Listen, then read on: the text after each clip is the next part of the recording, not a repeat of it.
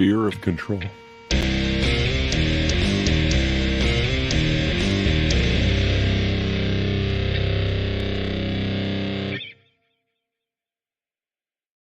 Welcome to the RedBlue Pod number 92. How are you, Gray? Doing pretty good. Yeah, it seemed to come a little bit earlier than usual today for me for some reason. So, yeah, I don't know why. I just thought I had extra time and then looked at the clock. I was like, okay, gotta get there. So, other than feeling a bit rushed, I'm doing great. How are you, sir? How are you doing, Malty? Exhausted physically, but mentally I'm doing amazing. I cannot wait to talk about all of these great movies. So how are you, Cole? Pretty good. Okay. So there's a Hell message yeah. from DC. So now they gender swapped the cast again. So Alex, how are you? I'm good. I'm sad that I didn't watch The Beekeeper, but I'm happy that I have soup. Some of us are sad that we did watch it, though. So, I don't know. We're all feeling the same. Why guys are so rude? I like that movie. I'm not surprised. That figures.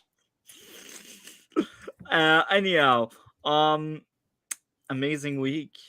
I'm about to finish season 2 of our podcast just to collect all of the clips, and this is amazing. I got like 20 hours of footage that I will need to cut and cut and cut. I'm not joking. 20 hours. It's with 2 computers it goes fast, but yeah, it's 20 hours. Anyhow, Here's a question for you. Yeah. Rewatching, all of those episodes. No.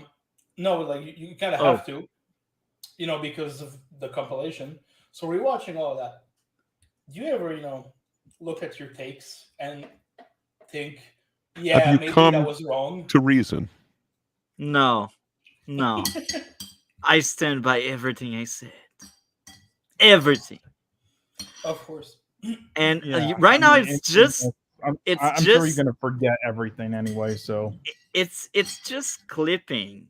I'm not yet at listening again and watching again to properly cut it into the video. Right now it's just collecting. So it's like phase 1. Don't you need to watch everything, in order to choose the right clips? I select parts I know I have weird takes, or parts I think may be great, because I always timestamp. So I have an idea where I should clip, and usually it's like you mean like the Gotham Knights reviews? Okay. Yeah, exactly. You read my mind. And that's also why I'm always last, or most of the time last, because it's easier for me to clip my take because it's by the end. So this is like 2 ways where I have an idea what I should clip. And this is why I also timestamped a lot yesterday, because I knew yesterday would have a lot of crazy content for that compilation. So yeah, I will listen to everything to properly cut it once I'm done collecting all of the footage, and this will be amazing. And I will upload it on the channel. We won't cover the entire compilation on the episode of the 100, but we will surely start the compilation. Because like it would be an entire episode, just covering that. It's fun, but like we have other stuff I want to do on that day. And I hope we will get a lot of guests so they can laugh at my bad takes and at some of the shows we covered, like Gotham Knights, or Batwoman, or Supergirl, all of the rock bottom entertainment you can find. I also have a lot of Halo moments where Gray, Cole, and myself are roasting the show. The only thing missing is like Naomi.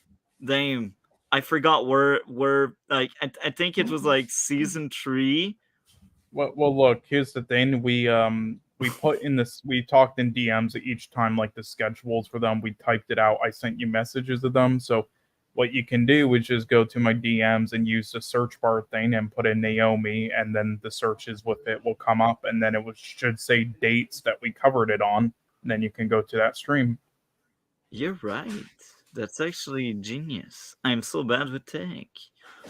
Anyhow, we are now starting with a Dr. No. The first Doctor No. Dr. Nice.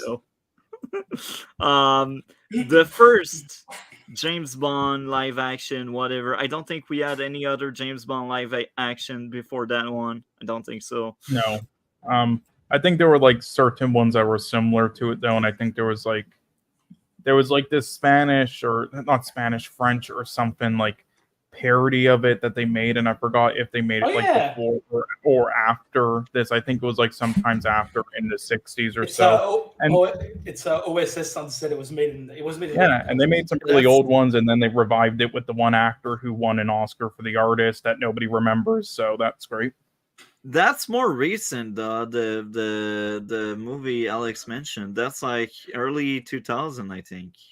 Yeah, it is. But there's also because it's based on novels that were not meant to be parodies; they were just meant to be other James Bond type stories. And there were adaptations of that in the 70s. But yeah, just so you know, like only the versions of the.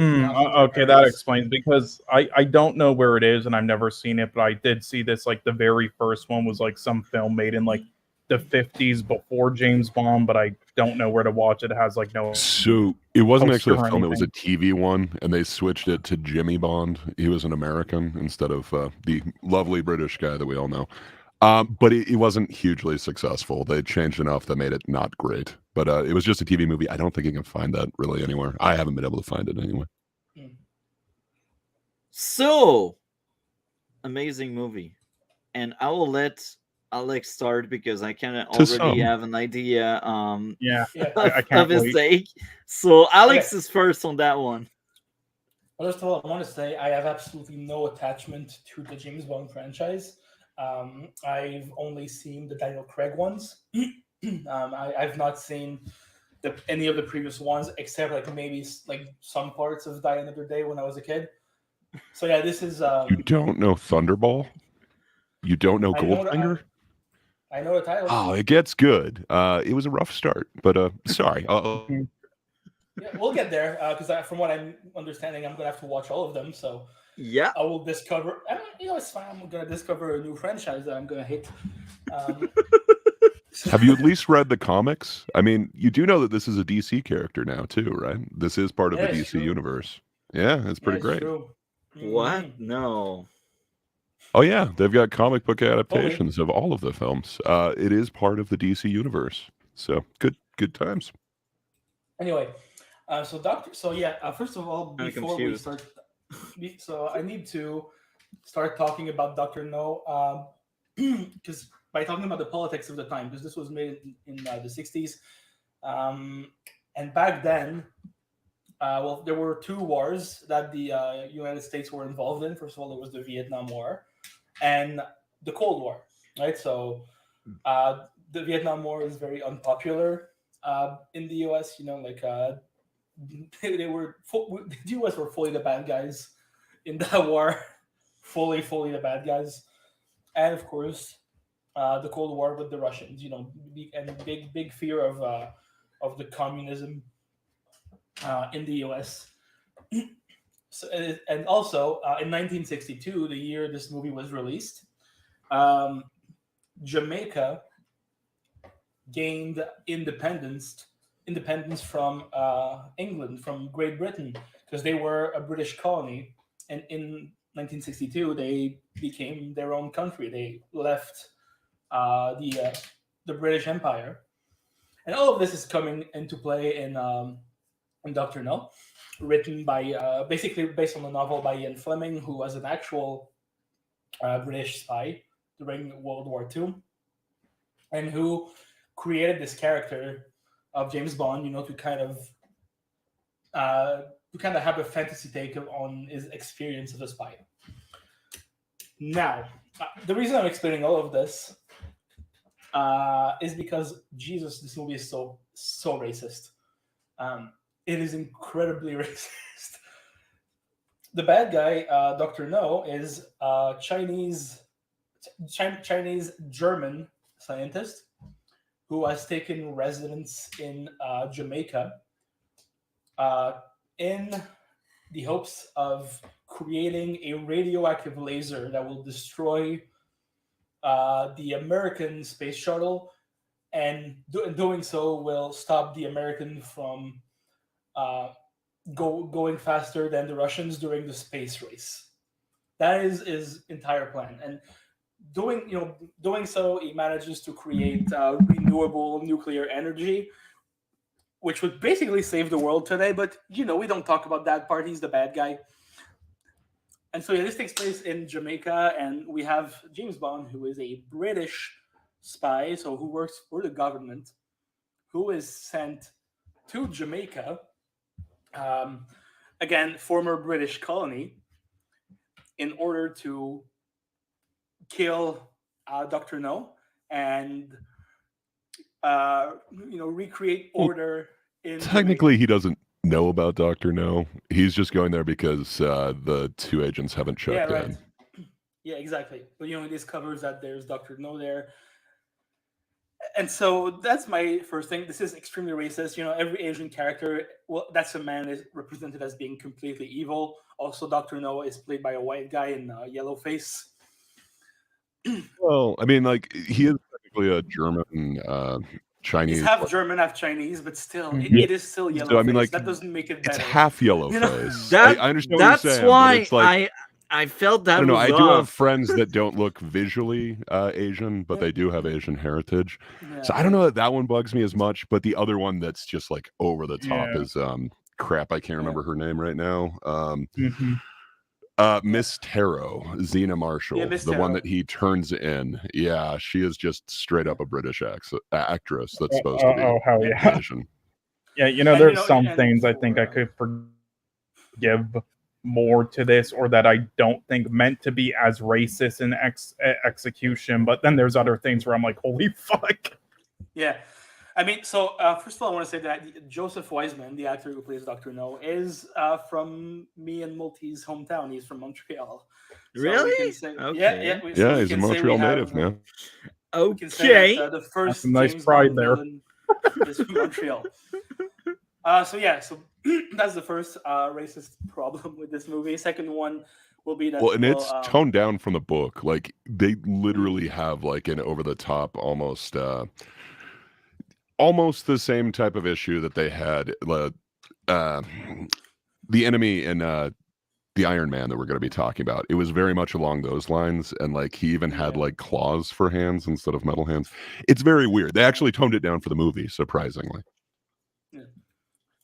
But yeah, the second thing is the Asian women are all portrayed as being very submissive and almost slave-like to the male characters. Yeah, in the that's a film. common trope. I remember watching old films like what was the one, Sayonara, and other things like that is a very common trope. Yeah, it's also very problematic. And you have also the black people who are all represented as either idiots, murderers, or rapists. So that's a very fun way to represent the Jamaican people. Hey man, there's the You know- trio of band members. They're technically Yeah. not evil. They're just entertainers. Yeah, but you also have James Bond's black sidekick who. Hey, Is, Coral is you know- badass, and he is like huge in the book, but they really Yeah, but cut down the Here he character is in very here. much shown to be kind of a simpleton and very, very uneducated. If and they you do the think same that's shit, by the bad, way, what they did with uh, Honey Rider is yeah, pretty they bad do the same too. shit. That's what I was gonna say. They do the same shit with Honey Rider, the James Bond girl of this film, who is a complete idiot in every single sense of the term. She says that she didn't need to go to school because she had an encyclopedia at home. She started reading it from the letter A when she was 8 years old, and now she's like in her 30s, and she is at the letter T. And also, when there is mention of a dragon and James Bond tells her that dragons do not exist, her answer is to be like, yeah, but how do you know that? Are you an expert on animals? Yeah, so this is this movie is also really really sexist. That part doesn't go away. Expect that up Mhm. until like the Roger Moore era. Oh No, yeah, probably even I'm further than sure. that. Pierce Yeah. Brosnan was like that as well, but I think Yeah, it, I mean, it, that- it That was wasn't that bad. Improved, but we'll get to it, I'm sure. Yeah, it's Yeah. 60s and other eras in like a yeah. nutshell. But yeah, and that Honey Rider who travels the world to take seashells and sell them in Miami. So she literally sells seashells on the seashore. That is literally what she does. And now, this is interesting because the James Bond franchise as a whole, and even though I haven't seen like the biggest majority of them, I know that most of the villains are foreigners and scientists. Like they're either like scientists or doctors. Um, which are jobs that, by their very definition, make society progress.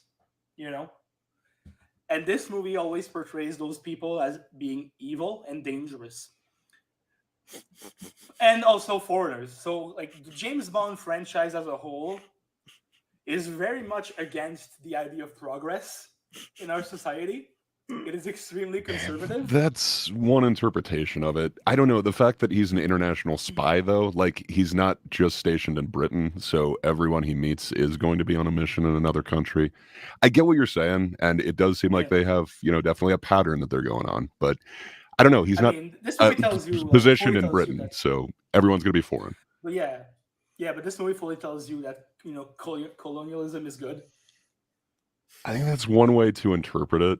But again, like, okay, so he's a spy and he's a foreign spy, like in that he goes to foreign lands. Yeah. Is he going to meet like the best possible people and the best representation of everyone, or is he going to find evil bad guys who are, plotting to take over the world, etc.? Sure. I don't know. I think given the trope, like you're going to run into that, and it's going to necessarily be foreign because he's not, like a British policeman. He's an international spy. Sure, but also, I'm thinking that the history of England as an empire kind of makes my point a bit stronger, I believe. Anyway, now, so I'm just explaining all of this because this movie, like the people who make those movies, they are not idiots. They think about what they're doing, and there's themes and ideas that they are trying to portray. Like it's not just a dumb action franchise; they also have things to say.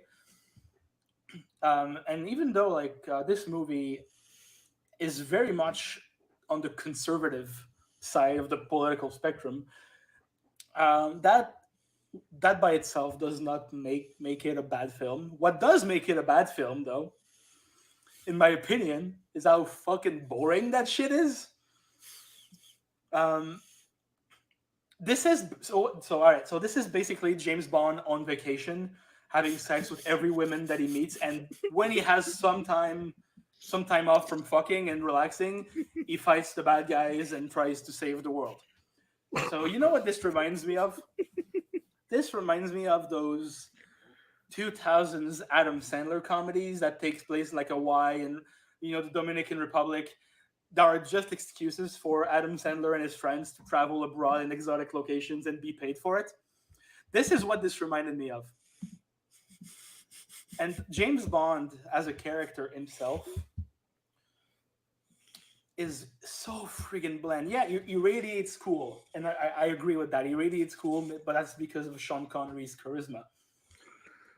The fact is, he needs to be chill and cool in every situation, meaning he never shows any emotion other than everything's fine. Even when he's being captured and thrown into like an active volcano, he's very chill about it. Doesn't matter, very relaxed. Which makes me very I don't know, it's not that it makes me angry, but I just have a really hard time connecting with that guy and enjoying the story when he seems to not give a shit himself. It's like it's like he knows he's in a movie, so he knows that nothing bad can happen to him because he's the protagonist, which annoyed the shit out of me for the entire duration of the film. I don't know if the Bond movies are going to be for you. Probably not. I'm just saying, if that's like your number one complaint, that's not going to change in any of them, no matter who's. I guess Craig is a little bit flustered at Craig. times. Yeah, correct. Pierce Brosnan as well a bit.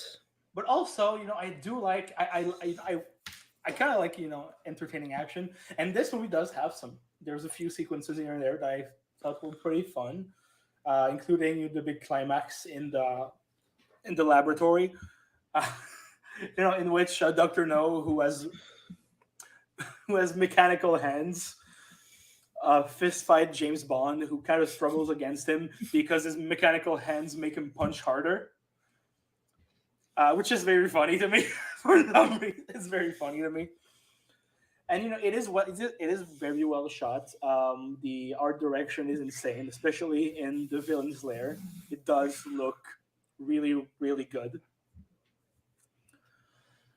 But when I take into account the fact that I'm really, really fucking bored for the most of the runtime, and when I take into account all of that political and racist, sexist shit, I cannot really give this movie a pass. I get that it's very much a product of its time, but I don't think that makes it any better because it's a product of its time. But even in the '60s, that was still racist and sexist. It doesn't make it better because it was 60 years ago. Well, it's just more accepted to be like that because more of the society was like that than today. Yeah, sure, it was more accepted, but does that make it better? I don't think so. Yeah, I get that point. I get it. Yeah, so that is me and my review on James Bond. Again, as a film, I think it's fine. It's got some beautifully shot sequences. It's got some cool action here and there. But I don't know. Like I can't get past all of the rest, and I will.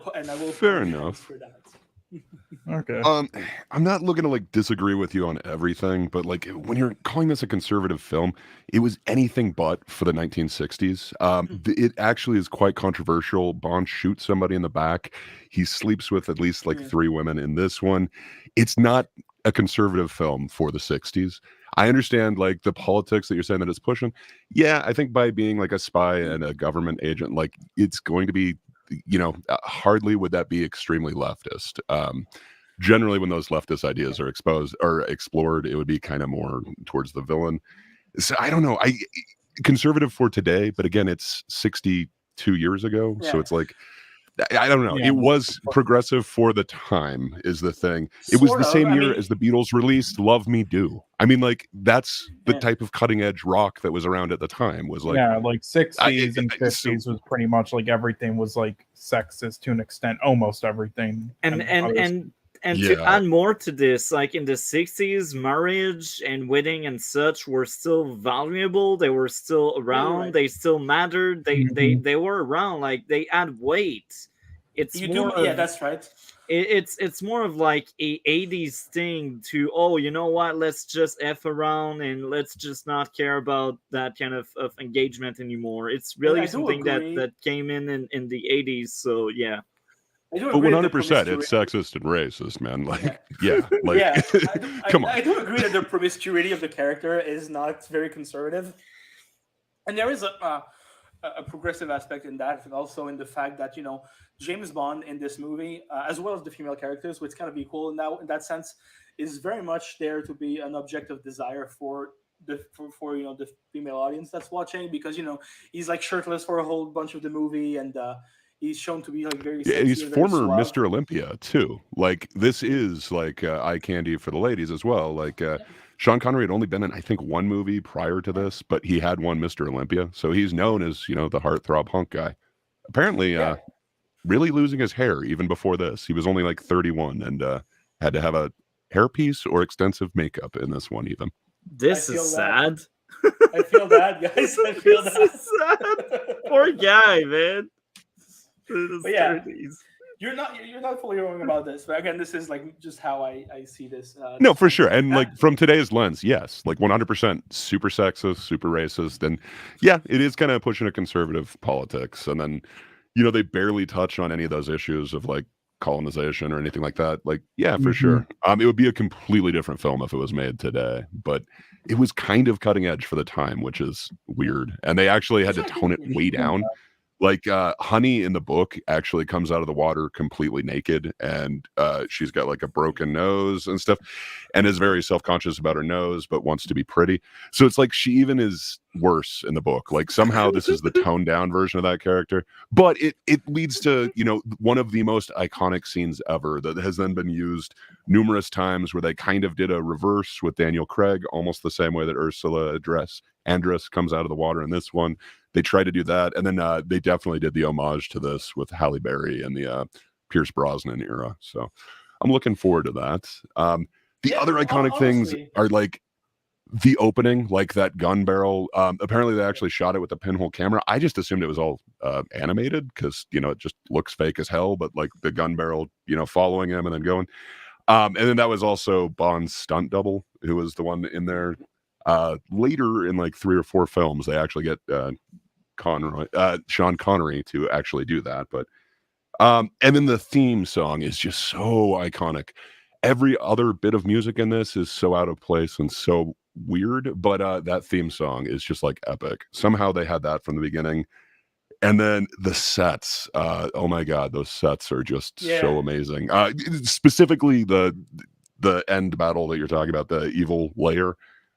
There's some awesome stuff going on in that, for this being, I think it was like a $1 million budget at the time, which, in 60s money, that's a lot, but it wasn't like this huge like blockbuster budget. So it looks like they actually put quite a bit of it into those sets, which was kind of cool. They definitely skimped with like rear projection and stuff. Like those car scenes all look horrible. But yeah, but I think they do have a charm to them because of that. Yeah, there is. And then the only other thing that I love about this is just Bond, like the swagger that he's able to bring to this. Sean Connery just like kills it and makes everybody, kind of wish they were this spy who was cool under every circumstance. I agree with you that he's not showing much emotion, but that's kind of what this character is supposed to be. He's supposed to be the always calm, never, anxiety. Yeah, it created a trope, and then a lot of people kind of came off of this and did it really poorly. This isn't the best of his acting, but when he is alone and it's like him versus that spider, I don't know. I can see a certain amount of terror coming off of him in that particular scene. Like, and apparently Connery was like really afraid of spiders in real life. So I think that's legit, but I hear what you're saying. It doesn't bother me as much. It just becomes such an iconic character. So, but I do want to agree with you. It is very sexist, very racist. They don't get over the sexism anytime soon. I think the racism does die down a bit, but yeah, fully expect there to be even worse names. Like, just for spoilers, there is a future Bond girl called Pussy Galore. So I know about that one. they're not gonna go off of that. So expect that. But they do kind of help with the racist thing. And that was kind of in the book. This book was also written in like the 50s. It took forever for them to get up in this. And it was like the 6th novel as well. They were supposed to do Thunderball first, and I'm so glad they didn't, because they really go all out with the budget in that one. So hell yeah.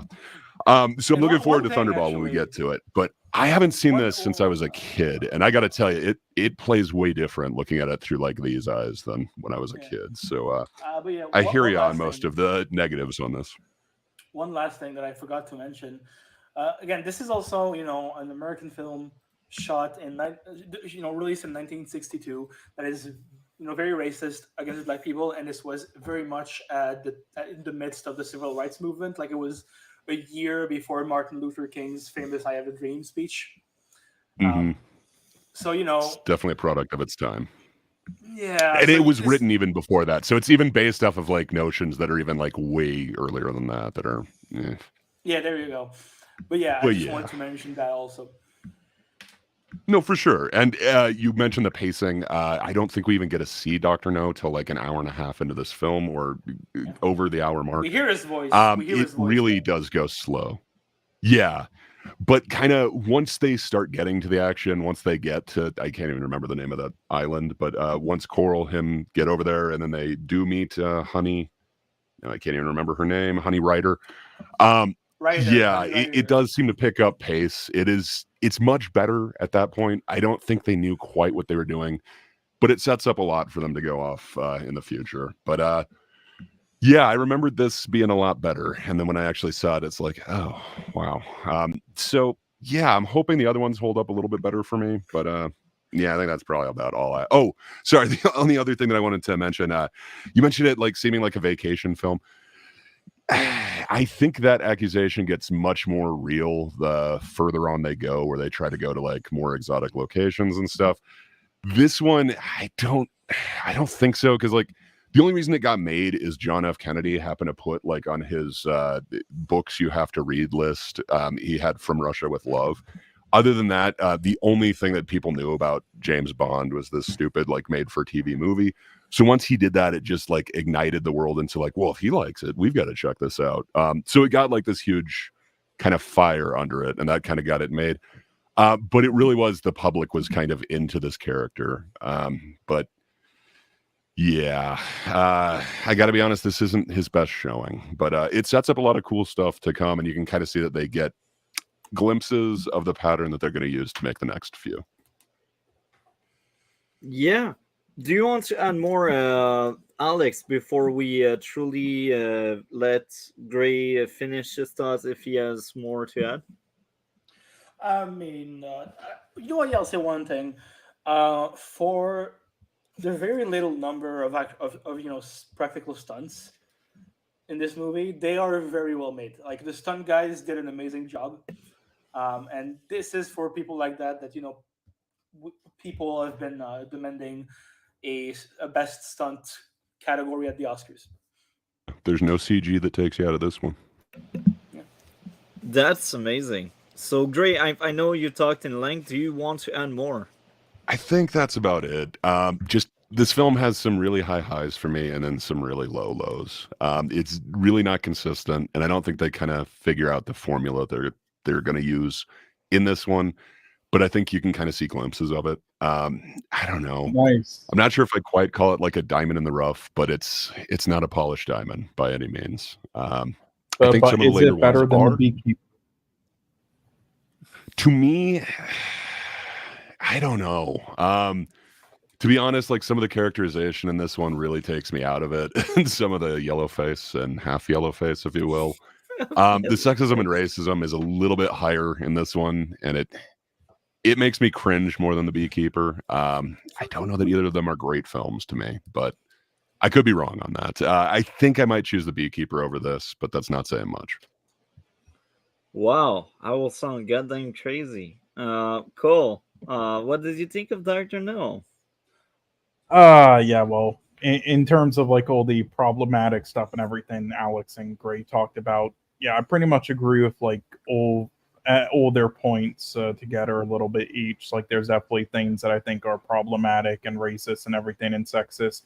Other things, not so much. Other things I do think were intentionally that way. Other things more unintentional and more for its like time as well. And some of them I'm willing to forgive. Others not so much. Like, yeah, I kind of agree with all of it, all the points I made there. But yeah, especially just like it like in the later on it's still there, but this is probably like the worst. That and one moment in You Only Live Twice, which I wonder if Alex knows what's going to happen in that film. A certain scene where he needs. I do not. Okay, well, I'm not going to spoil it. All I'm going to say is that he needs to go undercover, and he does something, and it's hilarious. But anyway, Look at you! I know what you mean. I remember seeing that. Yeah. Anyway, the hype. Yeah, Oh my! How this is made, though, I did enjoy. Now, I get that the story and everything. I do see your point, Alex. Like why it would, you think it's just like a vacation movie and kind of boring. But to be fair, though, that kind of is like the James Bond film. So in a nutshell, to me, that I got out of a lot of it, he just kind of goes on like vacations in other countries, even in like the newer ones. So it's just kind of something you have to take and just follow the character around that you like a lot, and his adventures, sort of like Indiana Jones as well, I guess. But because Sean Connery is so charismatic in this role and so good. He made it enjoyable. Like throughout, I wasn't bored, and also how the film's made outside of a few technical moments that are a bit outdated. I really think it was like kind of like, I'm not going to say ahead of its time. There were films that, you know, were like kind of like this before and in the same year, but it still did a great job there and being like fast pace and witty and everything, and that made it enjoyable. I do like his character that he portrays. It was kind of newer for the, you know, this era and everything. He played it in yeah, it is kind of sexist, you know, and, you know, certain things that his character does. You know, some of it, though, is like so over the top, though, that it's kind of hard to like take it seriously, which makes it age a bit better. And, you know, with how he plays the character and being kind of respectful in other areas, at least. So there's, you know, some free passes there, I'll give it. But yeah, I wasn't too into the villain there. Yeah, in other areas, but it was all right. Overall, this was definitely not one of the strongest ones. It was kind of weak, but I would say it was solid overall. Okay, do you want to add more? No, I'm good. Okay, well, I guess this is my turn. Now, I will start by saying two things. Number one, I grew up with Pierce Brosnan. Number two, the second James Bond I really had was Daniel Craig, because like it was around in my teenager years, so I've seen most of Daniel Craig era except for the last one, No Time to Die, because I've only heard bad stuff about it. I think it's pretty good. I like it. But The yeah, villain sucks, but I like the movie. I basically have seen many times any Daniel Craig or Pierce Brosnan movies, but I didn't miss out on a lot of the older ones. I did see in the past Doctor No. There's probably 3 or 4 others I've seen from around these years. I can't remember which ones. I think You Only Live Twice. I've seen that one. Um, Moonraker, was it the one in space at some point? Of course, they went to space. Cole, is it Moonraker, the one that they go in space or something? Well, no, it's been a little while, but I believe that they is do that one. So they kind of they go far from the books. Like in that, they were just supposed to stop a rocket. And in the movie, we get that there's an entire space station with lasers and stuff. But yes, that's Moonraker. So I did see that one as well. But I've seen like a lot of them. Like I think there's like 27 movies among them, and I maybe have seen like at least 15, at least half of it. And most of the ones I haven't seen were the older ones. You're saying your bond is half full? Yeah. So that's my experience. Coming back into it, I was like, I will despise the experience because I remember not enjoying as much the older movies than the more recent ones.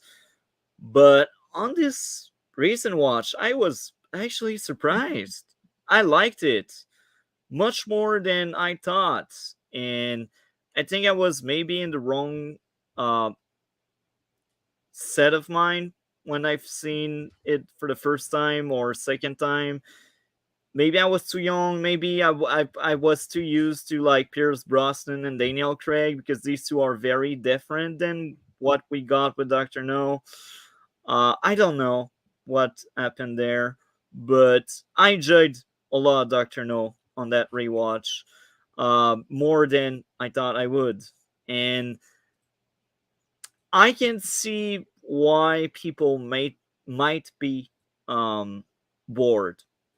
I can see it. I wasn't, but I can see it. Like, one of my favorite moment is the spider moment. That was like, wow, I liked it. The tension is real. The tension was real and amazing, and just James Bond sleeping around was entertaining. But that's like the trope of James Bond. Like, James Bond is like what Ian Fleming thought was the perfect spy or something, or the perfect man. Um, so I thought that aspect was entertaining. Doctor No as a villain wasn't bad or great. I was like, okay, he's there, he's there. um, He's looming so in the background. yeah. I thought him trying to delete Bond with a spider, but because in the end he's the one that ordered the guy to try to delete Bond with the spider. So I thought this was something, because like you don't see that often. Like, let's try to delete someone with a spider. It's not expected. It's surprising. It's like, man, he's creative. Let's give him that. um so yeah, I don't have any issues with this movie. It was really solid, and I enjoyed the action and Bond. Bond is just Bond. I really like that kind of movie. The action flicks are my favorite flicks, and I don't have much more to say. The music is so iconic. I liked it. Um, and I will All also of it, or just the theme? Like, did certain music in there take you out of it? no, not really. I Fair liked enough. all To of each it. their own. And I'll also add this. I actually forgot that, but there was a car chase that ended nice, and then we just Yeah, got that car crash is cool. yeah, and Nice. Not for the three blind mice, sir. and then we got James Bond that pretend he's trying to seduce the girl or something, but he will just trap her and send her like to the office or something. Um, that was entertaining. Like, she thought she had Bond, but Bond had her. That's cool. So yeah, the villain had charisma in my notes. So Doctor No arrogance justified a plot armor issue I had with him not ending Bond's life the moment he arrived on the island. I was satisfied with that, because usually when I'm like, oh, plot armor, but it basically tells, oh yeah, if you're alive, it's because I want you to be alive, and that's a fair enough excuse, I think. So, um, the action was entertaining. Again, I think I said everything I wanted to say, and I will sound crazy because since I have no issues and I enjoyed that movie, this is Oh, a 10 out of 10. Hell yeah. Nothing could be improved for you? Absolutely No, nothing? nothing. Not even Nope. the Pacing racism? for you? No, I liked it. I Dab, was I think hooked. I think we should show The Birth of a Nation next. I'll love it. Oh my god. Well, he doesn't They subtract laugh. points It's a for bad racism. sign.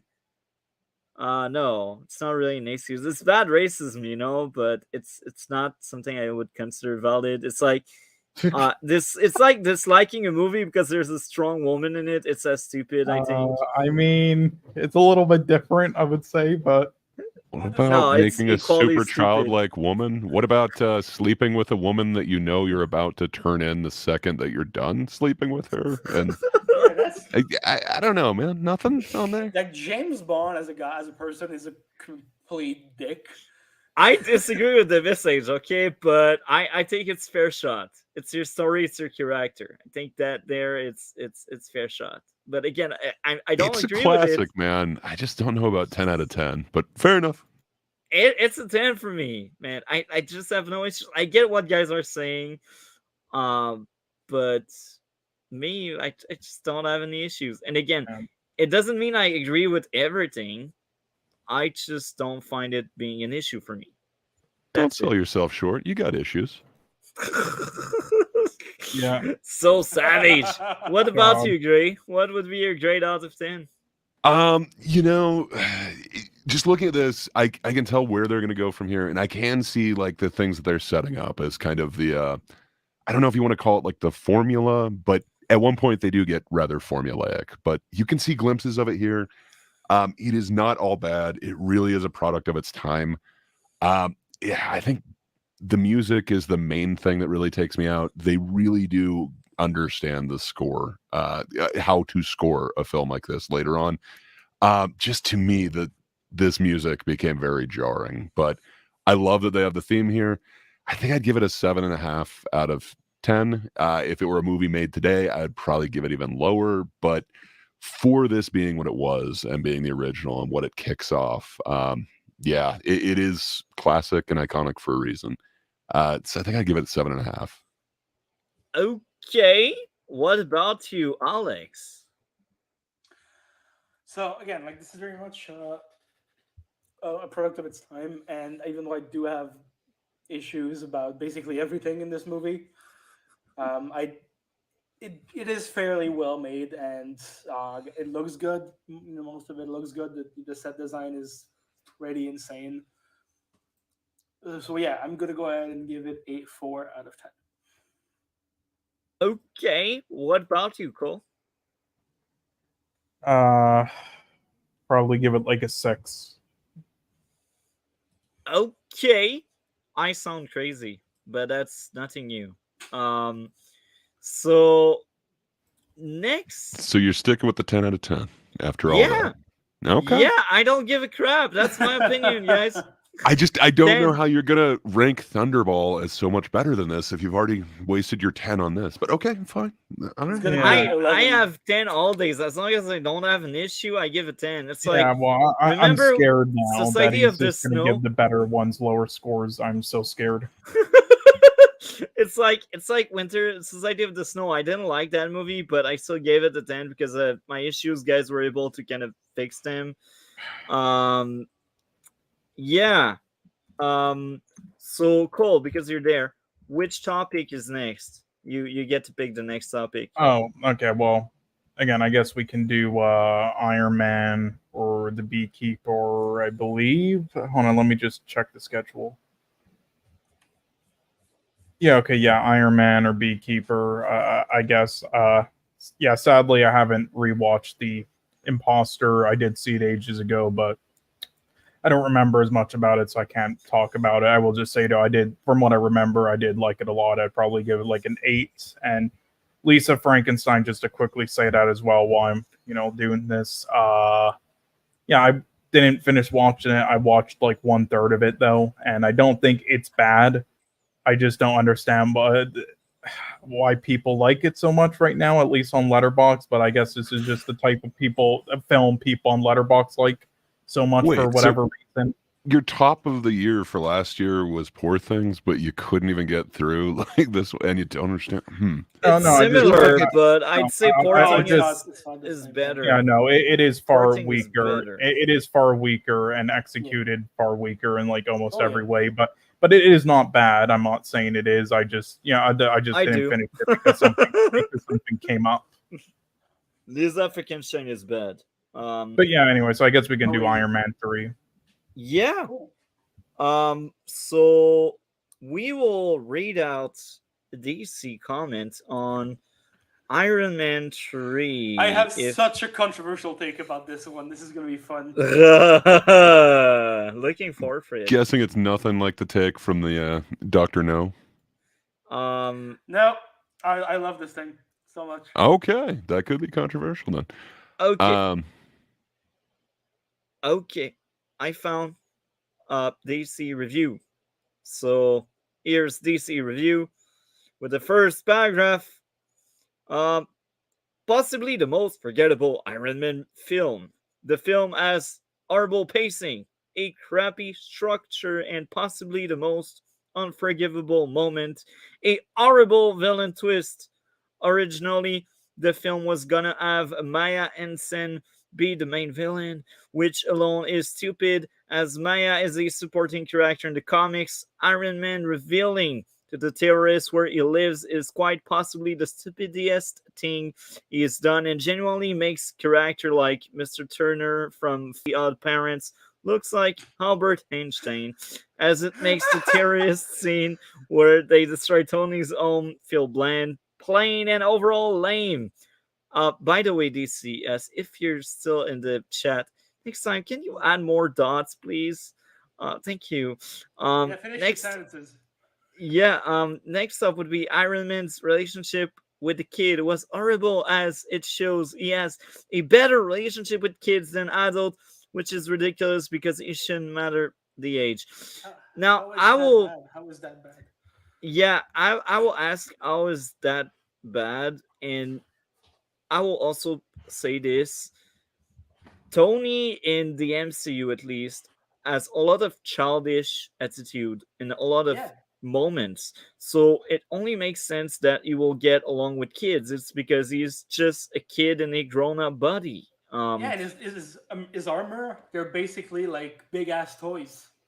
Yeah, Like he loves kids. He relates to kids mostly because he never really got to have a childhood, so he yeah. tries to live it out throughout his adult life.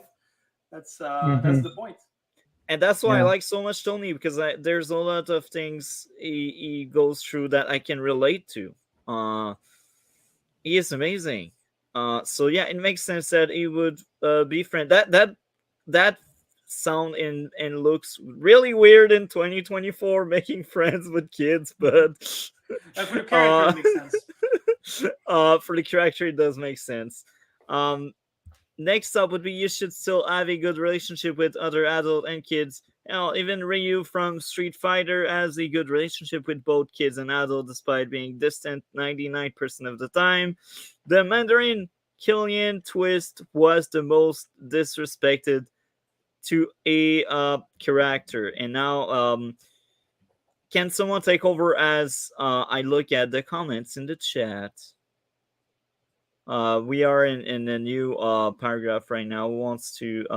That's right I after. don't know where we So are. that's right actually. after your comment. I'm here at 5:33. Okay, right Okay, after. so Yeah, Killian in the comics is just a scientist villain at the end of the day, so to make him a main villain was obnoxious, but they made his motivation so bland where he hates Tony just because he wasn't interested in what he was working. Eric Cartman from South Park is arguably the most petty character ever made, but even his reasons for committing crimes still has a satisfaction.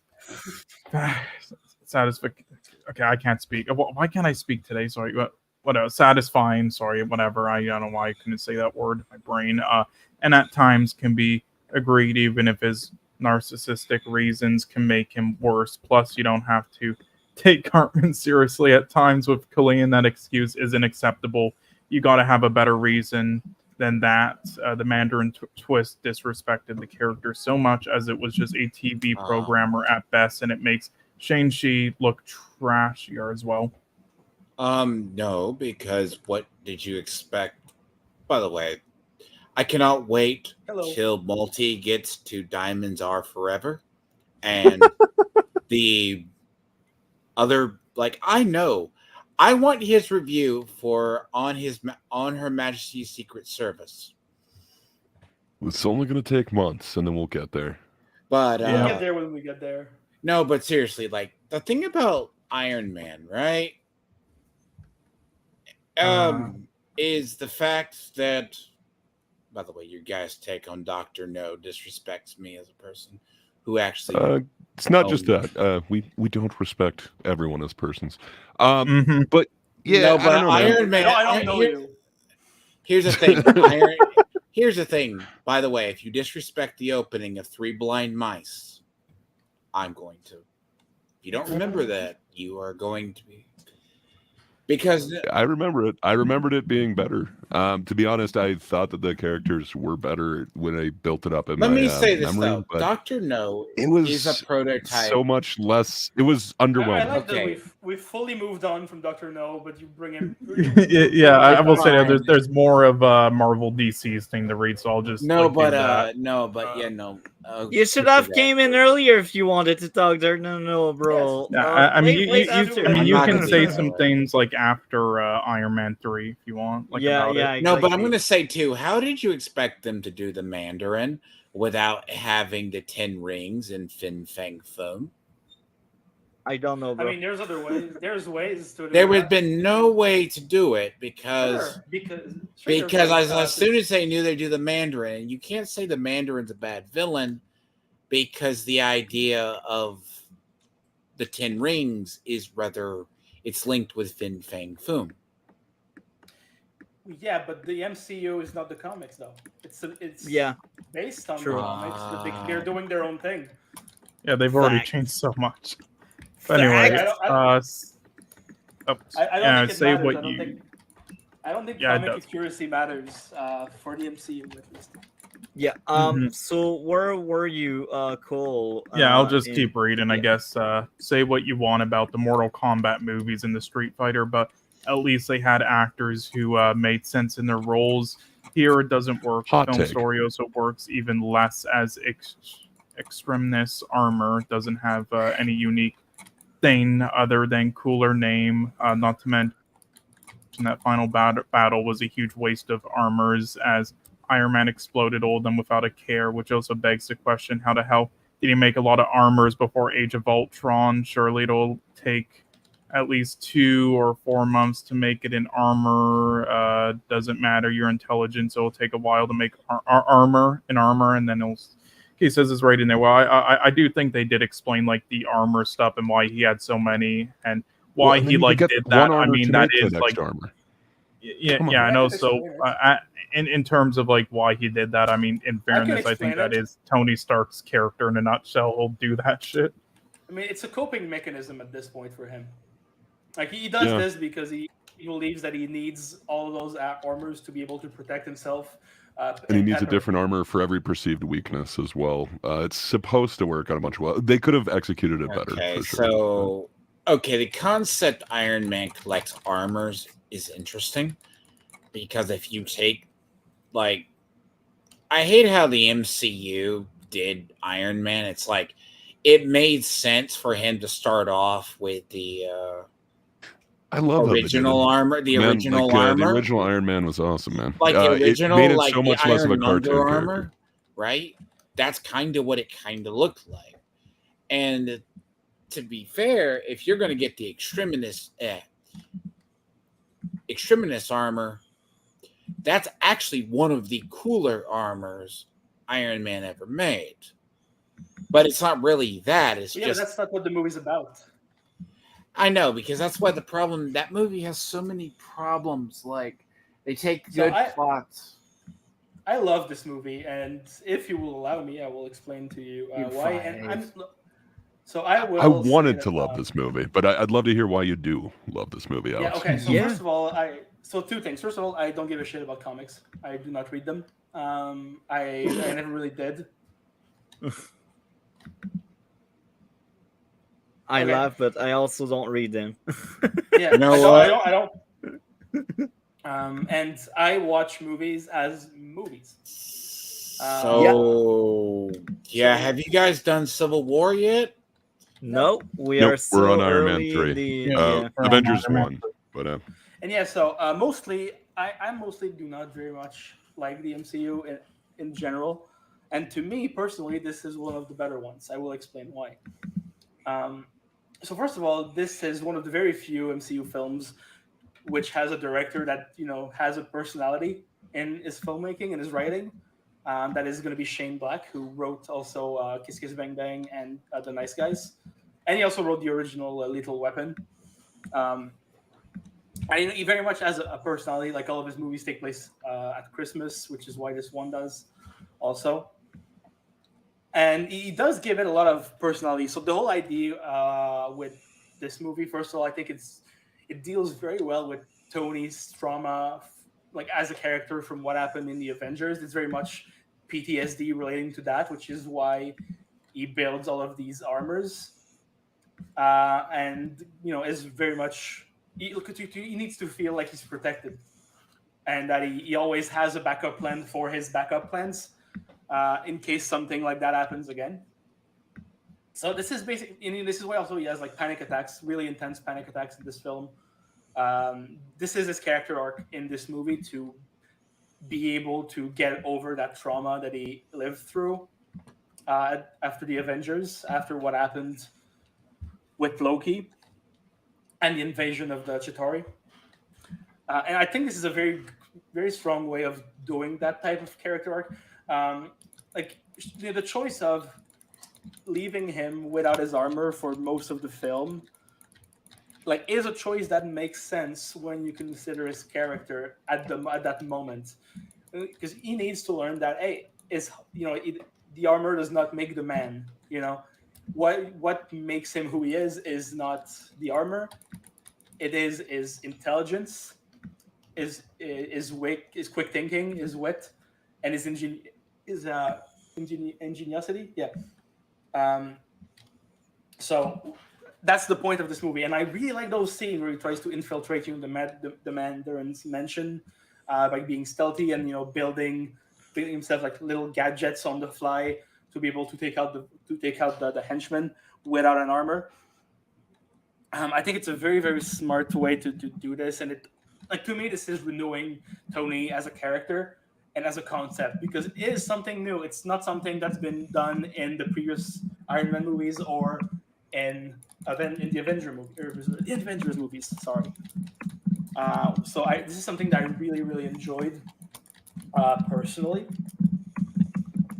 And as far as the Mandarin goes, the point of it, like that, he's not the Mandarin, to me is a very smart thing, and again thematically and in terms of pure screenwriting, because that person, Killian, is sure. I do agree that Killian's motivations as a villain are shitty, but the way he does it is very much to get to Tony, because he's using another of his trauma against him, which is when he was stuck in the cave in the first movie, because it's the same organization that captured him in the cave in the first movie, and that really created him as a superhero, and at least in this cinematic universe.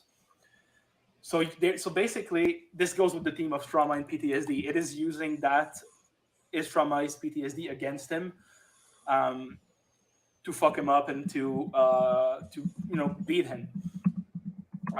Which is why, to me, that twist works, because people who read comics know the Mandarin as a villain, and so they have no reason, like Tony, to doubt that he is real. This is fully putting you in Tony's point of view at that point in time during his story, which I think is a very smart way to do it. You may disagree with that, like as a comic reader, but as a pure filmmaking and writing standpoint, it is very smart and very well done. Now, I also think the action scenes are great. I love that last action sequences with all of the armors. I think it's a very cool way to finish that setup that they did with him having all these armors as protection and using them in the climax. I think it works very, very well. It's very much a Chekhov's gun situation. You have all these armors, you need to use them at some point in the film, and they do it in a pretty smart way, in my opinion. And I really did enjoy, Pepper, like, beating the villain at the end and being there for Tony like he was for her, showing that, hey, he doesn't need all of these armors to protect her. She can do it herself. So I thought that was a pretty cool way.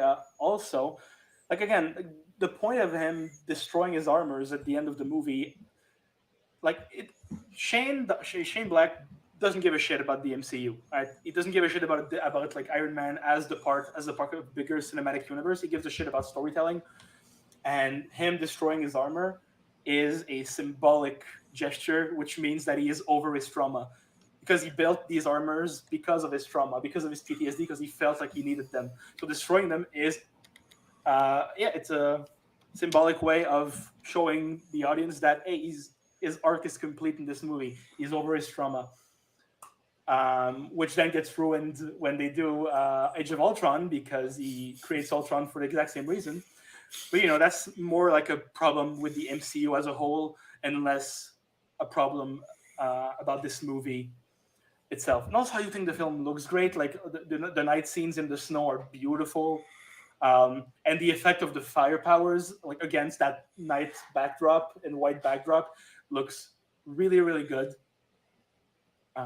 And this is very much, to me, like, again, this is a very unloved film in the MCU. Like, a lot of people really hate it. I think it is one of the better ones because of the writing, the directing, the look, and the narrative arc that Tony has, which is, I think, his best narrative arc in the entire MCU. So yeah, I love Iron Man 3. I think it's the best one of the trilogy and one of my favorite films in the Marvel Cinematic Universe. Yeah, well, I do agree with a lot what you said. I do think weak lower of the film, but I do agree with positives. Yeah, there you go. So that's my. I disagree with both of you, but I'd like to hear you out, Cole. Wow. I'm baffled. Okay, well, Why are you baffled? I get your point. Look, I agree with the trauma stuff. That's amazing, but how can this be one of your favorite? I mean, it's Well, he already well-written. explained it. Let Cole explain I did. himself. Well, I mean, it's Go gonna and mostly read. like saying it's gonna mostly Go and say the read same like stuff I think with like Alex, so it won't be anything really too new. But also, I will just start like, yeah, I don't really care as much about comics either. I don't really read them often. I haven't read too many. I read them like on and off, like the odd ones here and there, and especially if like films are coming out. But for the most part, I don't really care because majority of the time they aren't trying to adapt the comics like accurately anyway, outside of like certain scenes and stuff. And in the comic industry, they make all like it's all different every time. It's like they release like many comics with like each character of their different takes, and it could say the same thing with like movies and everything. So I don't really care. I just think of it as like another person's like version of like a different comic book. Now I still think it's important, to read the source material if you're making it, going into it and understanding certain things with the characters. But it's also fine if you change it up, but make sure though in advance, so then what you're changing, which is what Zack Snyder doesn't do, and also just is a bad filmmaker, which is why his, when he changes it up, doesn't work to me, unlike He's others. also an But insane person. yep, pretty much. But yeah. Anyway, as when it comes to this, so yeah.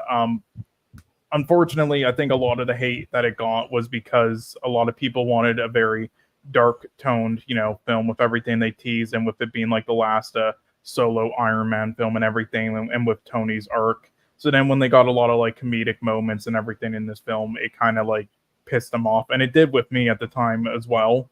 Like they wanted just a far more Actually, okay, DC, we will need to have a conversation about this, but he did not accurately adapt it really much at all. And even then, it's just to me, it's just a poorly made film. Where's the squid? Watchmen, not so much, but yeah, Watchmen, not so much. I do think that's solid, but EBS. We'll get there when we get there at some point. Yeah, we'll get there eventually in the future, maybe in like 2025. But anyway, yeah. As for this, so I think people wanted that, and so that got a lot of the hate and everything. I think which is what I think they should have done instead. Like let Shane Black do this instead for the second Iron Man film, and kind of combine this and what they did in the second film together as a more lighthearted thing, but with also this similar dark elements and PTSD stuff as well. And then for the third one, do something far darker and with the Mandarin. And I think if they did that, then this wouldn't have been as hated at all, and it actually would have had a lot better reception than both the second and third Iron Man. But nonetheless, for what it is though, and like putting that disappointment aside with some people, I did think it was a pretty solid film overall. Actually, I love Tony Stark character in this by Robert Downey Jr. I think this has some of his best acting moments playing this character in it. I think they capture just the character and his moments and comedic moments, dark moments, and so on very well. And I do agree with like the journey and messages there with the kid. I did like that too. And everything else throughout the film with the suits, I think it has incredible action scenes and just like colorful visuals that they use with it. And it embraces itself so much in the character of Tony Stark there and everything. Like pretty much everything Alex said, I agree with. I think like while you might be disappointed by choices they made from the comics and everything else and what certain decisions like that, I think as a film though, I think it's pretty solid. Now I don't think as highly of it though, because I do think they dropped the ball with certain things like the Mandarin. I get what you're saying, but the thing is just like the way they hyped him up and like was so intimidating. Like he could have been like one of the best like MCU villains ever, and then to have that reveal and everything was kind of disappointing. And there's just other aspects with it I don't like as much. Like while I loved Robert Downey Jr. in this and everything, I think they did that super well. Every other actor and character in this was so forgettable and just abysmal to me. I forgot that second female character with him in the building when they exploded it was even in the film. I forgot she was even a thing, like, because she was so forgettable. Just yes, and many other things like that they kind of like butchered in the process that I can understand why Marvel fans and fans of the comics and other things and just wanting to see a great film were kind of disappointed by. Like, I definitely think just the execution of it all and many things didn't fully work at points, and he did go too crazy with it, which he then went full crazy mode with the Predator, which just sucked his film there. But overall though, I still think this was redeeming enough and with the good aspects where I would say it's a solid enough film despite all that. I think I will sound crazy, but that's all for you, Cole. Yeah. Okay. So now it's Dlord It's a really time. good soundtrack, but Dlord. So what did you think of Iron Man 3? I mean, I don't hate it. I mean, you gotta accept. Okay, the moment you accept a lot of the MCU was done by Ultimate Verse, which is real easy. Probably Ultimates 1 or Ultimates 2, which it's very simple. Stuff is realistic. Stuff isn't meant to be. Now, the thing about it is, as an action flick, it's fine because you're having them have to deal with the trauma of whatever. Now, it's like as soon as you knew the Mandarin was the actual villain, you knew it wasn't going to be any good. But, I mean, then again, having high hopes they were going to get the Mandarin correct, that's a hard part. So what do you mean by correct? Do you mean like as good or like the really super racist over the top like comic depiction of it? What would correct be? Well, first off, were they going to use the 10 rings? I mean, they're in the movie technically. Like, it's the logo of the organization. So even though they're not there physically and they won't show up until Shang-Chi, they are there in a way. That's different too. Those aren't really the 10 rings either. Yeah, like, maybe again, I'm not a comic reader, so to me this really does not matter. But I can get that, for someone who does read the comics. See, that's why would you have the Mandarin in there in the first place? Because he's the most In this well-known, case, as a Iron cheap Man trick. Yeah. It's using him as the most well-known villain to, curb your expectations and manipulate you just as Tony has been manipulated. If you feel cheated, yeah, so does Tony. It's a point of view thing. There's more popular ones than that. I mean, And I think Mandarin also mirrors well Tony, because Tony doesn't really accept the fact that he feels weak, except by the end of the movie. But it mirrors very well. So you have with to Tony. understand, Tony's always a narcissistic douchebag through half the thing. Tony's character in the comics and even in the movies, that's why I think his depiction of it is an accurate depiction of it. Well, the idea in this one is also to explore why he's like this. He's always been that way. Tony Not really. It's gotten worse with Avengers because he almost died there, and that's mainly the reason why. So let's take the Ultimate Verse, which is largely this is based upon. If you go into Tony's past, like if there were mutants, he would likely hate them. But this is not a comic book. It's a different thing. They're doing their own thing. picking and choosing here and there from the comics, but this is not a direct It's the adaptation of the comics. product of adaptation. Like it's not. It is. It's it's very product. It's not, and it's not definitely not the better one, because this is also one of the reasons too, because you're going to see by your logic saying this film is okay, you might as well like The Last Jedi. I do like Last Jedi. So that doesn't Wait, exactly. Well, that doesn't exactly track. 'Cause I okay, think this film is okay. So can you explain why that would say that I have to like something else, that I have to like B because I think A is okay? Like that doesn't make any sense. If you bring in a director Yeah. that literally has no love for a product, that's not true though. We need a Ryan tangent. Johnson- Sorry. Ryan No, Johnson it's for The fine. Last It's Jedi. just like, okay, it didn't feel like a good Iron Man. Like if you're trying to get to the last, because they were going to try to sign him up for a fourth film, he was nearly done. You were also talking about Chris Evans wanted out as well. Okay. Yeah. But we need that tangent, Alex. What's your Why? take Because on I said Last Jedi? Like, Look, we need that I tangent. haven't seen it in a year or two. Yeah, sure. I'll be fast about it because this isn't the point of the show. But Yeah. Hold on. Okay, so again, You're I good. am not the biggest Star Wars fan. I think it's fine, but that's mostly because I didn't really grow up with these movies, and I'm someone who cares most about filmmaking and writing. And Ryan Johnson is a director that I really, really respect, and I really like his work. I like the way he writes things, and I don't know. For me, doing what he did with The Last Jedi, sure, it's not what people expected or wanted, but at least it is something new, something different, something that tries to fuck around with the universe. Because the previous one, the seventh film, was basically just a remake of A New Hope. It was basically that, but with new characters, and this one tries to throw that universe into a new direction. I completely understand the criticisms coming from Star Wars fans, to be honest.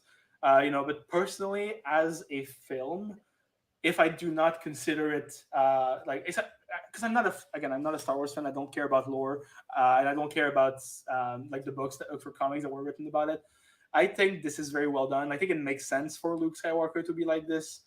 I think does the whole going into light speed against another ship and that never happening ever before in the history of anything, does that make any sense? I don't know. There's a bunch of things that are logically inconsistent with. Yeah, there doesn't, is. But it makes for a really beautiful looking frame. And that's my problem with it. It doesn't feel like any of it makes sense, but he did it for the shot, and it's I don't know. But I'm sorry for interrupting you, man. I get you. I do see your point, though, Alex. My issue though is that while they did do some things that are more new for the franchise and also good filmmaking things, when I revisit the film, there were also things filmmaking wise and action choreography wise that, while there's some great ones, there are some ones that are actually bad that he fucked up on. And also, while there's things that are kind of new that he at least tried to explore in the universe, just story and character wise, I thought it was the most cliche, overused thing you could have possibly done with those characters. I will say this. So I think that it's far from a perfect film, and I do think that Ryan Johnson, by trying to subvert everybody's expectations, did something that feels like an angry child going, "Ha! See, you didn't expect this." And good analogy. I do think that it is a bit too much about some shit. About some things, I think it is a bit too much, and I do think that the sequence on the casino planet is very bad, and that's cool as a Fair character. enough. Yeah, and the cheesy write-in. We beat this Cole, wall. And Cole as a character. Cole, sorry. You're a director now, Cole. Finn as a character is very much misused, and he could have been the best character of this new trilogy. Yeah, he ended up doing nothing. I wanted him to, man. He was the one character I was excited to see. That was such a creative character arc, a stormtrooper to a Jedi, but nope. Yeah, we did. Again, I do like what they do with Rose. Again, she is kind of annoying. Yes, sure. But A little bit. yeah, but the thing about her is that she's supposed to represent the audience. Like she's very much Yeah. a proxy for the audience watching, because she is a fan of those people. Like the first time she meets Finn, she's like, "Oh my god, you're that Finn," you know. And she's a fan of this universe and of these characters. And the point, like, I think that character was supposed to be a love, like a sort of love letter to the fans by inserting them in a way in this story. It very much backfired. Not only for the film itself and Ryan Johnson, but mostly for the actress who got death threats very much undeservingly. I don't know, like I like she played the character I that like was written. She should have gotten threats for that. Yeah. I don't know. I think it's a fun movie that has some really smart parts, and I think that it has my favorite interactions between Ray and Adam Driver. You know, when they speak to each other with using the Force. I do think that this is a very strong. This is strong character building for me, which they completely destroy in the third film, well, the ninth film. Where they try to write what was supposed. And again, I get what you're saying. Her being like the daughter of no one. Personally, I think it's smart because what it means is that, hey, everybody can become Jedi. You don't need to come from such and such. You don't need to have famous parents. You don't need to do that. She is just an orphan, and she can become whoever she wants. Like, to me, this is a very, very hopeful sort of a twist. Could have been powerful. Yeah, but it again, I think sucks that there wasn't kind of a direction on this. Yeah, so I do think that even though I do like it, I think that Ryan Johnson was kind of too far up his own ass to fully realize the story. But I think it has a lot more. Well, not a lot, but it does have more good than bad, in my opinion. And I'm saying this again, not as a Star Wars fan, because I don't really give a shit about Star Wars as a whole.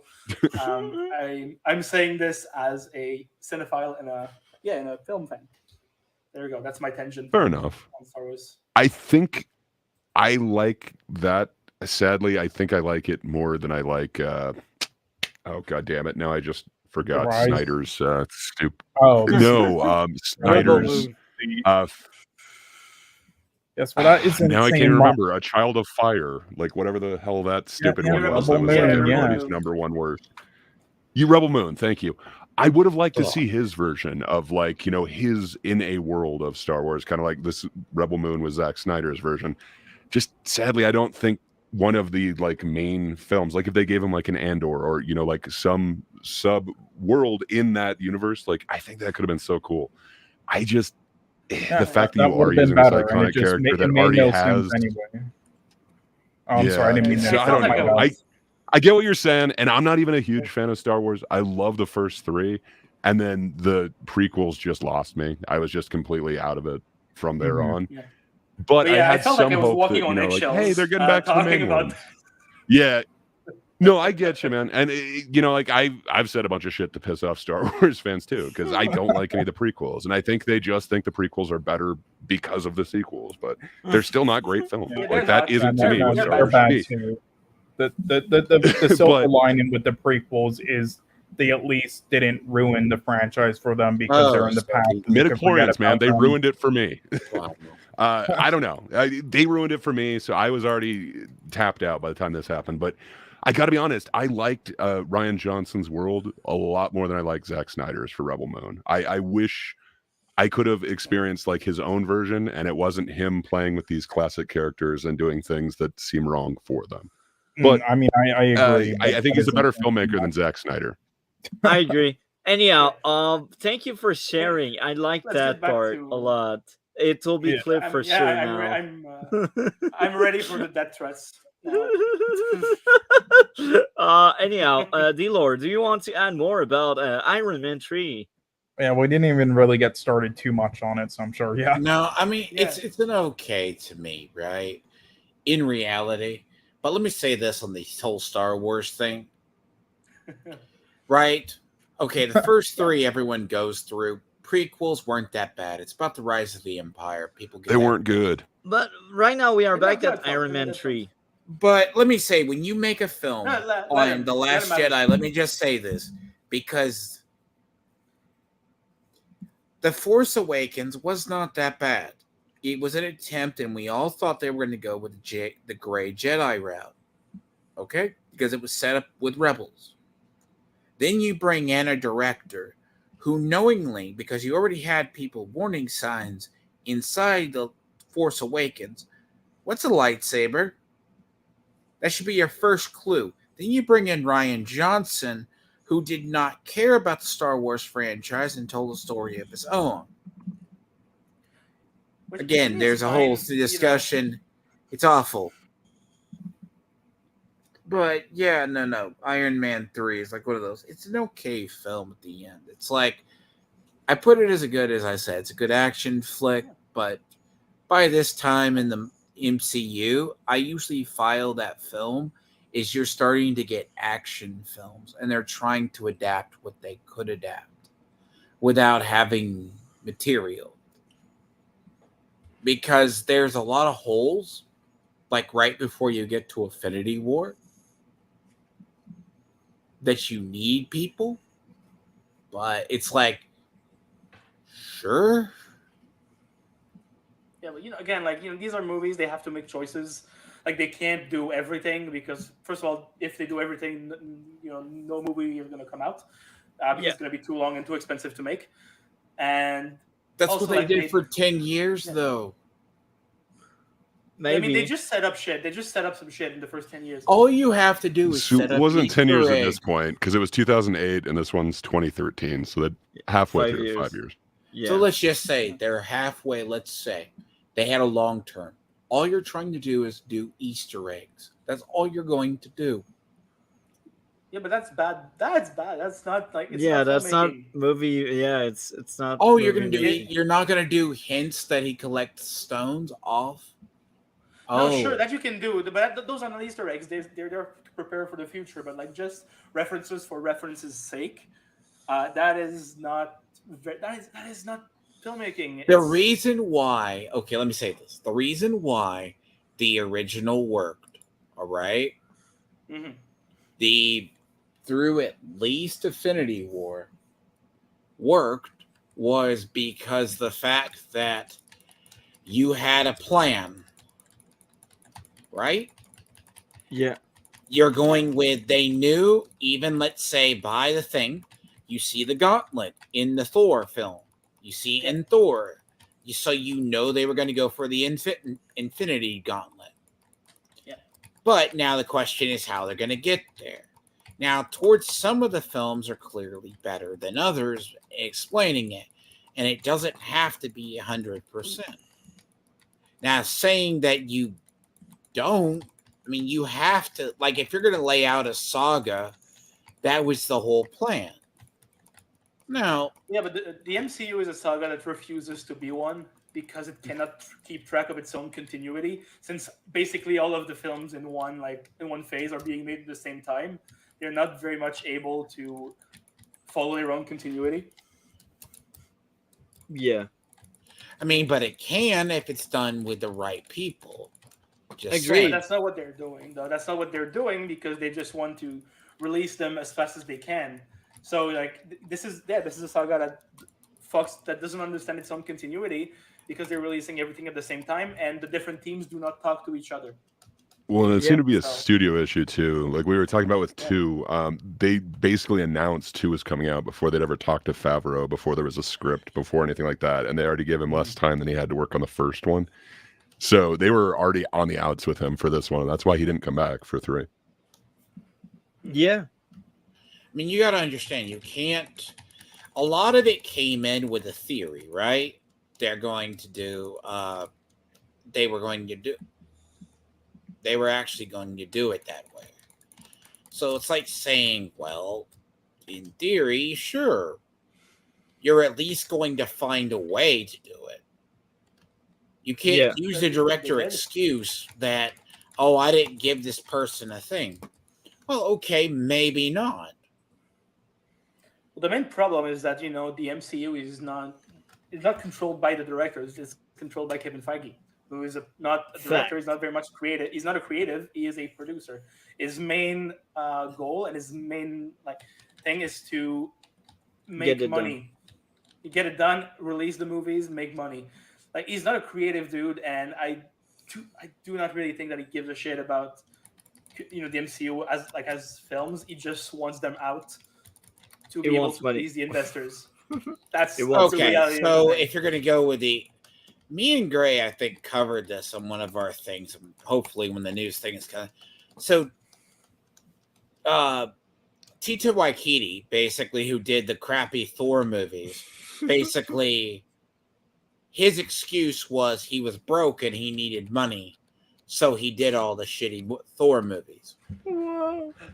I do like Ragnarok, but yeah, the Love and Thunder is also he's a filmmaker and he was offered a giant film. Like, you kind of have to think that it's not just like, I'm broke, so yeah, I'll do this giant mega budget film. I would say yes. I would say yes to that offer. Yeah, I mean, I'm sure the money is what sealed the deal, but come on, I think there's a lot of pretty famous directors who would take a reduced rate to work on a giant Marvel one. I could be wrong. Sam Raimi when he did Doctor Strange 2. Yeah. So just to keep it focused on Iron Man 3, is there anything else you'd like to share about Iron Man 3 specifically, Dlord? No. Okay, so I guess I'm next. Hey, by the way, Taylor, thank you for sharing.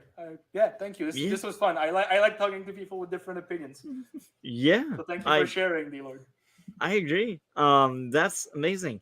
Anyhow, I got a bunch of issues with that movie. So I'm with Alex to say that Tony is amazing. He is the best part of it. His character arc into accepting he has that weakness and he is no longer a prisoner of that weakness, of that PTSD, kind of overcome it by the end is amazing. I like that character-driven type story. I enjoyed it so much. And the Mandarin, I think, gets so much hate. And is it justified? Maybe. I don't know. I don't agree. I thought the Mandarin was actually entertaining, and it was a perfect mirror of Tony. He is a fraud in a sense, just like Tony, but for different reasons. But yeah, I still have a bunch of issues. My first issue would be plot armor on everyone inside the building. I get it, super suits, but they weren't wearing said suit when everything blew up. This is after they threw missiles at the penthouse, and everyone should have died there, and the movie should have ended there. I mean, they did add their suits on. Let's be honest. You're gonna give them plot armor there, but you're not gonna do plot contrivance that magically there was a TV camera that saw the missile coming and that it just happened to be focused on it and the house, and it just happened to alert them. You know what? I didn't thought of plot that contrivance before that. I didn't thought of it because I was baffled by that. But hey, you mentioned it. I will add it. How convenient there's a camera. It's literal plot armor. There's a camera aiming at them. So now you help me out on knocking off points. Yeah.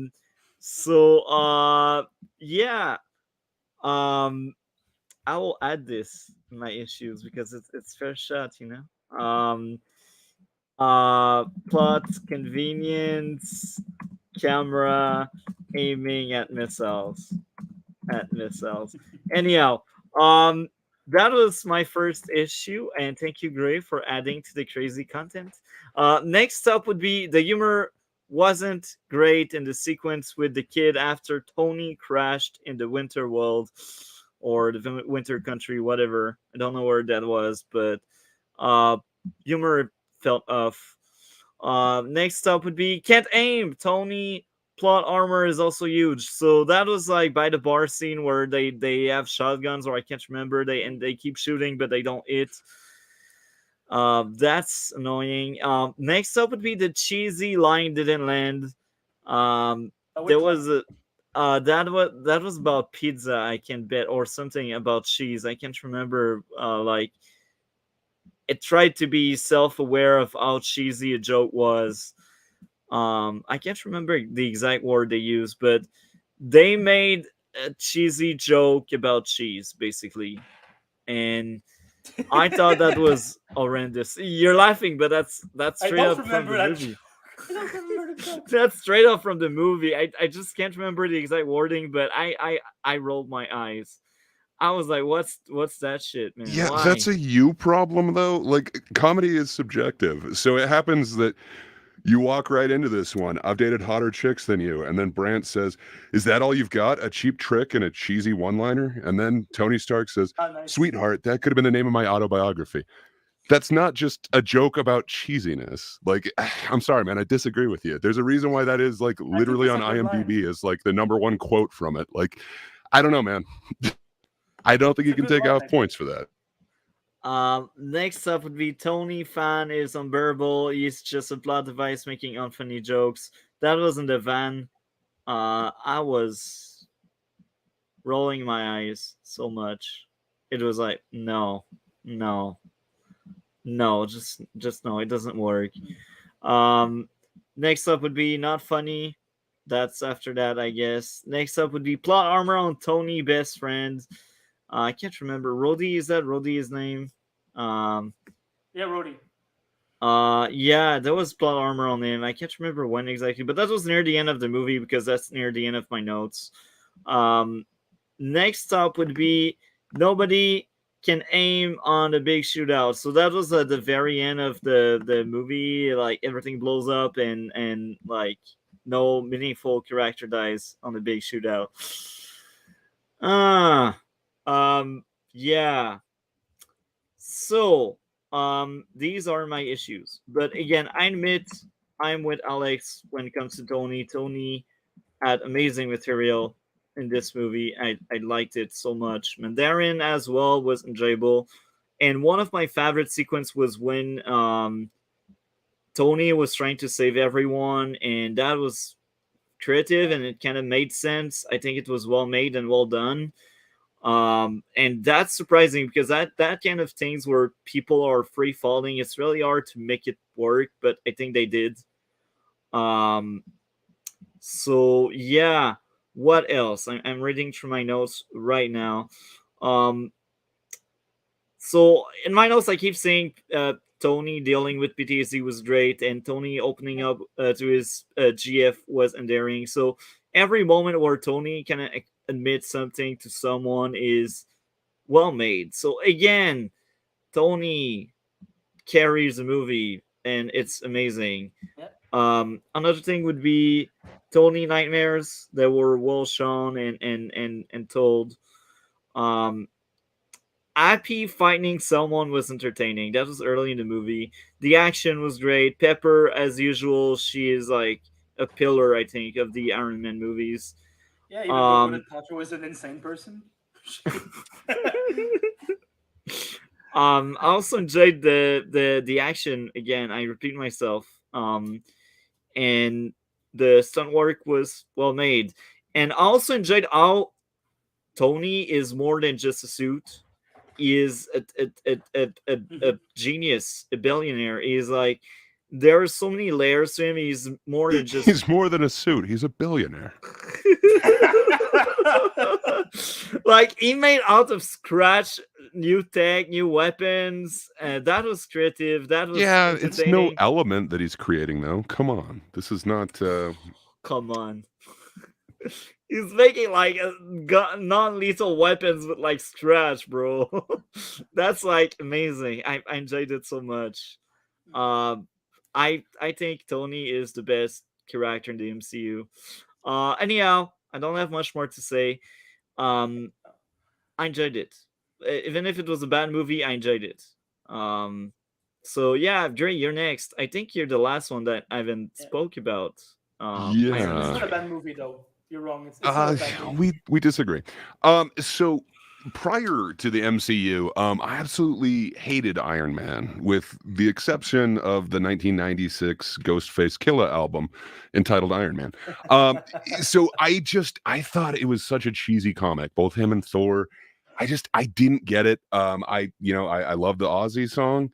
I thought that was great. But as for the actual comic, like I tried so many times when I was a kid to get into it, and I could not get into it. But then 2008 comes around, and it's like, okay. I remember I reluctantly went to this movie on like a date, and it's just like, damn, man, it blew me away, and I absolutely loved this version did you of break Iron Man. up afterwards? Oh yeah. Yeah, shortly after. I had a new love in my life, RDJ. No, it was unrelated to Iron Man, but yeah, I will say that no, that relationship was short-lived, but my love for Robert Downey Jr. is still strong to this day.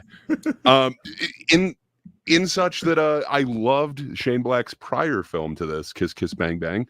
And I was absolutely stoked to hear that those two were going to be, together again. And okay, so now we've got this Iron Man character that I think they kind of dropped the ball in the second one, but I think a lot of that was due to studio interference. There were certain elements that they forced into the script, the fact that he had so much less time to work on it. And then they announced it before they even like checked with Favreau. So then they had to negotiate, and that took like another month out of the entire schedule, but they already had it like billed as when it was being released. So that really sucks. And Marvel has continued to do that with a whole bunch of different directors, and they tend to have some sort of control over it. So I kind of thought, hey, maybe this is, and I wasn't aware of all of that at the time, but I thought Shane Black, I loved a ton of his other stuff. I love the writing in Kiss Kiss Bang Bang. It actually made me, really fall in love with Robert Downey Jr., where I had previously thought that he was just an asshole. And I guess he was in his life, but He was. I don't know. Yeah, he wasn't the greatest person, but he was under the influence of certain things. So fair enough. We've all been jerks. But I don't know. So I was super excited for this one. And I want to say like the first third of it, I was just in love with this movie. I thought it was my favorite Iron Man movie. And I thought, okay, they have found the secret formula. This is amazing. This is just going to be amazing. And the fact that they brought, Sir Ben Kingsley as the Mandarin, it's like, okay, this is going to be amazing. Like, this is a terrorizing figure. The fact that he is this powerful, like, this is a different twist on it. I thought they were going to, do full Fu Manchu and go like John Wayne and Genghis Khan for this. They did not. They instead went what I thought was kind of a smart route with it, make him like a terrorist, vaguely a little ambiguous as to where exactly he's from. I kind of thought that could be a good twist on this character. And then they do that rug pull. Even the, sorry, I guess I should have talked about the, what is it? The back in time, the time, whatever. I kind of even liked that weird, like younger version that they did. Yeah, the flashback thing. It's like, I didn't quite hate it. It's kind of funny to see the mullets and everything and like the 80s. Like, okay. But man, once that rug pull happened, it's just like, really, you're switching that to do this as the real bad guy. And I love Guy Pearce. I thought, okay, so you put Guy Pearce as like a comic book villain. No way that this dude isn't going to be menacing. Sadly, this guy was not menacing to me. Like DC pointed out in the comments, it's like Cartman is very spiteful. Like, this dude just gets rejected on one project. You assume that's going to happen at some point in your career. Like, you're going to, I mean, I've had various careers. I've been rejected at something in like every one of the careers, like some idea that I brought forward, some project I wanted to work on, something. It does seem quite petty, but I'm preparing I'm making a movie right now, and we're getting rejected for financing a bunch. So yeah, I'm not going to start, murdering the people responsible. Are you planning to ruin them all one day? Those who didn't believe. Yeah, so I mean, like, that they are wrong.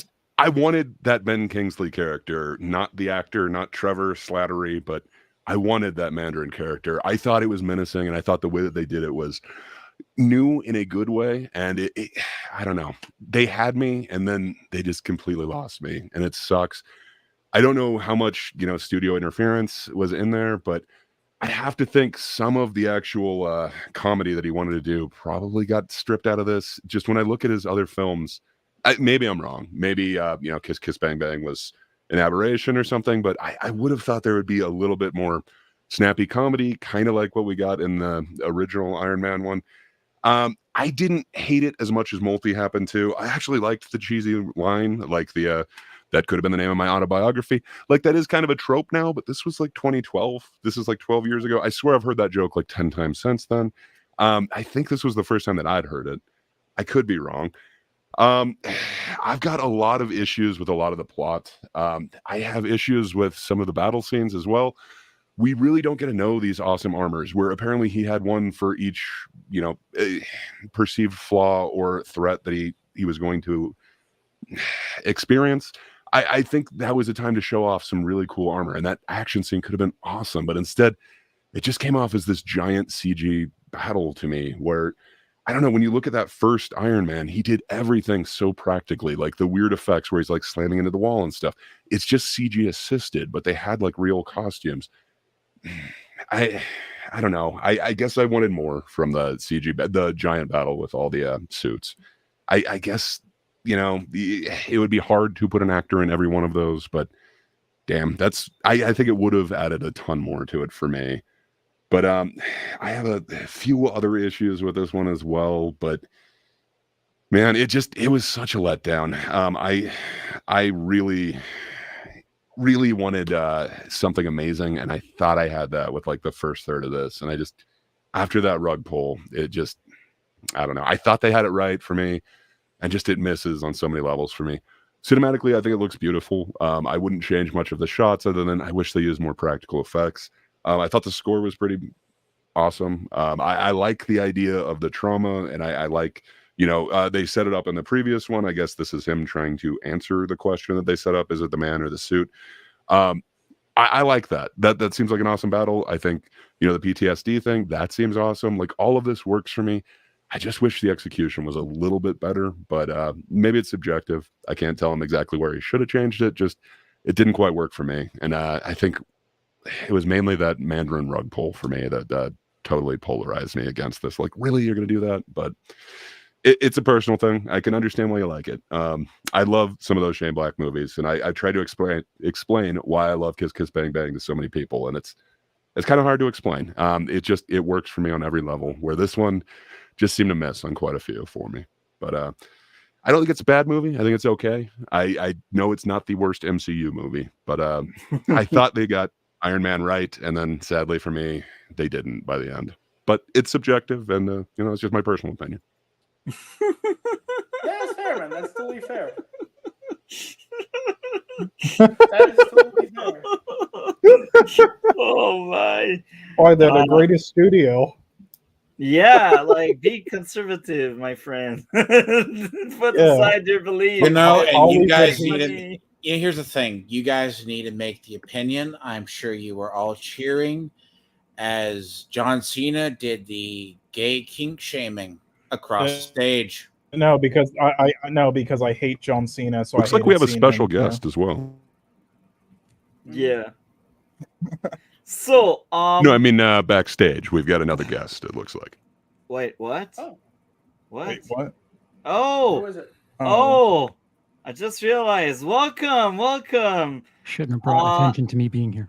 I'm glad to No, see you, Charles. No, How are Charles. you? No, Charles. I'll have to ask your opinion because I was gonna quiz these people about Oppenheimer doing better than Barbie. So eat that. Why would that be a quiz that we'd bring up now? That just seems... Why would we be disappointed by that? I don't know. Yeah, Some I think people both would. are good movies. I don't know. That's But just also what too, good movies. they were going to probably dodge the whole thing of the John Cena like little thing that's the only thing I heard about. What if I looked like John Cena? I'd be wearing that little as well. Yeah, wait, I caught the tail end. What was John saying? Is that what you said? No, he was giving the award for like best costume in a movie, so he came out with a little folder over his junk. And he says costumes are important. It's not the greatest joke, but it's awful. It makes sense. And the dude, I don't know. He's got like what 1% body fat or something. Like, okay, he can make that. Okay, can I say this? Cena, there's a reason why he was legendary in the WWE because he could carry people and sell stuff. No, he could bury people though. Oh, I'm sorry. I'm very sorry that you thought The Rock had more talent and could carry a. No, they both suck. I'll agree to disagree. But seriously, like he did that well because, like, if you've seen Peacemaker, he can play comedical. Now He's the rumor, very good in comedic roles. Now the thing about this, when I first heard about it, was Andrew Tate said they were trying to gay shame him, and because it So was what, a being hazing, super buff it was- and naked means you're I gay? guess. Yeah, I don't know how that's. Okay. Apparently, So they Sean said it was a Connery used to be hazing gay? ritual. Apparently, they said it was a hazing ritual. Well, he is being arrested now, so whatever. Oh my! Yeah, I don't. Again. Did you watch the award show, Charles? For as abbreviated as possible to know all the top awards. Okay, Why? so I would have asked if you had seen it. Was I crazy to think it wasn't funny? But since You're talking about the host, Jimmy Kimmel. Anything they tried to make funny wasn't funny, and when they would bring like random people or like actors or whatever, when they would bring other people outside of themselves on stage, that was funnier than the host. Yeah, Jimmy Kimmel. but you got to know that, you know, for the Oscars, like, this is a very big award show, and he cannot just do whatever he wants. His jokes are vetted by the Academy, because you know what he says on stage will represent the Academy for the next year or so. So they need to be like as tame and as, you know, Not made funny. for a large public as possible. So they will just do like the most basic jokes, because otherwise, like, he did try to do some edgy jokes, you know, in the show, like when he shits on Robert Downey Jr. for being a former drug addict. But that was a little rough. Yeah. No, but those are very few and far between, and even then, it's vetted. Like, they ask him for his jokes before the show, so they can review them and tell him what to cut. But that didn't work for Will Smith, because Jada knew that joke was incoming. Good Lord, that incident. Anyway, I figured I'd just quickly. But when you want to, but my view is it at least was a better award show than the last 2 years. It's because 23 was a shitty year for movies, so it was a little bit more to. It was a bit easier to tell the. I mean, I don't know about that. There were a lot of amazing films that year. They were great films. Everything. They could lay out the entertainment. So the Oscars, they didn't try to go for, what was it, like any of the Wanda Sykes bits, or what is it?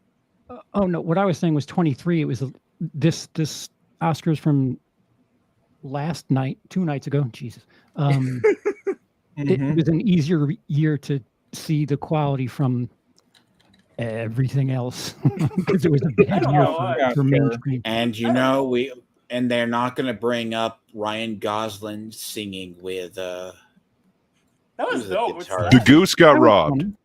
I feel like he deserved to win. Anyway, so I did just want to bring this up because we did talk about it, just to show this quickly, but also because this is the top 5. Because you're the big winner.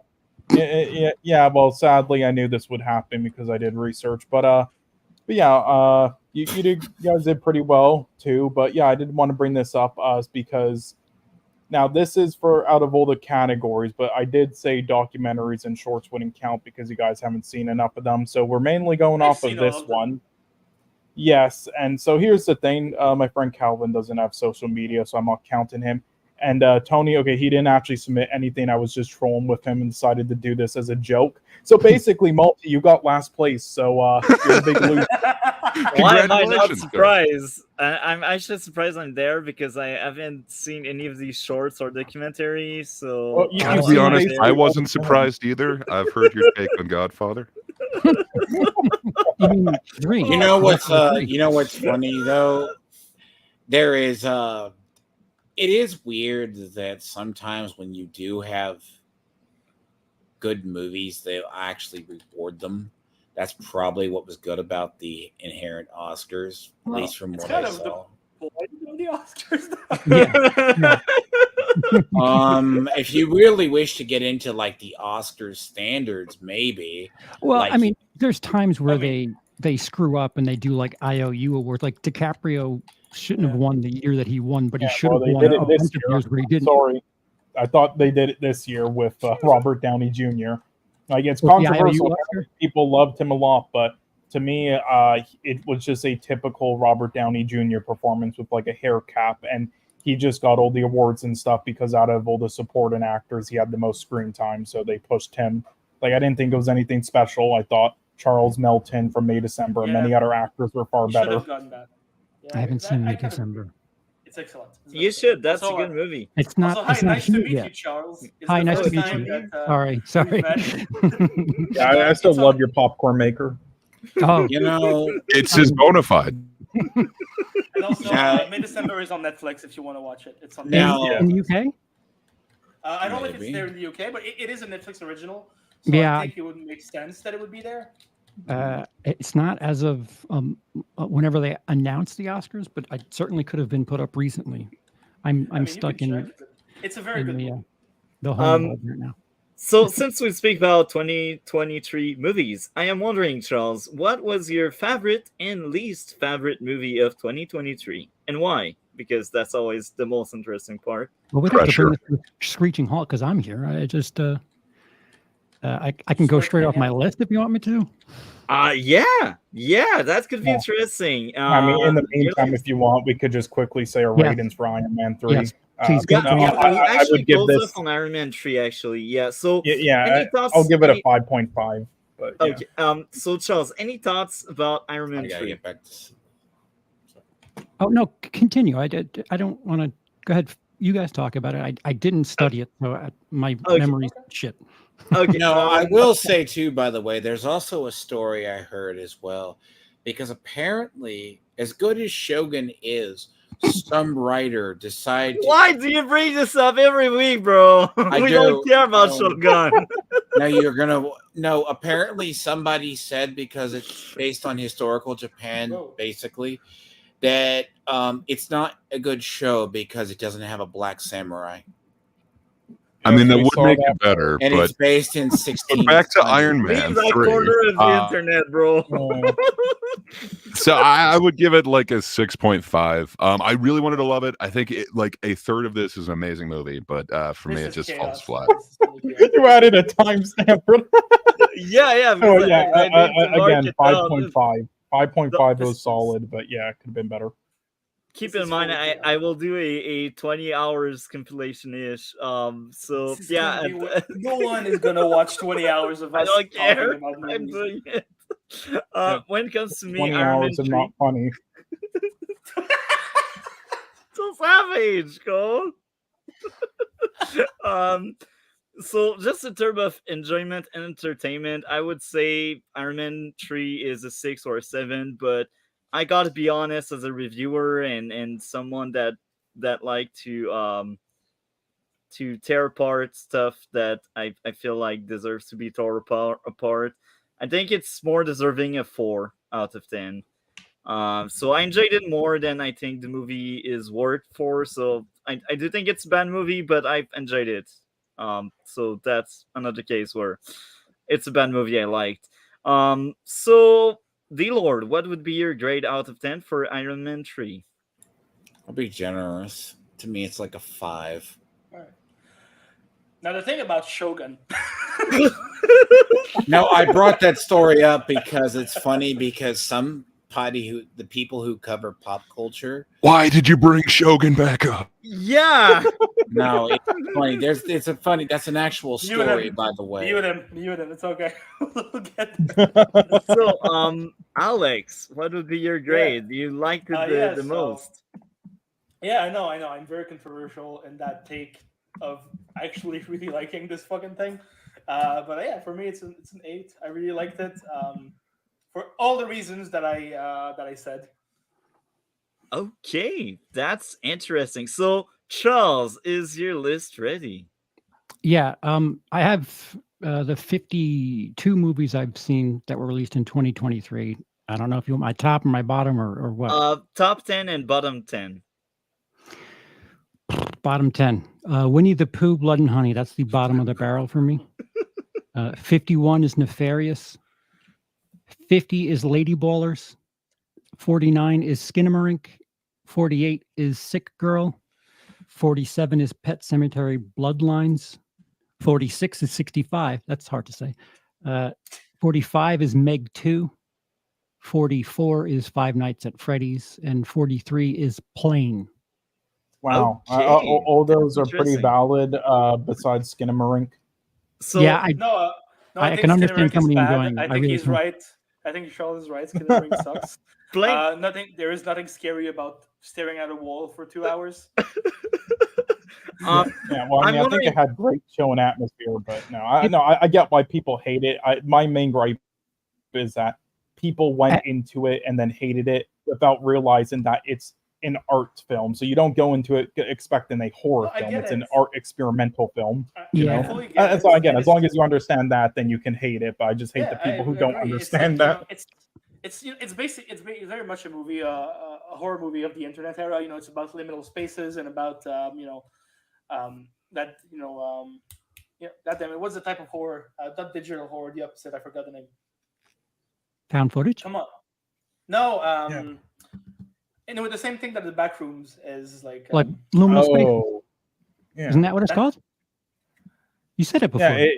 Yeah, it's like how there's like empty, like abandoned, like places, I mean, there's like liminal spaces and like that Yeah, type so it's of, like the type of horror, uncanny. based on VHS culture, like weird like images with VHS.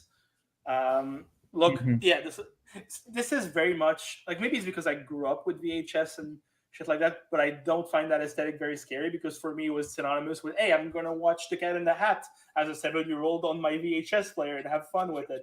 So that aesthetic doesn't really do shit for me. And yeah, even though I appreciate the effort from the director and I think that he has great potential, for me this was very much a boring mess.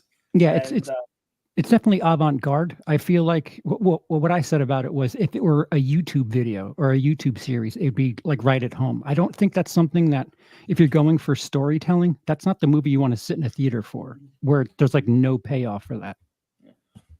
Yeah, I agree. It shouldn't have been released in theaters and everything. That's why it was.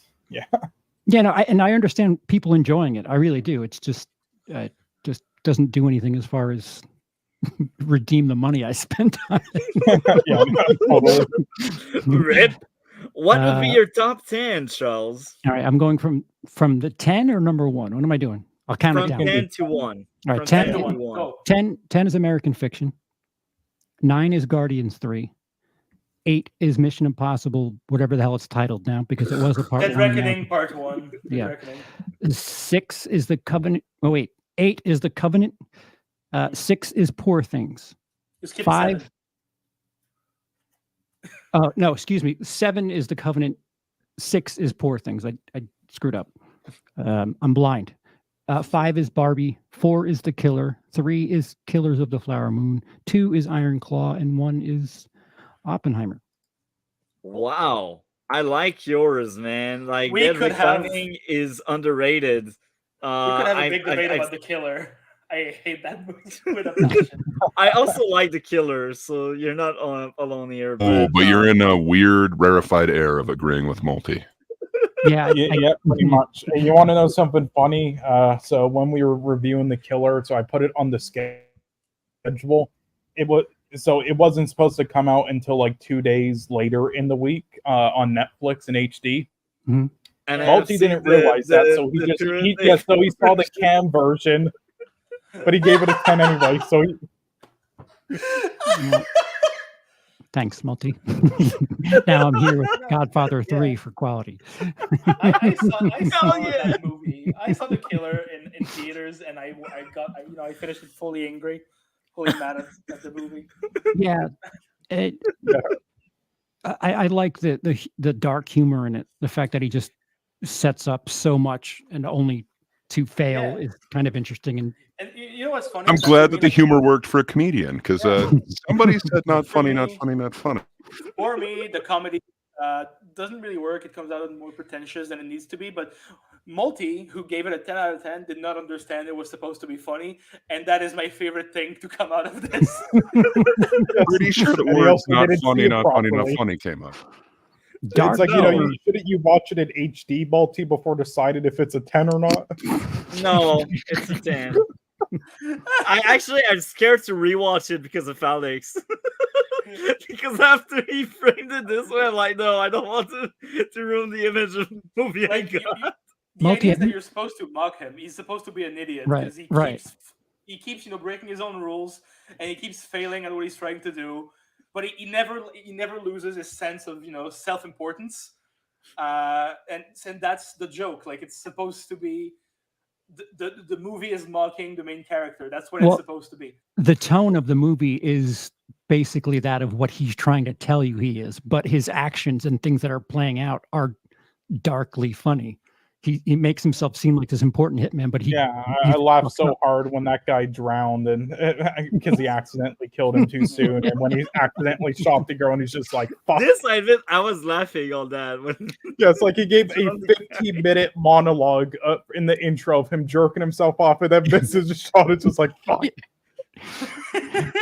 Multi, are you familiar with Sopranos?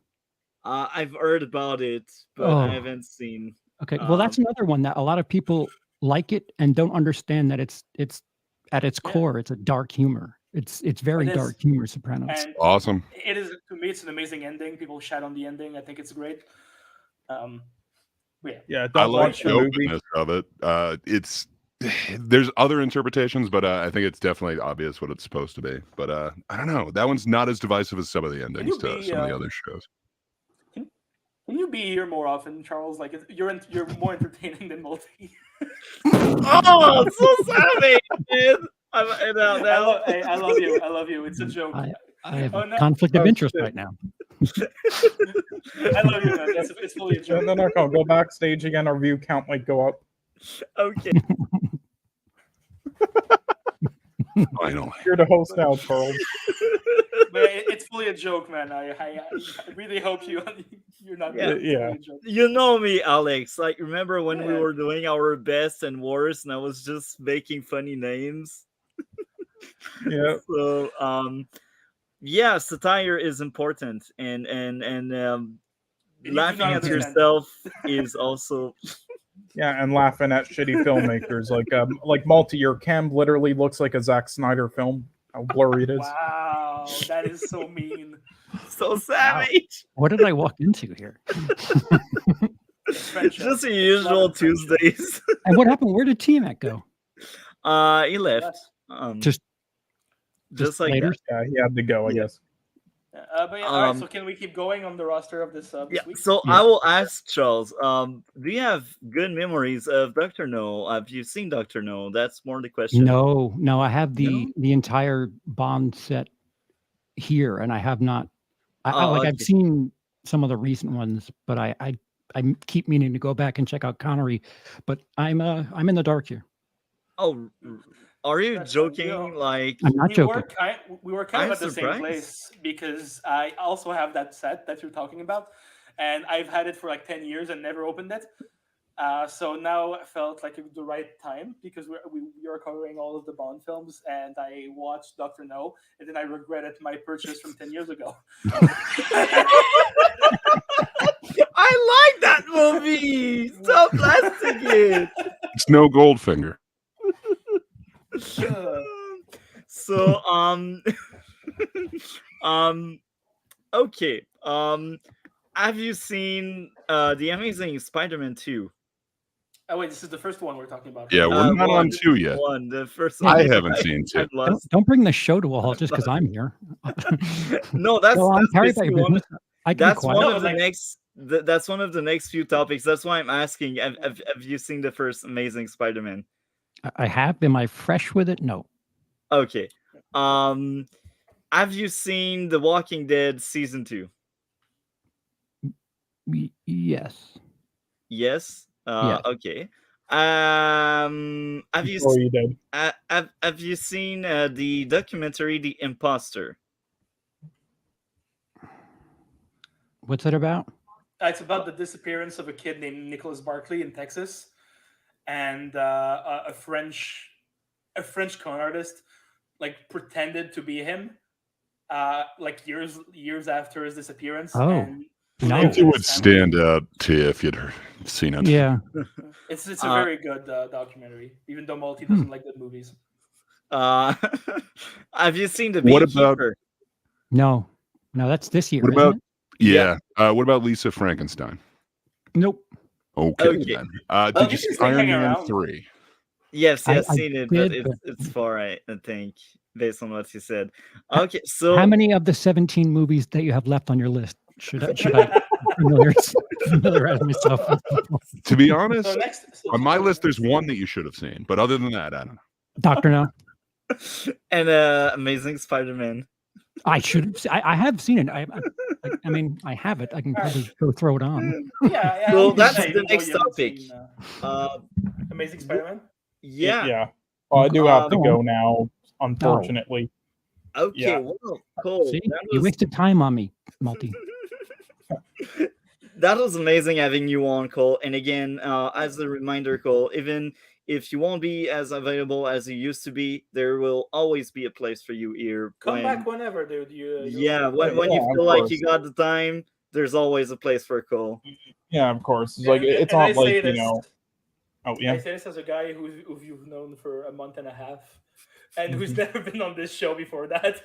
You're more than welcome at this show that I've not created. Yeah. Of course. I love talking film with you, you know, on here and in DMs and everything. And I'll keep doing that for sure. And again, it's not like I'll be like, it's not like I'm like super busy now or it's like retire and I need to do like other things. It's just that there's other focuses right now as well. And so because of that, I'm not going to be I can't be as like reliable or dependent on at the moment and for the foreseeable future with this. So yeah, unfortunately, can't be like a regular anymore, like see all the topics, but you know, maybe it will change in the future, but for now, no. But yeah. Okay. Well, again, You're welcome. you're amazing, Cole. And without you, I don't think we would have grown that much. Like you were True. part The of my podcast, Cole powered. Yeah. The first episode was just us getting on stream and being like, "So, did you see Superman? No. Okay. Did you see the Flash? You No. mean just Okay. like this episode? It's a callback? It's like 2 years ago, I had no clue how to make a podcast like that because it's almost 2 years now that we are doing that, and that's a big thank you, Cole. Again, how is the screenplay writing? Because I know you started doing that. Is it progressing? Getting like ideas and everything right now, and for many, right now I'm again sidetracked with other things at the moment, but that's write the to other me. thing as well. I'm taking break on like a lot of streams to try to focus on it possibly and other things. So yeah. Write to me, I'll help. I do this for a living. Mhm. So Oh, for sure. You know, like when I get like anywhere far with it, then I'll like, you know, send it to you or ask for more tips and everything. But yeah, I'll probably I'll have be to like very write happy. something first though. be very happy to help. Yeah, and again, I just don't want like you know, make any promises or say any timestamps, you know, because it's sort of like the same thing, like saying I'm gonna start losing weight, but then a year later you don't. So it's like I'm not making any promises, but yeah. Oh, so that isn't a shot at multi, but you know that I guess it could Hey, be. I just lost weight, bro. I know you have. I'm just saying. I hope that wasn't like a shot to you because I didn't mean that. I'm down 25 pounds. So, yeah. Yeah, I'm down 50 pounds now. So. Oh, that's great, Cole. Nice work, man. I know Yeah, you must be have a while feeling to go, amazing. though. Yeah, I still have a while to go, but yeah, and also the caffeine dropping that out helped a lot. But yeah. That's great, man. Anyhow, Cole, take care of yourself, and I cannot wait to have you on again and to talk to you later, man. Take care. Nice. Yeah, take care. I did actually see the Beekeeper though, but I literally have nothing to say about her other than it's shit 2.5 out of 10. Okay, see ya. That is a great exit. No. No, Charles, you will have to replace him as a host. So. Yeah. Bye. Yeah. So, The Amazing Spider-Man. So we got a nice novel wrote by DC about The Amazing Spider-Man. So I will try to find it in the comments. I copy pasted from his notes.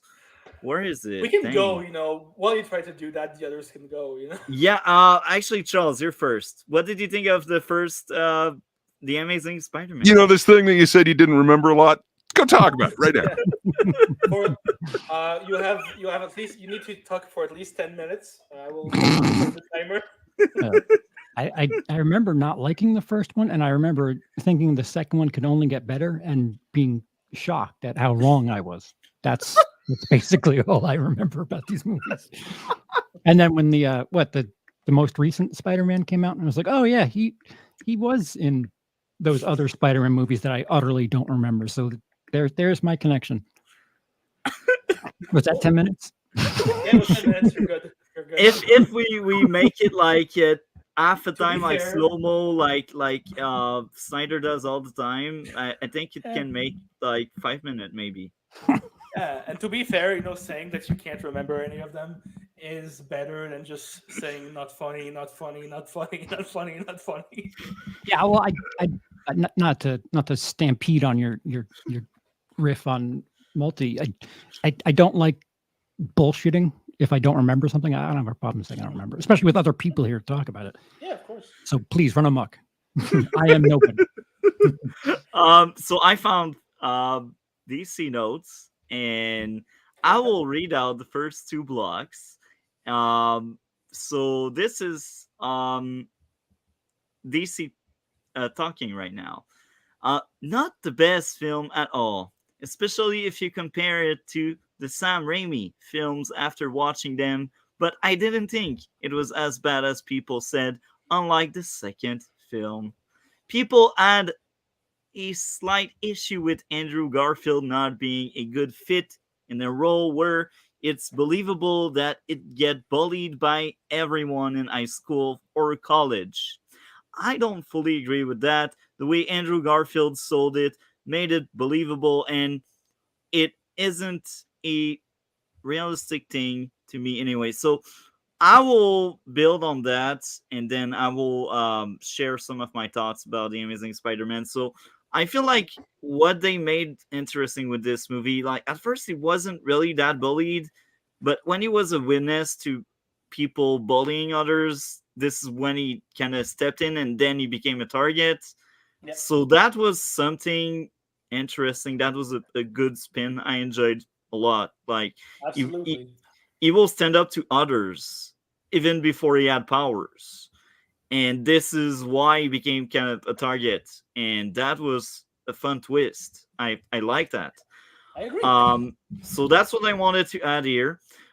So I guess I will let Alex talk about the Amazing Spider-Man now. Yeah, so again, saw this in theaters back in the day and rewatched it for this podcast. And you know what? It's fine. Like, there's some really creative shit going on filmmaking wise, and a lot of these parts, like I really like the POV sequences when he's swinging around.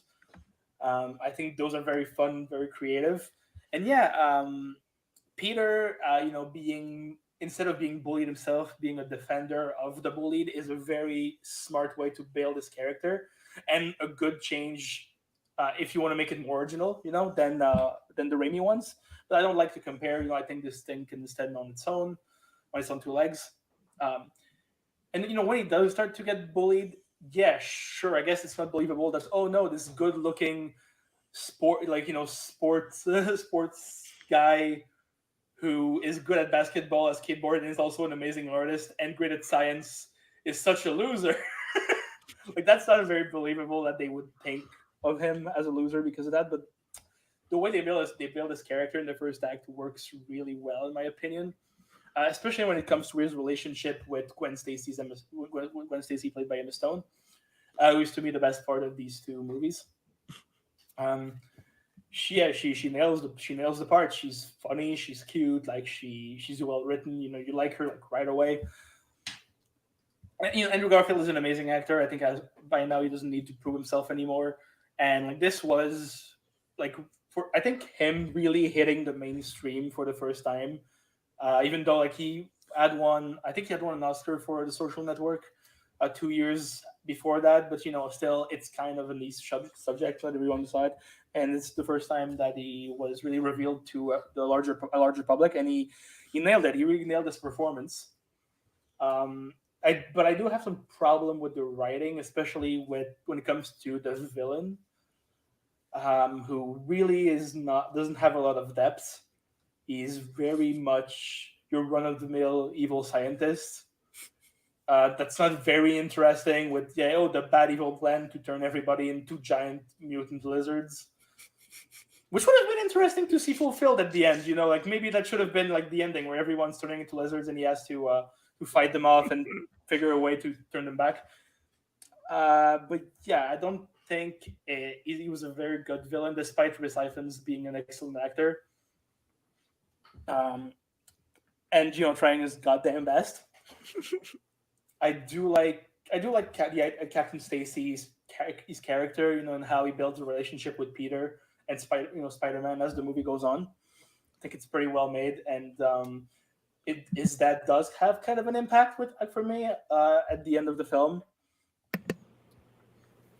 I will say also, what else did I have to say? I should have written this down. Usually I don't need to, but apparently I needed to for this one. There's a lot of stupid shit in terms of the writing of Spider-Man himself. Like, cause again, like him defending people being bullied as Peter kind of stops working when he himself becomes the bully as Spider-Man. That's when he deals with the petty criminals in the street. Like, he's not shooting nice, funny quips. He's full on being an asshole and bullying them, shooting a web on the mouth to shut them up. Yeah. And they can't do anything to defend themselves. So I feel like this is kind of worse. He becomes worse than the bullies that bully him in this sense. And I don't know how much of that was voluntary from the screenwriters, because he does need to learn the great power means great responsibility thing that is given to him by Martin Sheen, who is an okay Uncle Ben. I don't think he has quite the impact that Cliff Robertson has in that same part, but he's okay. He's a fine addition to that movie. And again, like, it's a character we've seen dying on screen pretty much every time there's a new Spider-Man adaptation, so I guess we're not used to it. So yeah, overall, I think it's an okay film. I think it's dumb that Peter in this movie is the least subtle Spider-Man of all time. Like, he keeps taking off his mask when he has that basketball scene, and he wins like every time now. And there's also that one where he throws the ball and it just breaks the pole. Like a metal rod breaks because of his strength. And he doesn't wear his mask for most of the action sequences. His name is written on the back of his camera. Like, he's not being very good about protecting his identity in this movie. And he get unmasked by the cops in the end. Like, of course he's gonna be unmasked. Come on. Oh, bro, the movie just slightly got worse. Like, of course he's gonna be unmasked because of that. I do kind of like the idea of him like looking for his parents, and trying to discover their legacies. But with that secret subway station and everything, I think it's a fun addition that is pretty close to not the comics, but the 90s cartoon, where they have that kind of storyline as well in it. It's not developed enough to be fully realized or that interesting, but I appreciate that they put in the effort. Like, to me, this is a screenplay that should have been cut down, and they should have focused on like one or two things instead of like the 5 things they tried to focus on. But overall, Wait for Amazing 2. Yeah. But so I think it's fine, and I think that Andrew Garfield deserved better as a Spider-Man and a Peter Parker in general. But this is not a terrible movie by any means, but it's probably the weakest of the live action adaptations of that character that there is. And that is my review of Spider-Man, The Amazing Spider-Man. Okay, so let's read out the 2 next blocks of DC huge review. There are many people who don't look nerdy at all, and identical to him who still get bullied in school. That's how school works.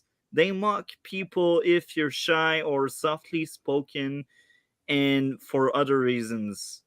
Oh, there's a dot there. Damn. Congrats, DC.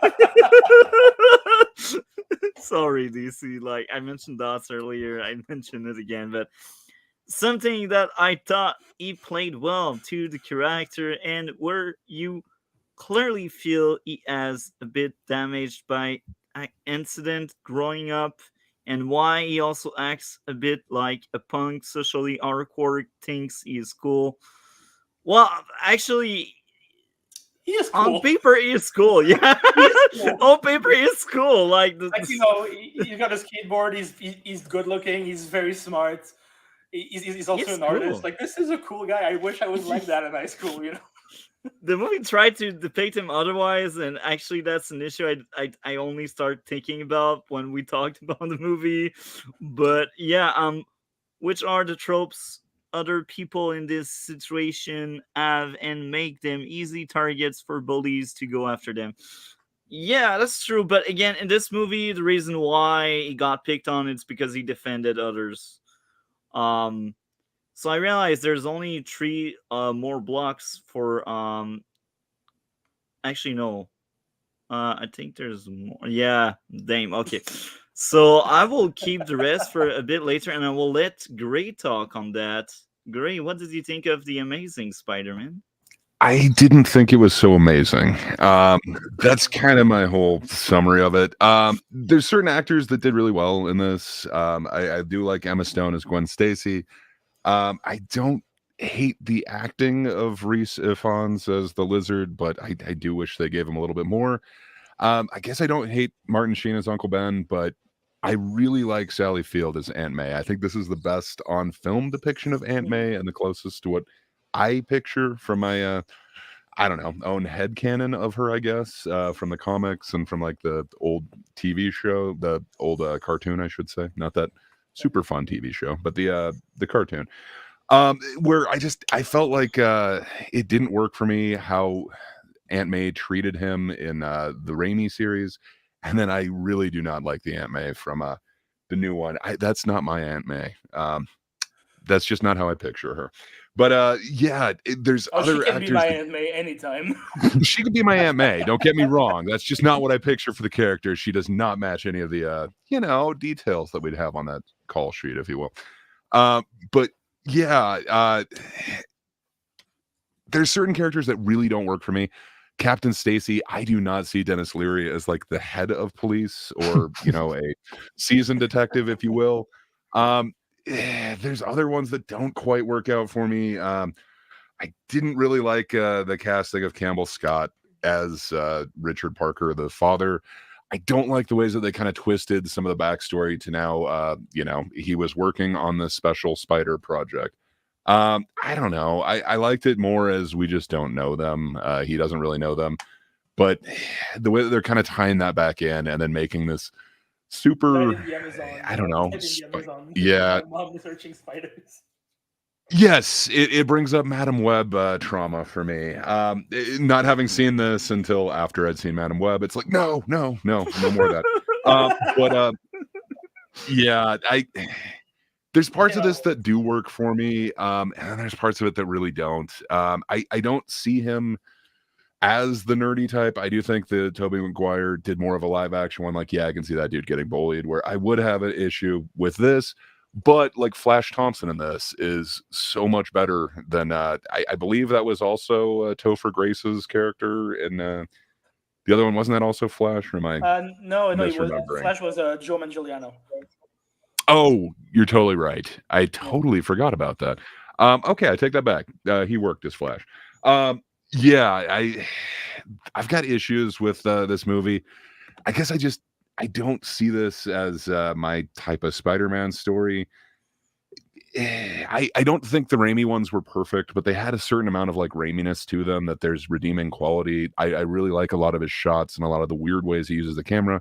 I didn't see anything that like stood out to me in this. It just seemed very generic. I do like the scenes where you do get a kind of experience the web slinging, the web gliding through the city like you were talking about. Yeah, but I don't know. It misses for me a whole bunch on a lot. especially kind of the action. And it could be the fact that it's, like 2012 or whatever CG. Just, I don't know. It doesn't feel like anything is really practical. Like the car has weight when he's holding it off of there. And the 3 other cars that are just magically like held by his one, I don't know, web that apparently he just knows he has the technical capability to make this web shooter that can just, granted, he tried it like 4 times and then he got it right, but I don't know. It is a comic book movie, but I don't buy him as being this super genius when he hasn't really kind of proven that in any other way. The way that he does prove it is by stealing his dad's formula and then using that equation on the thing. I don't know. To me, it doesn't come off that he's super competent, but apparently he is. And then why is Emma Stone as a 16-year-old leading all of the interns around this building and taking them to a reactor? I don't know. It seems weird to me. It's a comic book movie, so I know I'm just supposed to like let that stuff go. But I don't know. Overall, it didn't work that well for me. I like the fact that they're bringing in Lizard. I guess I don't hate him as Spider-Man, but for me, he doesn't work as Peter Parker. I was kind of hoping for better because I'd only seen, is it No Way Home, where they bring all 3 Spider-Mans into one movie. And I thought, okay, maybe I didn't give Garfield a chance. And I don't know why. Apparently I just start hating actors, and I don't really have a justification, but I always hated Andrew Garfield for some reason, so I just never saw these. I don't know. It wasn't the worst, but it really wasn't the best. To me, it's slightly better than Spider-Man 3, but I really disliked that movie. It sounds to me like you don't like the prettiest version of a character. Yeah, That's generally true. I Oh my don't. God. I like them roughed up. Give me Bully McGuire, I guess. Bully Bully McGuire. McGuire. By the way, I never got the chance to, because I couldn't be there that day, but yeah, I never got the chance to defend Spider-Man 3. It's not the worst movie. There's like 3 really good movies in there, but when you smash them together, it becomes a very bad, like, Yeah. multi-topic movie. Hey, that was free. But I don't know, like Spider-Man being able to take out like an entire squad of like SWAT team, and then he magically gets shot like while going away. I don't know. Parts of it worked for me, parts of it didn't. It wasn't that amazing. I guess that's where I'd leave it. Okay. You know what? I'm gonna read out the rest of DC's review if you don't mind. Yeah, go for it. Where were we? Was it that it's Even if it's an issue Yeah. for some thought. Okay, so yeah. Even if it's an issue for some, though, outside of that small section of the film, which they don't focus on, as the Sam Raimi film did, I thought it was a great fit for the role. Yeah, you're right. He doesn't use punctuation. It is very confusing. Yeah, I thought he was a great fit for the role elsewhere, and was the best actor / performance out of any of the 3 Spider-Man franchises we've seen in the 2000s to 2020. Tobey Maguire fit the role that Sam Raimi was looking for, and with it being a bit goofy, which he did a good job with, but his acting in itself wasn't that great, and he has never been a good actor. I disagree. Tom Holland was just a nothing burger throughout most of his films outside of the odd moments. Again, I disagree. I thought Andrew Garfield had the perfect charisma for Spider-Man and understood the character perfectly while playing Peter Parker well to L2, with even having the perfect look for him in his universe. And then it wasn't exactly like Peter Parker in other versions that people love, which I heard many people criticize, but it's trying to do its own thing, and I thought it did a fine job for what they went for, even though it wasn't well executed in some scenes, similar to Homecoming and its homages. There were scenes that are comedic and cartoonish, but unlike many scenes in the second one that went off the fucking rails and were just too laughable and terribly made, in a good way that gives vibes. My God, he never uses punctuation. Now you feel me. Now you know It's the pain. exhausting. It's exhausting. I mean, it's technically still the same sentence. Vibes 2 aspects of the comic. Yeah. In a good way that gives vibes to aspects of the comics, like the basketball scene and other ones. People tried saying they only did it for like one scene, but I didn't get that out of it. There were quite a handful of scenes I saw them do it for. Camera work and certain visuals, most of the lighting and the CGI were good at many moments, and I did like a lot of the techniques they used for it. There are points Believe that it or not, there's more dots than usual. Was my God. was the homework in 1 sentence or less? Maybe that. Most of it is in one sentence. that's the There's a loophole. character limit, so you take out the punctuation. Who needs that? Who needs these precious commas and periods and such? Jesus. Yeah, okay, let's keep going. There are points that haven't aged as well, or they could have used less CG in it. Also, it didn't have as much of its own style from the director, the same style as an indie film. An indie fan-made Spider-Man film sort of gives a Venom vibes. I have no idea how this is structured as a sentence. That's the biggest issue there, and why it feels forgettable and dull to many, despite the creative ideas they had for it. The montage scenes didn't help either. I was cool with them, as they gave us information really quickly on things we already learned about in an origin story from the Sam Raimi films, but their execution with the lifeless music they played in those specific scenes were the issue.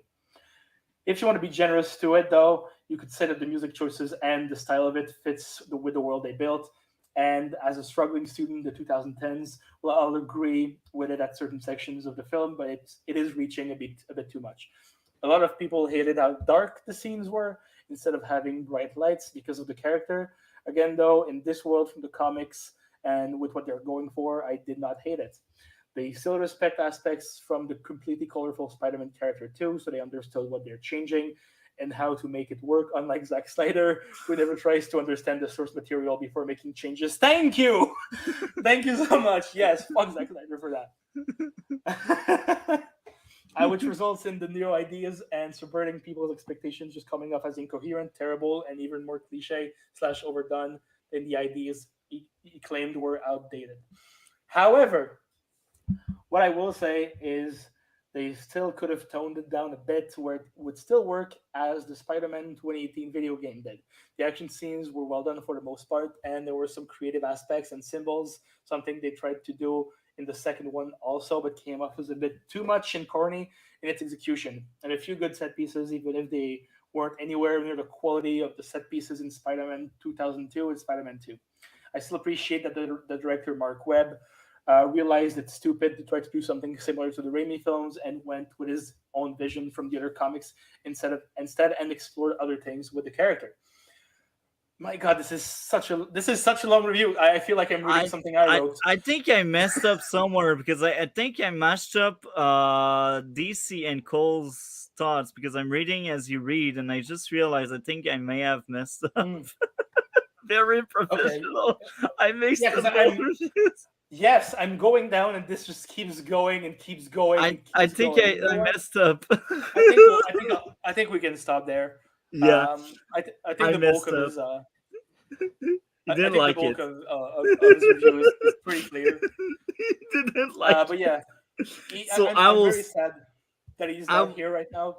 But yeah, DC. I will stand tall and defend. I will Please stand use tall. Punctuation. Reading your thoughts is exhausting. I will stand by and say I like this movie, and this may be another hot take where people will laugh at me until there's no tomorrow. But this is my favorite Spider-Man movie so far that we covered. Have you only covered one? Well, we covered 3 so far. We covered the Raimi Spider-Man. Raimi Spider-Man 3 is all you covered? 1, 2, and 3. Right? 1, 2, and 3. All of them. Oh. 1, 2, and 3, and he likes this one better. Yeah. Yeah, I did. I still had issues. So my first issue would be how they portray Peter, because again, I kind of said it a bit earlier, but I feel like they wanted to make him awkward. Important comment. Don't tell him that, Cole. Don't tell him that. Sorry. The entire thing you read so far is mine.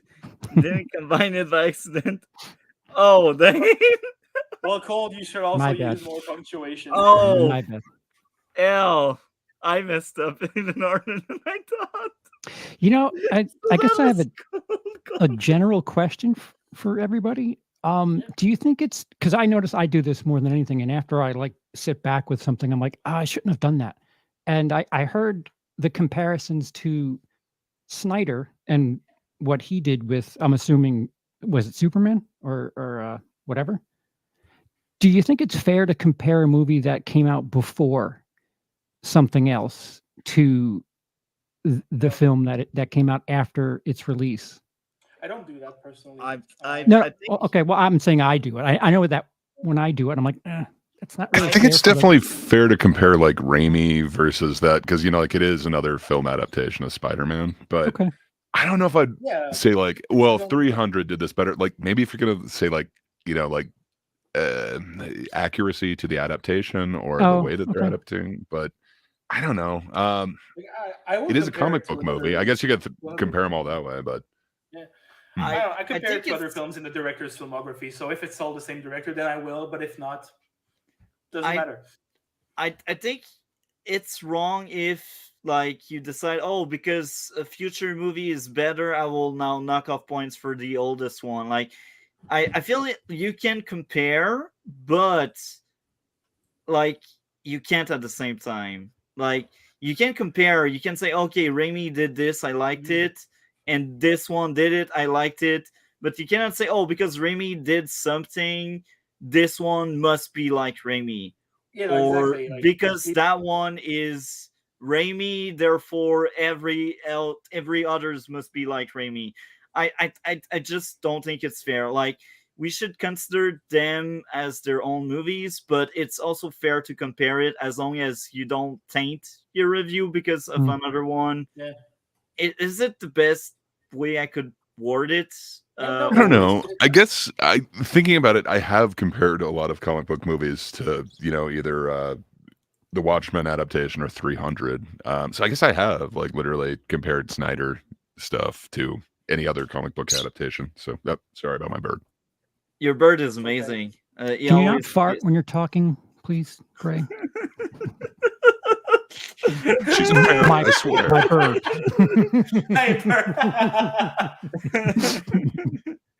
But to get back at my issues, so the first Sorry. issue is oh, that's fine. No, that's don't never be sorry. There's wanting, never be sorry. Never? You want to tell my wife that? Maybe not with Rarely us, be but sorry. with us, don't be like everything you add matters. So Sometimes be sorry. Yeah. forget Don't give forget somebody sorry carte is the blanche word. like that.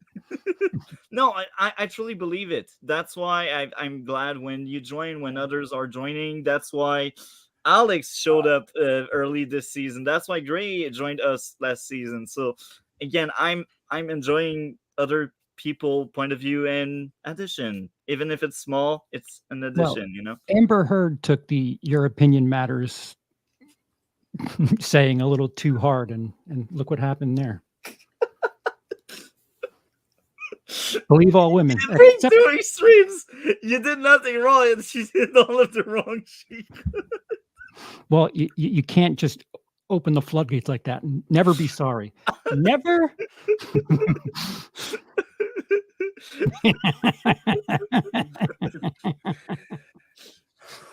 Okay. Even when Cole is not in the panel right now, he roasts me. And this know, is why we I- will miss Cole. I think I should have waited for today to drink on the stream. I think I should have waited for today.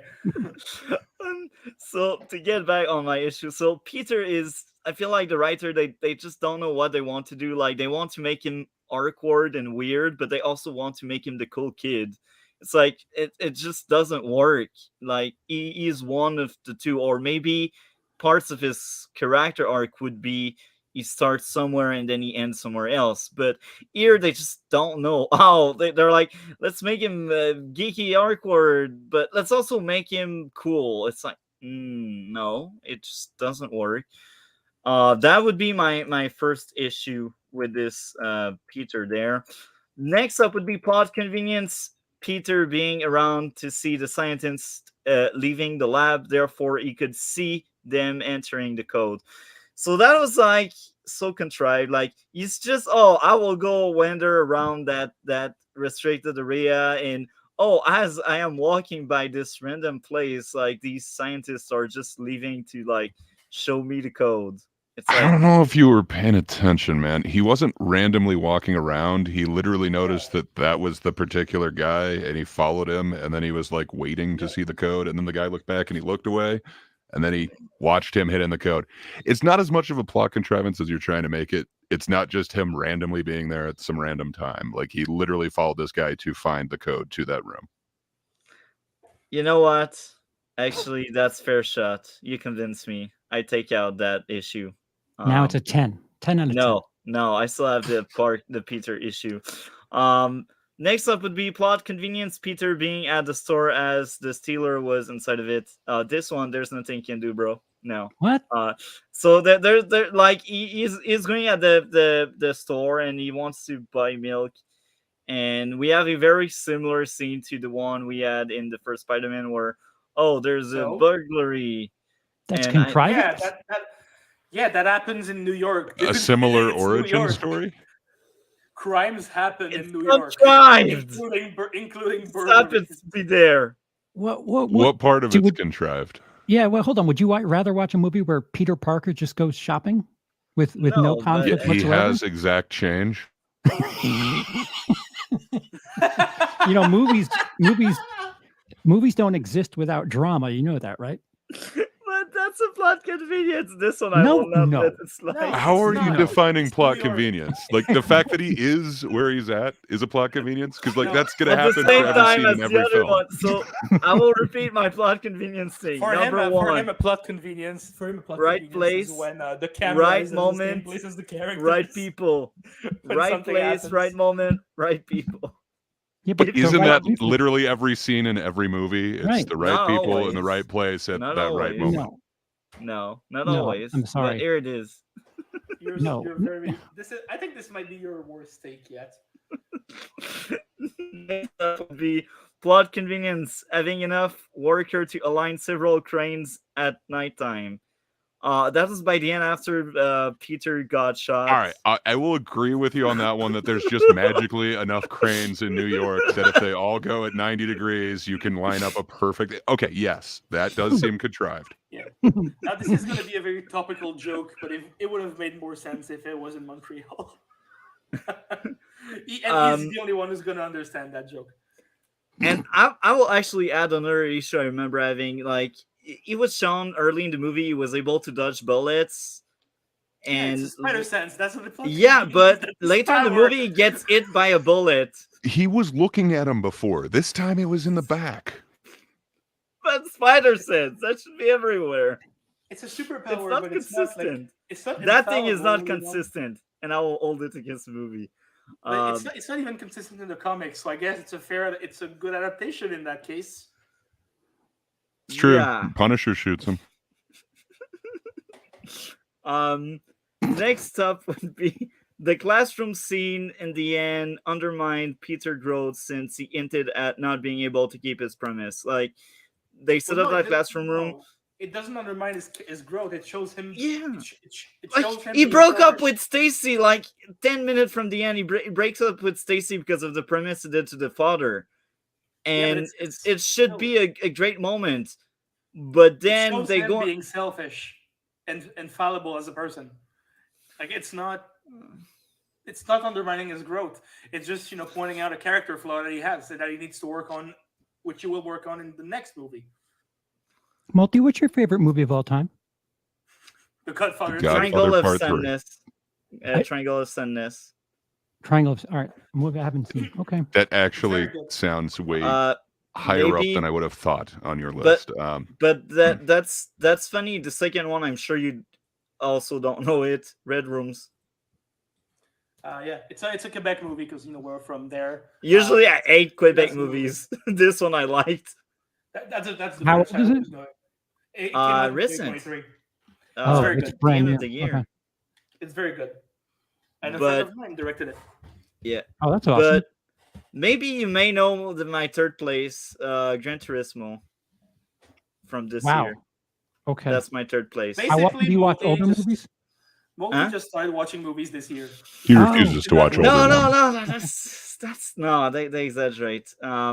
Older movies, it's You rough. do have a Doesn't- bunch of recent movies in your top 3. Yeah, Like, And your takes are usually you hate black if and we- white, you hate the slow pacing, and you hate any subtitles. Yeah. yeah, no. I actually like Perfect Blue, and Also, it you has hate subtitles. you hate That's- documentaries. I feel like you But just if hate if we good mention movies, old movies, I think if you really restrict me to old movies, the only one that comes to my mind is not even that old. That would be Seven in 1995. That older. Oh, yeah. Wow, that does make me I feel was- old. yeah. Well, I wasn't was born, 2 so years that's older. Oh no. I was 2. born. I Damn, was man. 2. I was born in Um, '93. I'm 30 now, so Um, but like I'm not a fan of older movies. Like I How- feel like some of the early 2000 movies are already dated, and they're like 20 years old or 15 years old in some cases. Oh, okay. yeah. All right. Don't question it. It's But I'm just trying to I get a read of like where his head is at, what he expects We- from a film experience. I can. we don't The same know. thing We like what I said tried. with Rink. I understand why people think it's great. It's just just trying to get a read of But like his rating system is so fucked. Like let's say he hated watching The Zone of Interest. Like he hated it, right? But he gave it a 10 out of 10. because I have no issues. If I don't have issues, I give it 10. well, you had to have one But I issue to hate it. disliked it. That Yeah, doesn't make that's not. sense. No, that's not I know. an issue. It's just I didn't enjoy it. It's like I know it's a good bad, movie, man. but I just didn't like it. I don't like Brussels sprouts, but I don't give it a favorable score. Sure, I'm sure it has health advantages, but I'm just not going to give it a 10 out of 10. Yeah, it is. There's a lot of doesn't make movies like sense. that I gave 10 this year, and I he- didn't like them that much. Yeah, there's a lot of Society of movies the like that. 10 out of 10 is perfect. Like Yeah, if For you go to him, it's IMDb, perfect, and he hates it. yeah, yeah. anarchist. Entertainment, Yes. guys. Entertainment. We've been trying to make sense of his rating system, but it just doesn't work. We But can't. I explain it all the time. But Yeah, like but it's still- It doesn't help. you use storytelling words like contrivance and Yeah, character like development, that- and if that's yeah. what's important to you, then Yeah, Yeah, but he you doesn't understand those words. I think. that you said that. I didn't say that. I'm just trying to get an understanding of Yeah, why the you're story- using those words to describe certain things. the story and the characters are what matters the most for me. Like a reason why I like so much Gran Turismo is because of the character journey they had and they did, and a reason why I like so much Red Rooms is because of the plot. Basically, the story Yeah, was but- well made. But then you don't like The Godfather, and The Godfather has some of the best characters in storytelling of The all Godfather is freaking 3 hours, bro. It's so So long. Wolf of Wall Street. That's the fastest 3 hours I've ever sat through my Bet life. he's never seen Wolf of Actually- Wall Street. I didn't see it, but maybe that's It's an old movie, to so be added to the list. time. Very old, 2013. It's like, so old. hell yeah, that's old, man. I was a teenager. No. You know, Multi and I, we went to the same high school, not at the same time though, because I'm a bit older. Yeah, And this, I think, shows the flaws of our education system very well. Your Oh, education system. you're so savage, man.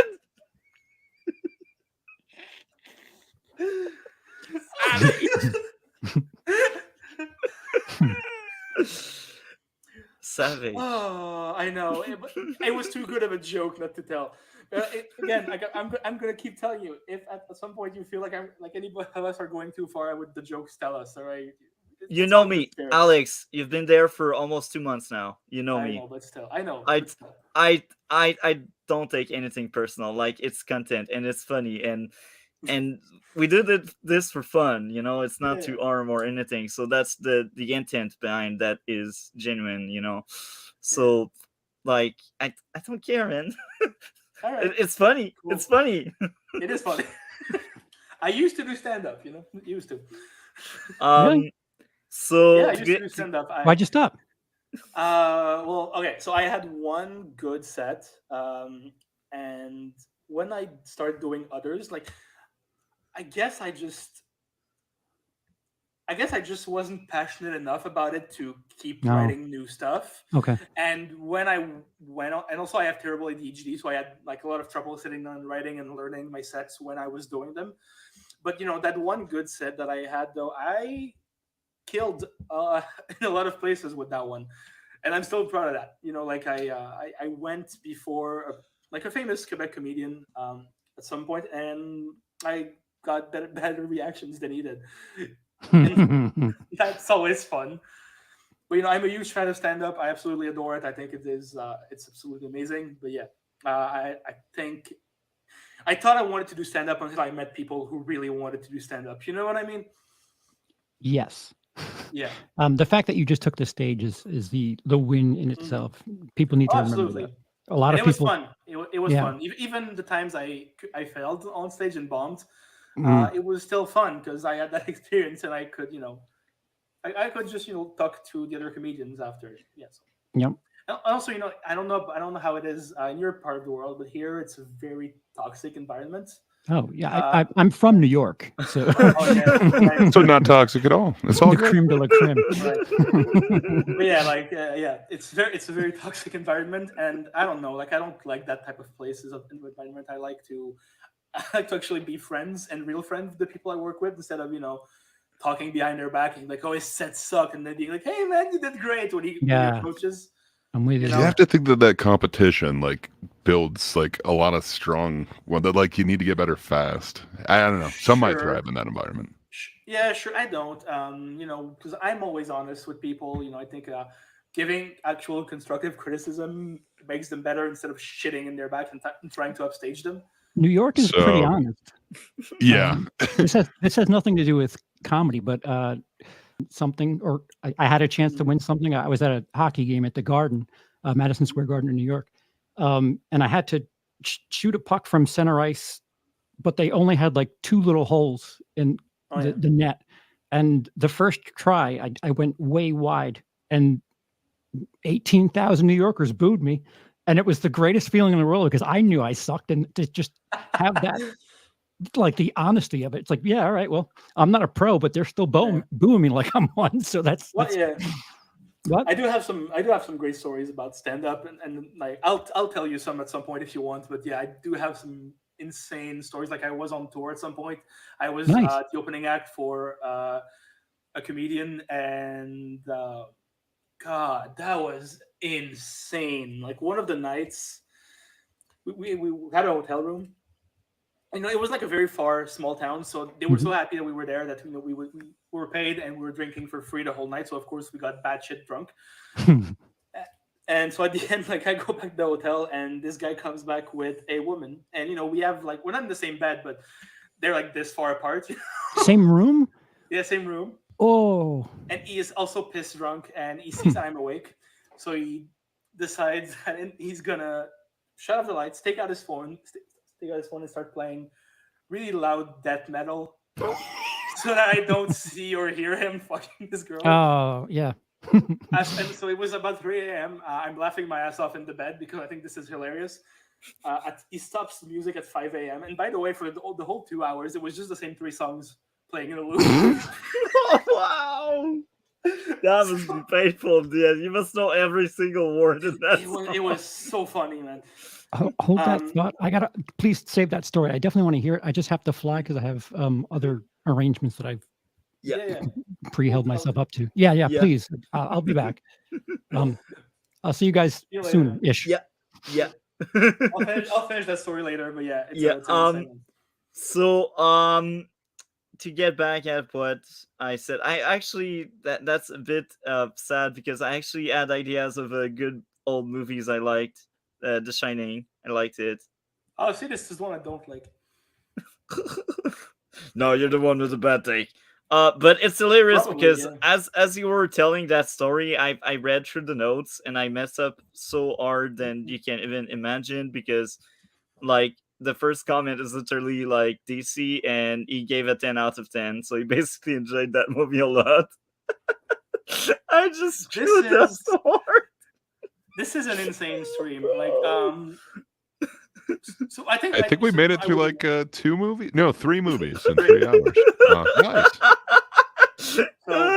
That's So, like yeah, the Barbie stream. Anyhow, to get back to the amazing Spider-Man. I liked Peter, even if it wasn't like the best Peter out there. He was entertaining. He was trying to be funny as Spider-Man, and that was entertaining. The action was cool. Gwen Stacy, amazing. I'm sold. Emma Stone is just a good actress that I enjoy a lot. Like, give her any roles and I will enjoy. Uh, the father of Gwen was also great. I enjoyed it. The music was entertaining. Uncle Ben's death was sad, and I take I like that Ben more than the one in the Raimi I mean, verse. Martin Sheen is a great actor. Well, Yeah, I that may be the weirdest take I have, but I have it. That's my Uncle Ben there. And yeah, I just thought it was a very fun movie. I was hooked from start to finish. The humor, I enjoyed it as well. Um, Now I have two side notes. Side note number one: since Peter went in unauthorized area in the labs, I feel like the way he got his powers is less contrived than Spider-Man 2002. It was actually well made. Me dunking more in Spider-Man 1. Um, my next side note would be my favorite Spider-Man movie so far. Sorry, Spider-Man 1 and 2 fans.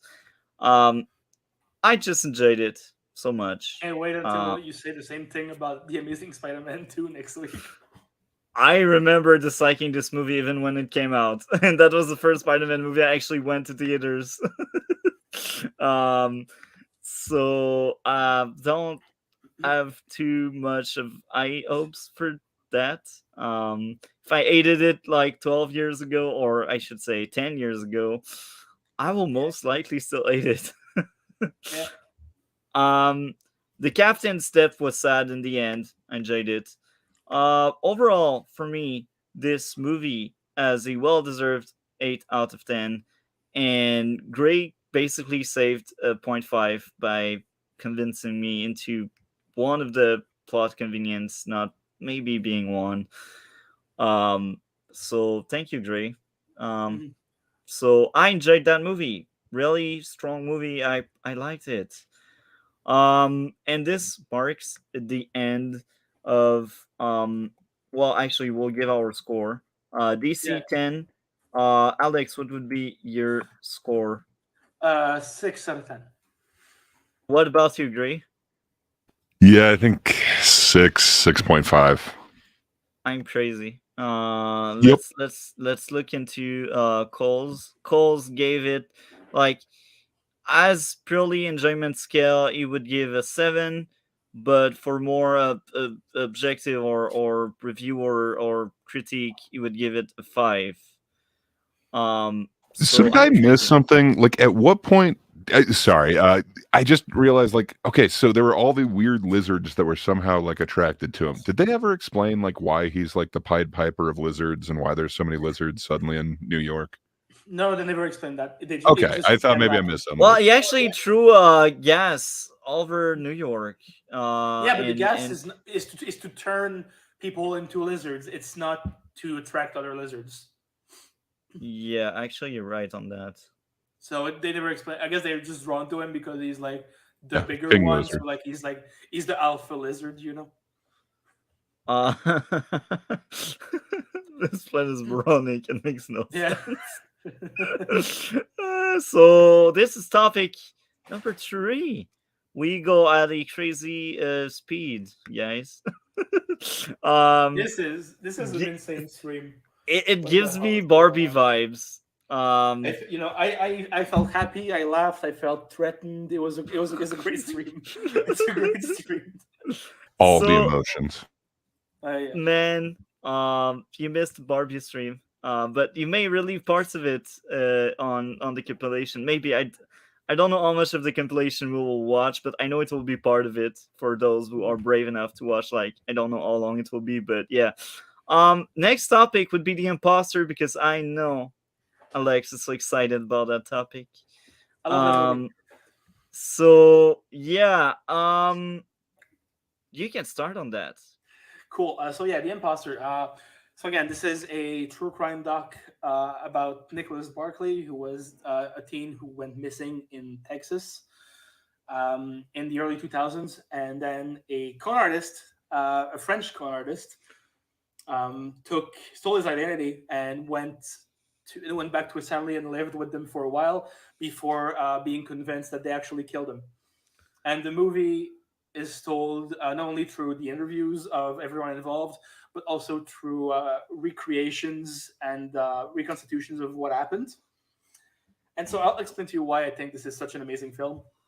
Because to me, it's not just a true crime story. Like it's a movie about manipulation, deception, and the way we see true crime as entertainment. So I'll start by saying like the first thing that this movie does, it shows you so that guy, like the con artist, and you'll notice two things that are different from the other interviews with him. First of all, is he is the only one to stare at the camera directly. The other ones are looking like on the side or something else, somewhere else, but he stares at the camera. And also the other difference is that he has a blurry background. Like we can't really see his background as the other ones all are, seated in their environment, whether it be their house or their offices.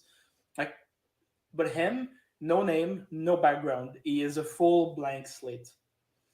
And also he is again staring into the camera. So, and he is the one narrating this story. And so this movie will question the very concept of a documentary, and now we can trust it by him, a guy who is shown throughout the doc as being a liar and a manipulator. He's the one guiding the story along. He's the one whose point of view it is being told through. And even though we are being told that he is a liar and a manipulator, when he looks straight in the camera and says they killed him, I don't know about you guys, but I believed it. I'm like, oh shit, of course they killed him. But no, clearly not. They did not kill him. But he's just that good a storyteller, a manipulator, and a liar. And the way that this is a full-on critique of documentary filmmaking, because even though it's a documentary, the person whose point of view is being told is not necessarily the truth. It can be deceiving. It can be manipulative. It can be a lie. And that is the whole point of The Imposter. It's a movie about that, about how, media lies to us and we are being lied to by people, even in things like documentaries that are supposed to be objective. I think it's one of the very first times, if not the only time, where I've seen a documentary being told from the point of view of an unreliable narrator. And that's why, that's also why we have these reconstitutions and recreations of what happened instead of other types of real, news clippings or stuff like that. Because these are fake. They are filmmaking. They are fiction. They are not the reality. And again, this guy is telling us this story, and what is being shown to illustrate the story he is telling is recreated images, fake images. When we see him from a security camera, it's not the real guy. It's just an actor. It's all, the whole point is to talk about that people lie. And the reason he looks straight into the camera the whole time when he's telling the story is because he is trying to convince you, the audience. Whereas the other, people interviewed in the doc are just telling their story. This one is fully trying to convince you of something. And again, this way, it works so well to me when he says they killed him. Because to me, no, of course, it's just that, they are just people who lost a family member. And they are they so wish to see him again that they are ready to accept any type of truth when he comes back, even though it is obviously not him. And I think this is why this film is so brilliant, because you are the same as that family. because you are being lied to by this guy, and he is so good at it that he is convincing you of his lies. That's actually an aspect I really liked, and I did thought of it a lot throughout the movie.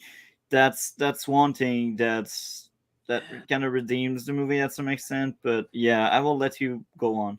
And even like once they have that reveal, and you see, the two guys like digging in the backyard and finding nothing. To me, what this tells me is, well, first, he didn't do it, and two, what this guy says is shallow every time. And even after, when he's arrested again, you see him in prison through actual security footage this time, calling missing people's families and trying to make them think that that he is their family member that has been missing. I just think it's a brilliant piece of documentary filmmaking. And it is one of my absolute favorite for this reason, and for the way it tells a story and its themes throughout a guy who lies to you. Because again, like, they all have names when they show up on screen. They all have backgrounds. You can kind of identify who they are, but not this guy. And yet you believe him. Yeah. Yeah, I think it's an absolutely brilliant documentary. And all the people they interviewed are so interesting. Like the family, the mom, the grandma, like the sister. They're fascinating people. Like they all, because they come from a very uneducated part of Texas. Like at some point, when the sister gets the call that Nicholas has been found in Spain, her reaction is to say, "Spain, isn't that across the country or something?" Like it's a fully different country. So the movie gives you like some ammo to try to see these people as idiots and easily manipulatable. It does give you that ammo, but then you fall for it also. So they're not stupid. It's just this guy is that fucking good, and also they wanted him to be their kid so much that they were ready to accept anything to have him back. Yeah. There you go. There you go. That is The Imposter. I absolutely adore this documentary. One of my absolute favorites. So I also love it, but I'm not convinced it's a documentary. Like, there are parts of it that are a documentary, but like, what would be the difference between like scripting out something, hiring actors, setting up the scene, choosing just where the camera is going to be, have them play it out, and then doing post-production work to make sure that like you have the one person doing the voice instead of the other? I don't know. A lot of work went into this that doesn't necessarily seem like documentary work to me. Well, that's the point. I love this film, but it is a film to me. Like, I don't know if it's technically a doc. Like, would you consider like Dateline things or one of those TV ones where they do like recreations docs? No, no, but the difference between that and this one is that this one uses all of these, all of these tools to point out something that this guy is a liar and he's not reliable. And documentaries can do that. Any type of film can do that, depending on the point of view from which you're telling. For sure. So and when you get this manipulation mixed with that like post-production, like the way that they're actually like filming these like recreations, I don't know. Oh yeah. So yeah, to me it borders on. This is not a documentary about. This is not a true crime doc to me. To me, this is a documentary about deception. Yeah. About manipulation. And they manipulate you so well. I love that. Like, this was awesome. Like, don't get me wrong. Like, I love it. I'm just not sure if I'd classify it as like a true documentary. Like, I do. Don't know, every once in a while they have a recreation, but like, I don't know. This is so many like wide swaths of this. Yeah, but I don't know. That's the point, because they're recreating something that a liar is telling you through his point of view. So like, it is. These parts are fictitious because he is making them up. No, I gotcha. And the other thing that I'd kind of disagree with you on is like, I agree that they didn't bury the body there, and they didn't tell this dude about that, but I'm not fully convinced that the family didn't have something to do. She failed a lie detector. Granted, it was the third time, and she does claim that it is something about stealing was what she really failed Yeah, on, but not anything about also, that. But I don't know, like the whole family was just so willing to take him in. Like this dude that is not their family member that yeah, I don't know, man. I have yeah, but questions. I'm not also, saying like I could so convict. I definitely would vote not guilty because there's not evidence to convict. But I'm not convinced that they didn't have something to do with his disappearance. well, again, I to think me, the point was it's more like you cannot trust the narrator. For I think sure. that's Yeah, And that the was point. awesome about this too. And the way they depicted that is just amazing. I don't think I have anything else to say to it other than what Alex said. Just my one thing is like, I'm not fully convinced they're innocent. And then second is yeah, I'm not fully convinced this is a documentary. I love this film though. It is amazing. But it is incredible, yeah, and we still don't know what happened to Nicholas Barkley. Like, he is still very much missing, and I'm at this point probably dead. Or he became Even someone else. But yeah, I don't like. To me, this is it's a brilliant piece of filmmaking. And again, I think they didn't do it. I don't think they did it. I just think it's so much. It's based on them not knowing, like, how a person could change. Like, again, like when his ears are not in the same shape and his eyes are not the same color, and he has a different accent. But they believe him immediately, not only because, well, they want their little brother to be back, but also because they don't have that type of education where they would know what is possible and what is not possible when someone changes like that. Which is, to me, why they believe him. It's a mix of these two, and also because that guy is so good at deceiving, lying, and manipulating people. Okay. Um. So here's the thing. I really feel like it's a documentary, and it's fine. I didn't hold it against it. However, it kind of affected how I would grade stuff, and this is why this time around I do have things to say about it, but I don't think I should give any grades because I feel like documentary they should be viewed like for many things, and because they're documentary they should be viewed as a way to get intel and information on something, and accuracy is then one of the biggest thing you can judge a documentary on, how accurate it Well, that is depends on. that depends what the story is that they're trying to tell. Because it's still Yeah, filmmaking, it's still story, and it's still storytelling. every documentary has an angle that they're going at. Like Yeah, I don't of know, course. man. I feel like that documentary to be like properly judged, you would need to do research on your part on the matter, I think, Well, and yeah, that of should course, be but that should be another factor for any other documentary, I do think, because again, I again, get like your point. that's what the imposter is critiquing. That's what it is saying. That, yeah, because it's a documentary, you believe it. But any type of media can lie to you, including a doc, because someone has an agenda, someone has a point of view. Yeah, and this is why I cannot really properly grade documentaries because I just don't have the time to fact check said documentary. And for me, I think one of the biggest highlight of a documentary should be its accuracy. But again, I get it. The message is, oh, don't trust anyone or anything because that documentary tried to lie to you. I get it, but I still think that accuracy is one thing you should look into when you scale. And again, movie making wise, I think it was well done, well put together, and it was a fast watch. It was quick.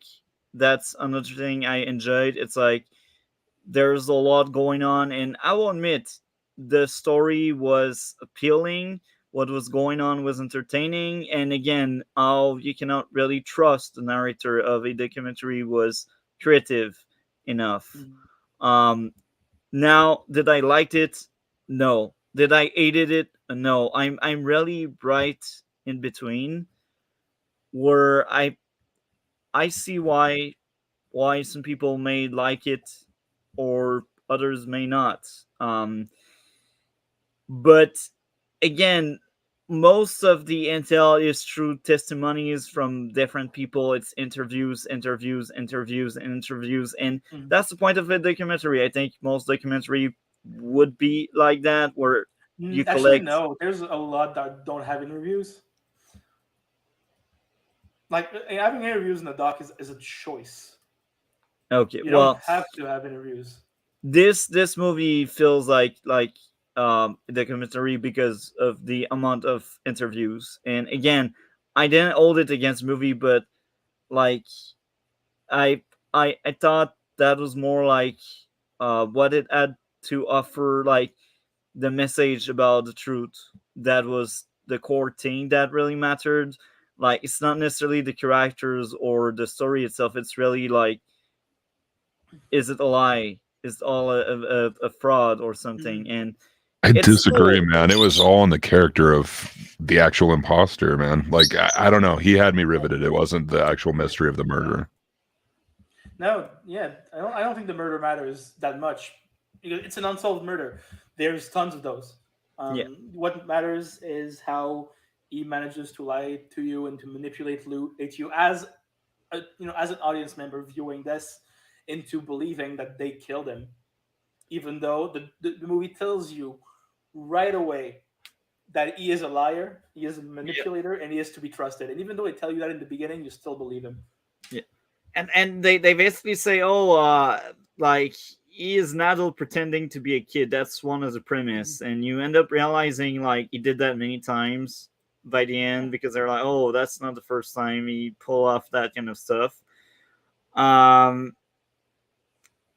But like, yeah, it's a very hard movie for me to really critique, bash, or anything, and I didn't really like it, but I didn't hated it. Like it was something, it was in my week. Um, so yeah, at least I was invested enough to go through it. Like sometimes after 20 or 30 minutes, I'm like, oh yeah, I tap out. I still watch because we do the podcast, but sometimes I tap out after 20 minutes. It wasn't the case here. So they did. I'll manage to get through to you with the documentary at some point. Good luck with that, bro.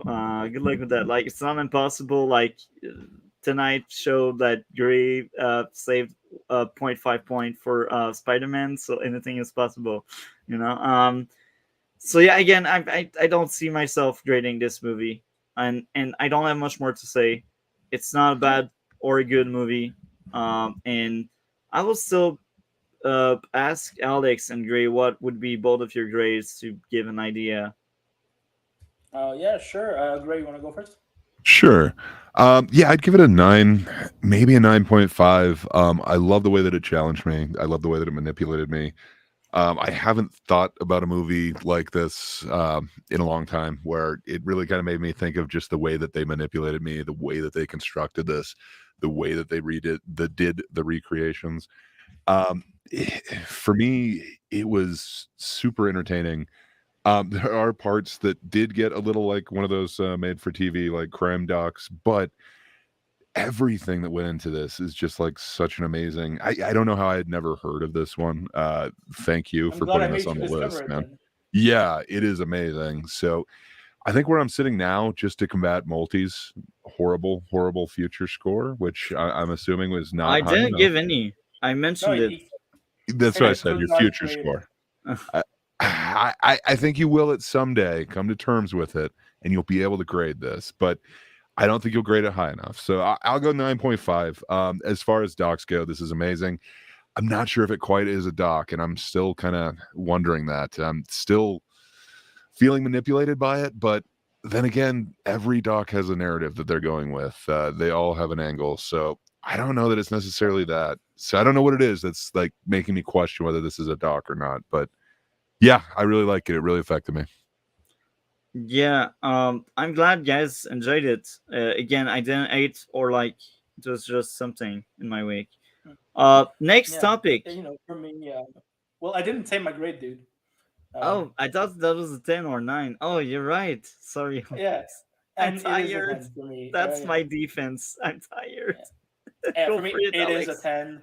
It is a 10, and yeah, I don't. The director hasn't done that much yet. He's made a fiction movie called American Animals in 2018, and he's working on something else now called Rogue Male. But yeah, I really like what this guy does, and yeah, it's one of my favorite documentaries of all time. Is he So only 10 out of 10. doing documentaries? He did No, Lock so Squad. Have you ever watched that? He did like 40 episodes as a producer. yeah, I and don't know. American That's kind of Animals cool. is a fiction is a crime drama. Is a crime drama about a heist. It has Barry Keoghan and Evan Peters in it. So Okay. Um, do you guys want to add more to the imposter before we move on? I think I'm good. I think I said my Yeah, piece. I think Alex said it all, man. I feel like maybe you should retract some of your statements, Multi. But other than that, yeah, we can move on. Lisa Frankenstein. Yeah, which is the So last thing I've seen this week. I will let you start on that one, Alex. All right. So this is one of those movies where I started up like having tons of fun watching it. I was like, okay, this is a fun premise. It's kind of quirky. And the more it went on, the less I liked it.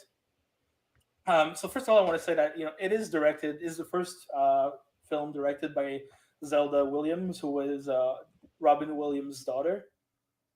Um, it's her first film, and it was written by a screenwriter that I really like usually, named Diablo Cody, who wrote Juno, Young Adult, um, Jennifer's Body, and a bunch of other things. She's an amazing screenwriter, so I just wanted to give her a shout out and ask you to watch her other shit because she's great. But yeah, Lisa Frankenstein.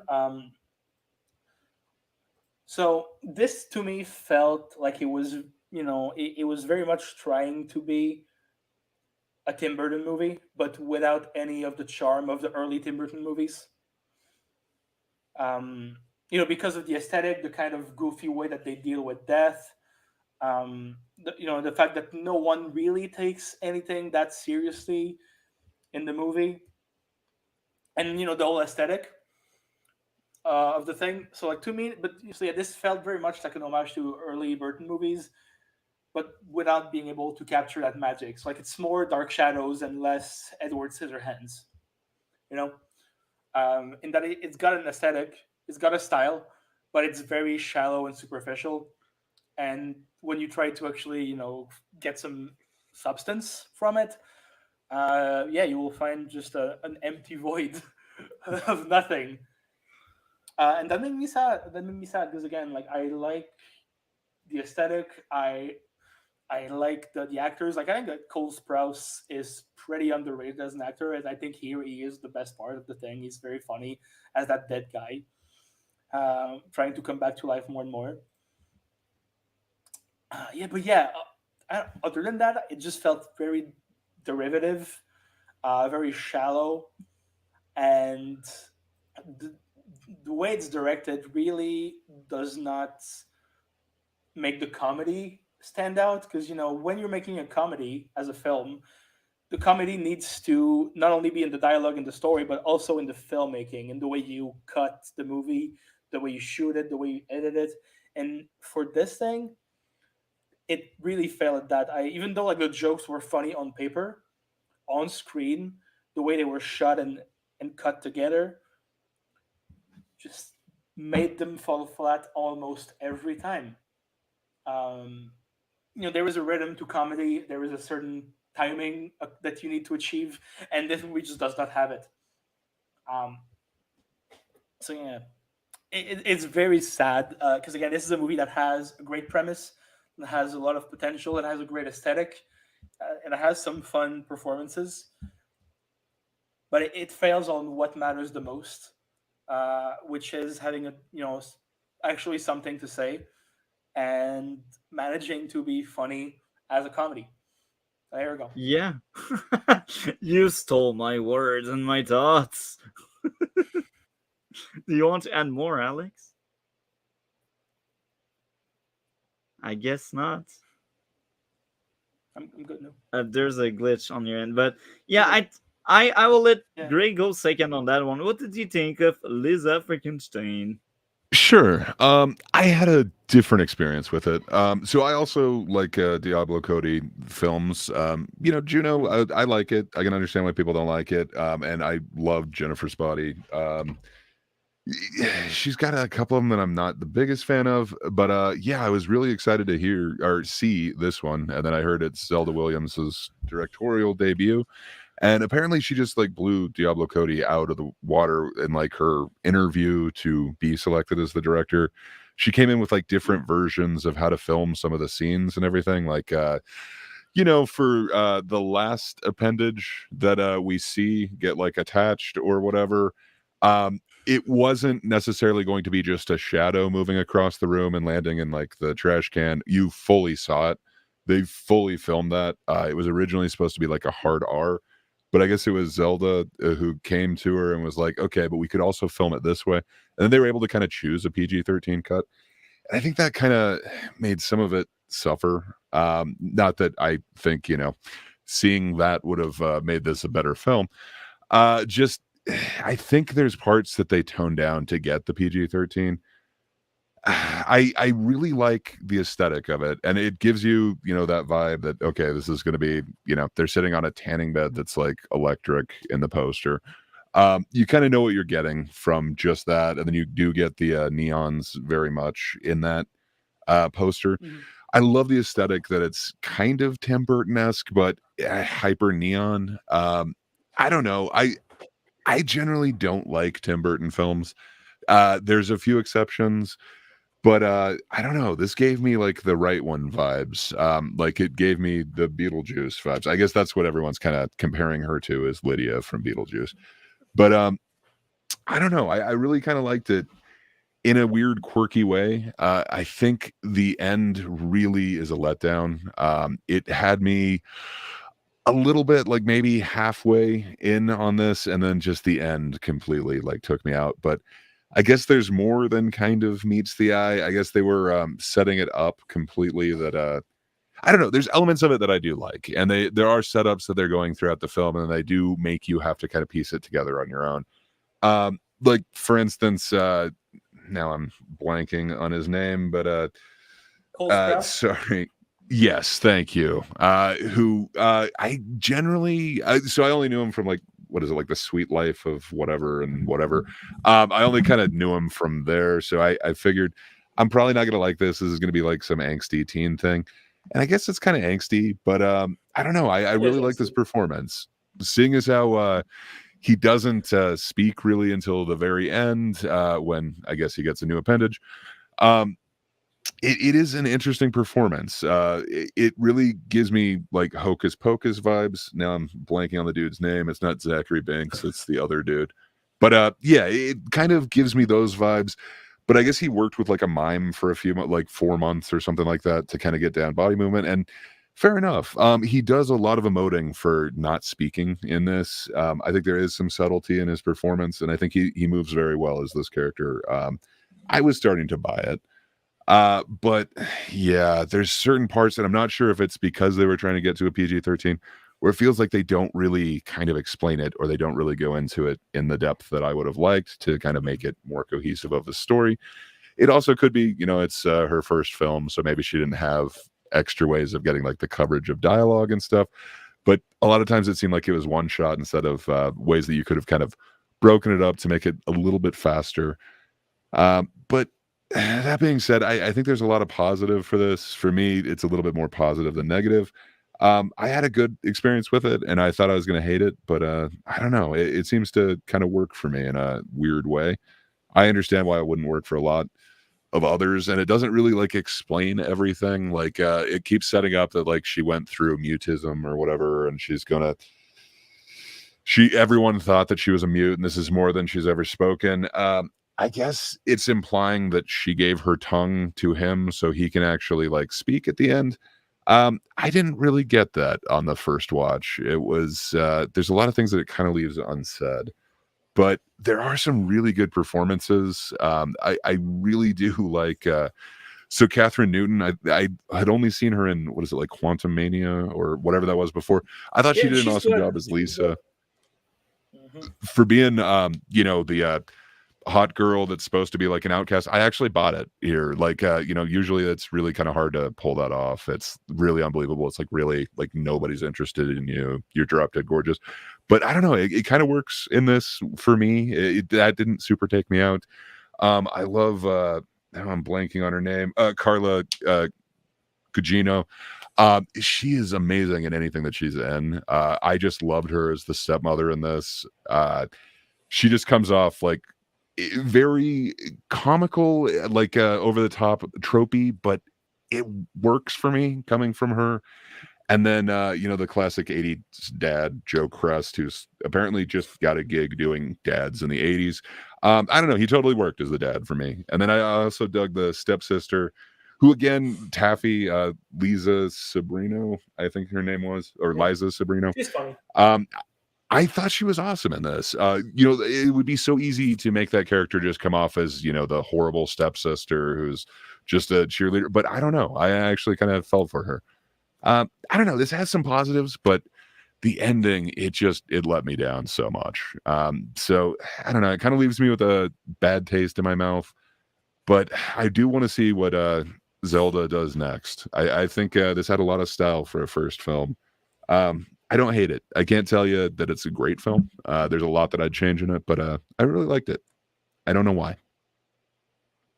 That's fine, dude. Yeah. I disliked so much this movie.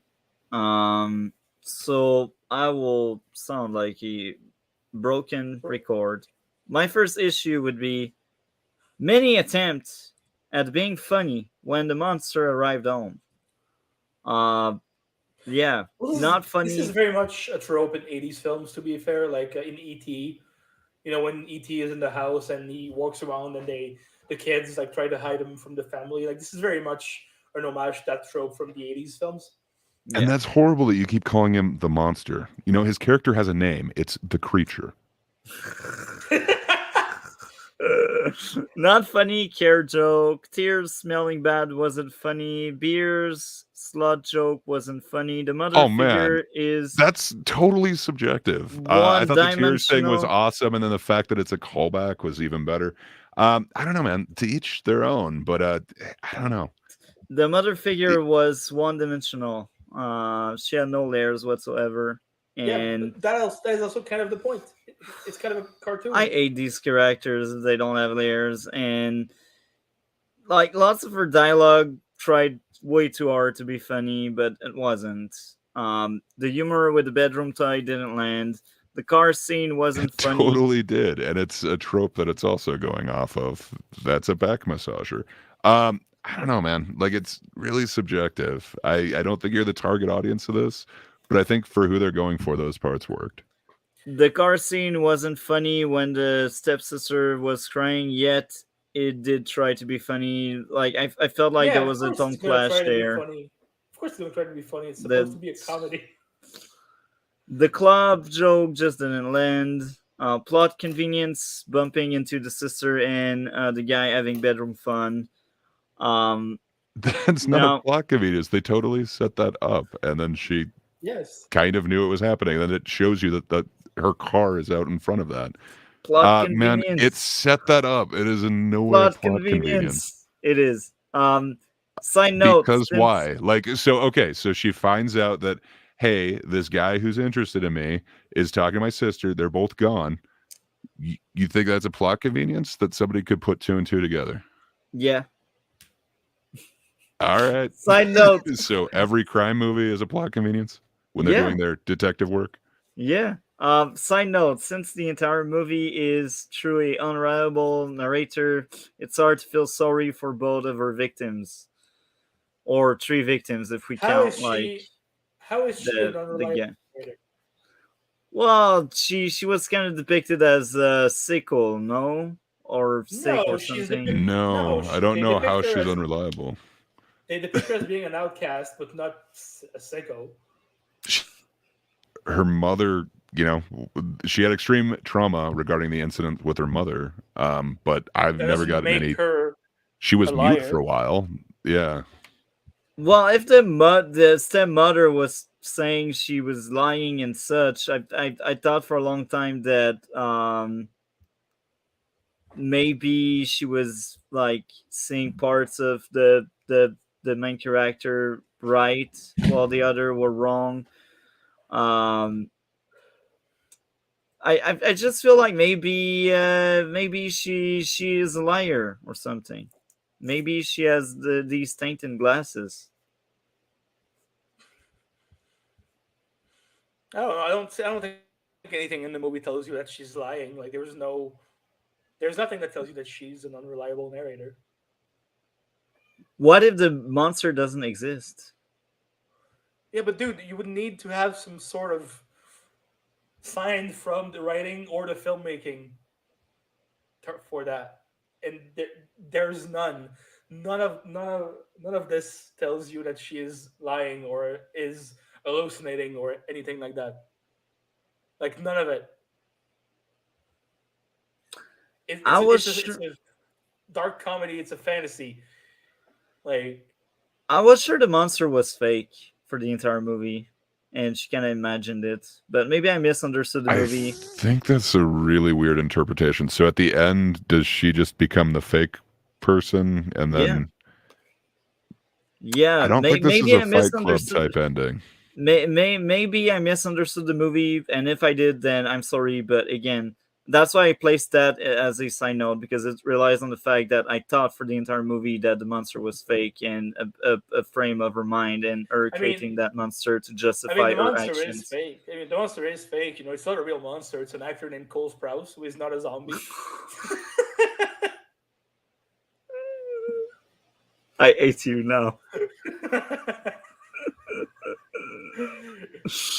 But It's again, an that's interesting why interpretation of it. I that's didn't why I get placed that it. either time I watched it, but But we okay. have seen it I could twice, so watch maybe it I'm with wrong. that theory, but I'm not sure that that's what it's intended. Yeah, maybe I'm wrong. That's why I placed it in side note, that one, because again, it relies on me thinking that monster was a part of her mind and not really real. Um, and this is also why she understands him, even if he doesn't speak. It's because that's her inner No, or darker side. they just have a connection. Like they don't need to speak. That's the point. That's They why have a they connection are. because they're the same person. That's what I was thinking. But again, I may be wrong. Have you ever had chemistry with someone in your real life? Like No, someone that you're able to communicate with and understand, even though you're not saying words. not really. Is that something that happens in real life? Not really. The closest thing I had would be my mother, but even there, I don't really read through her mind. It's So not I about don't reading know. I minds. don't It's have just that being. deeper connection. It's just knowing someone so well that you can kind of see what they're feeling and And doing he's trying to literally make them miming it better. out too. Yeah. Not really like a mind reading, it's more of a mime reading. Yeah, but again, it relies a lot on me thinking that monster is fake, and that's why she's unreliable because she has that split personality thing or whatever. Maybe I'm wrong. Again, if I'm wrong, then I misunderstood that part, and this side note should remain a side note. Anyhow, I will admit the intro was creative. I like the music, the sound effect were good. The teenager acting like teenager was entertaining, and a lot of the visual humor did land. I thought most of the visual things they showed was far better than like most of the written failed jokes. That's just so subjective, and it's really weird that you do your rating system on you're going to take off 0.5 every time you don't find a joke funny. Yeah. But I gotta say, man, like I always do Taffy that. says, does he have more of a basketball bod or a football bod? And then Lisa said, he doesn't play sports, he's cerebral. And then Taffy says, he's in a wheelchair? Like that is hilarious, man. That is a fun joke. Yeah, it is. There are some really good jokes in this, man. I don't know if you can say not funny, not funny, not funny. I can. Like, I wasn't a fan of the humor, but at least I had something to back it up. The monster was entertaining. The sadness of the scene after the big argument over broken toys was entertaining. I can't remember what I referred to there. The monster was entertaining, and the ending was perfect. But I guess I didn't understood that either. Oh, even if I disagree with you, the one part that I hate, you're like, yeah, it was good. I don't like the ending. Also, I mean, so that's my problem with the ending is that, like, it's left ambiguous in a way that some people might see it as saying that suicide is a good way out. For sure. It is. It doesn't feel like it was earned either, and it just kind of comes out of the blue. I don't know. Even if you're going to go that route, it could have been done better. And I don't think that Zelda Williams is good enough at her job yet for her to make that type of ambiguous ending without it coming off as, oh, you're saying suicide is good, So overall, I thought that movie was a 4 out of 10. One of the worst we covered for me. And what about you, Alex? So I'll just add something quickly. There's 2 things that I forgot to mention. First of all, I kind of like the way they talk about sexual assault in this film, especially in the way that, the 80s was a time period in which that kind of shit was sort of normalized and not taken as seriously as it should have been. And I did kind of enjoy that commentary. And also, I really appreciate all the film and cinematic references thrown in the film. Like, they're just there if you get it. Like, the moon with the thing in the face being for sure to Georges Méliès when he was first starting in like the early 1900s. Like, there's a whole bunch of many different references to older films, horror cinema, and even like rom-coms. There's a lot of really fun references to rom-coms. So I really did appreciate that aspect of the film, as well as the way it treats the subject of sexual assault. Now, as far as the ratings go, because of what I said, it being very derivative of a Tim Burton film without any type of deepness to it, and me not liking the comedy mostly because I think the filmmaking did not work in sync with it. Again, instead of the writing, this for me is a 3 out of 10. Damn, harsh. Yeah, that's not a good thing. It's never good to be near Multi's score. It always makes me question myself. So this is not a perfect film. I don't mind the cartoon in the beginning of it. I don't think they needed to do the cartoon in the middle of it. I get it. They're trying to do the PG-13, so they kind of take the you don't need that scene. So instead, we're going to ride a rocket ship, and then we'll do the again, the allusion to the I'm going to mess up his name, but the classic one of the moon getting struck in the eye. Is it John Millicet? Georges Méliès. Méliès. Sorry, I totally screw that up every single time. It's fine. I don't know why. My brain does not want to retain that name, and I don't know why, because that is such amazing black and white film. Like I don't know. That one's just so iconic. But I do feel like they did allude to that like a little too many times. They did have the poster, and then I think they did it like 3 other times, and then you actually get that in the cartoon as well. That kind of takes away for me, and then the ending just totally fell flat. It left so much to be desired, but I really want to see her next one. It kind of screamed like it should have been, and I don't know. I really like what it is. I think it is going to get that cult classic status, like a lot of Diablo Cody's have. But I don't know. It's not perfect. I think it's a really cool directorial debut. I really like. So I agree with you. It feels like it's trying to be Tim Burton-esque, but I feel so much more soul from this than I do from a Tim Burton film generally. It's like, okay, it's being weird to be weird. This I understood like the reference that she's definitely going for, and there were like 4 other ones that she was trying to bring in. It also is a lot of Death Becomes Her and a few of those other like really dark comedies. I liked it. It's not perfect for me. I'd give it like a 7. But yeah, I'm excited to see what Zelda does next because Yeah, me too. Me too. to me this was awesome as a debut. Okay, well, Alex, what do you have going on your end of the internet? Again, man, as usual, fucking nothing. I just do my own thing on my end. I write, movie reviews on my personal Facebook account. But I am thinking of starting a YouTube channel and a TikTok, so that might happen. And if you need a guest, you know where to hit me. Yeah, I mean, I'm so busy with like the 10,000s of projects I'm working on that I don't think I'm going to be able to do any of that very soon. But yeah, like nothing much on my end of the internet except that. So okay. Anyhow, I'm looking forward for next week to trash Dune.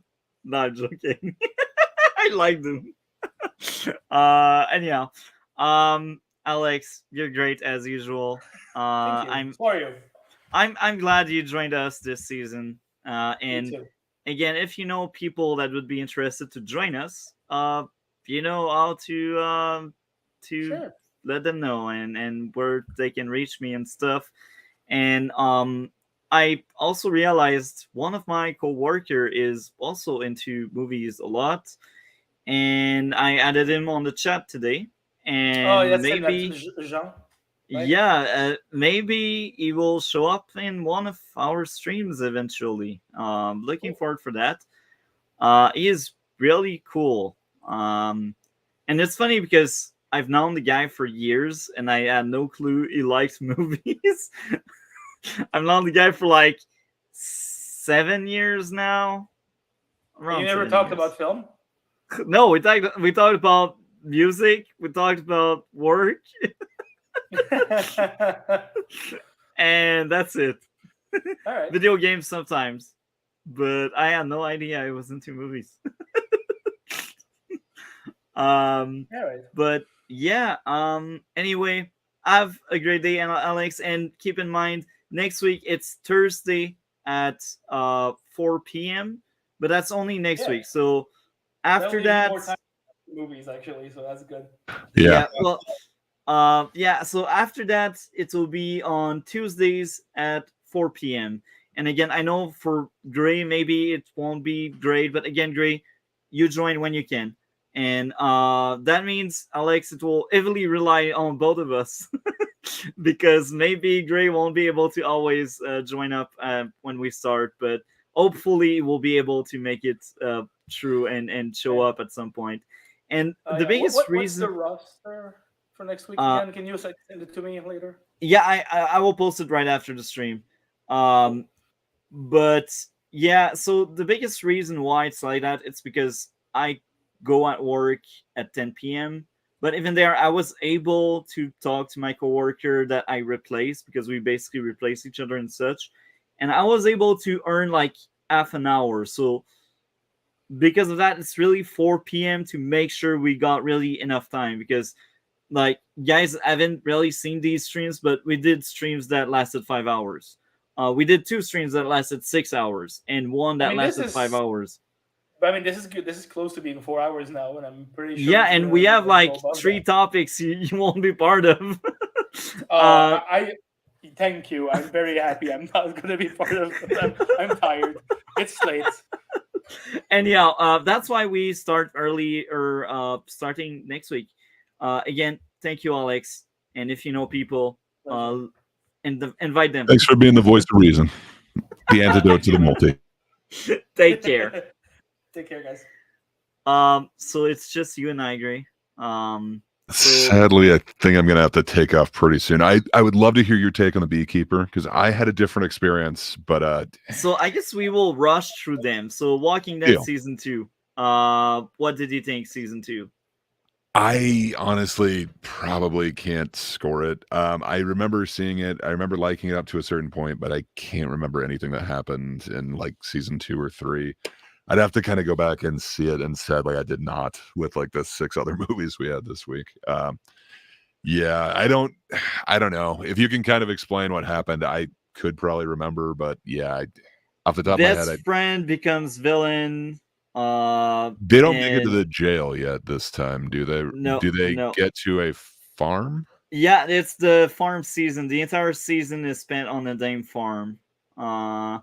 Okay, I kind of liked this one. They make some drastic changes at the end where it really diverts from the comic. I had really liked the first season, so I got into the comic, so I kind of thought I knew what was going on, and I really disliked the changes that they made. To me, that was a huge letdown. If I thought the first season was damn near perfect, this one for me was a huge letdown, mainly because of the end. I liked meeting some of the characters. I think you meet Herschel and Maggie and the people on the farm, and then you kind of get to know the people in the camper a little bit more. I dug that part. The ending really diverts for me, and I don't like it.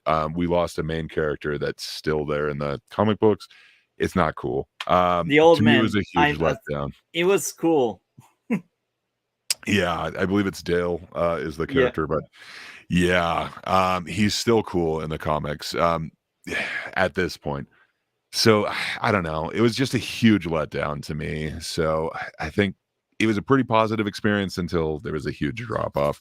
So I think overall, I'd probably give it like a 6 if I had to score the entire season. I couldn't tell you my favorite or least favorite episode. I'd have to really look into it, and I haven't.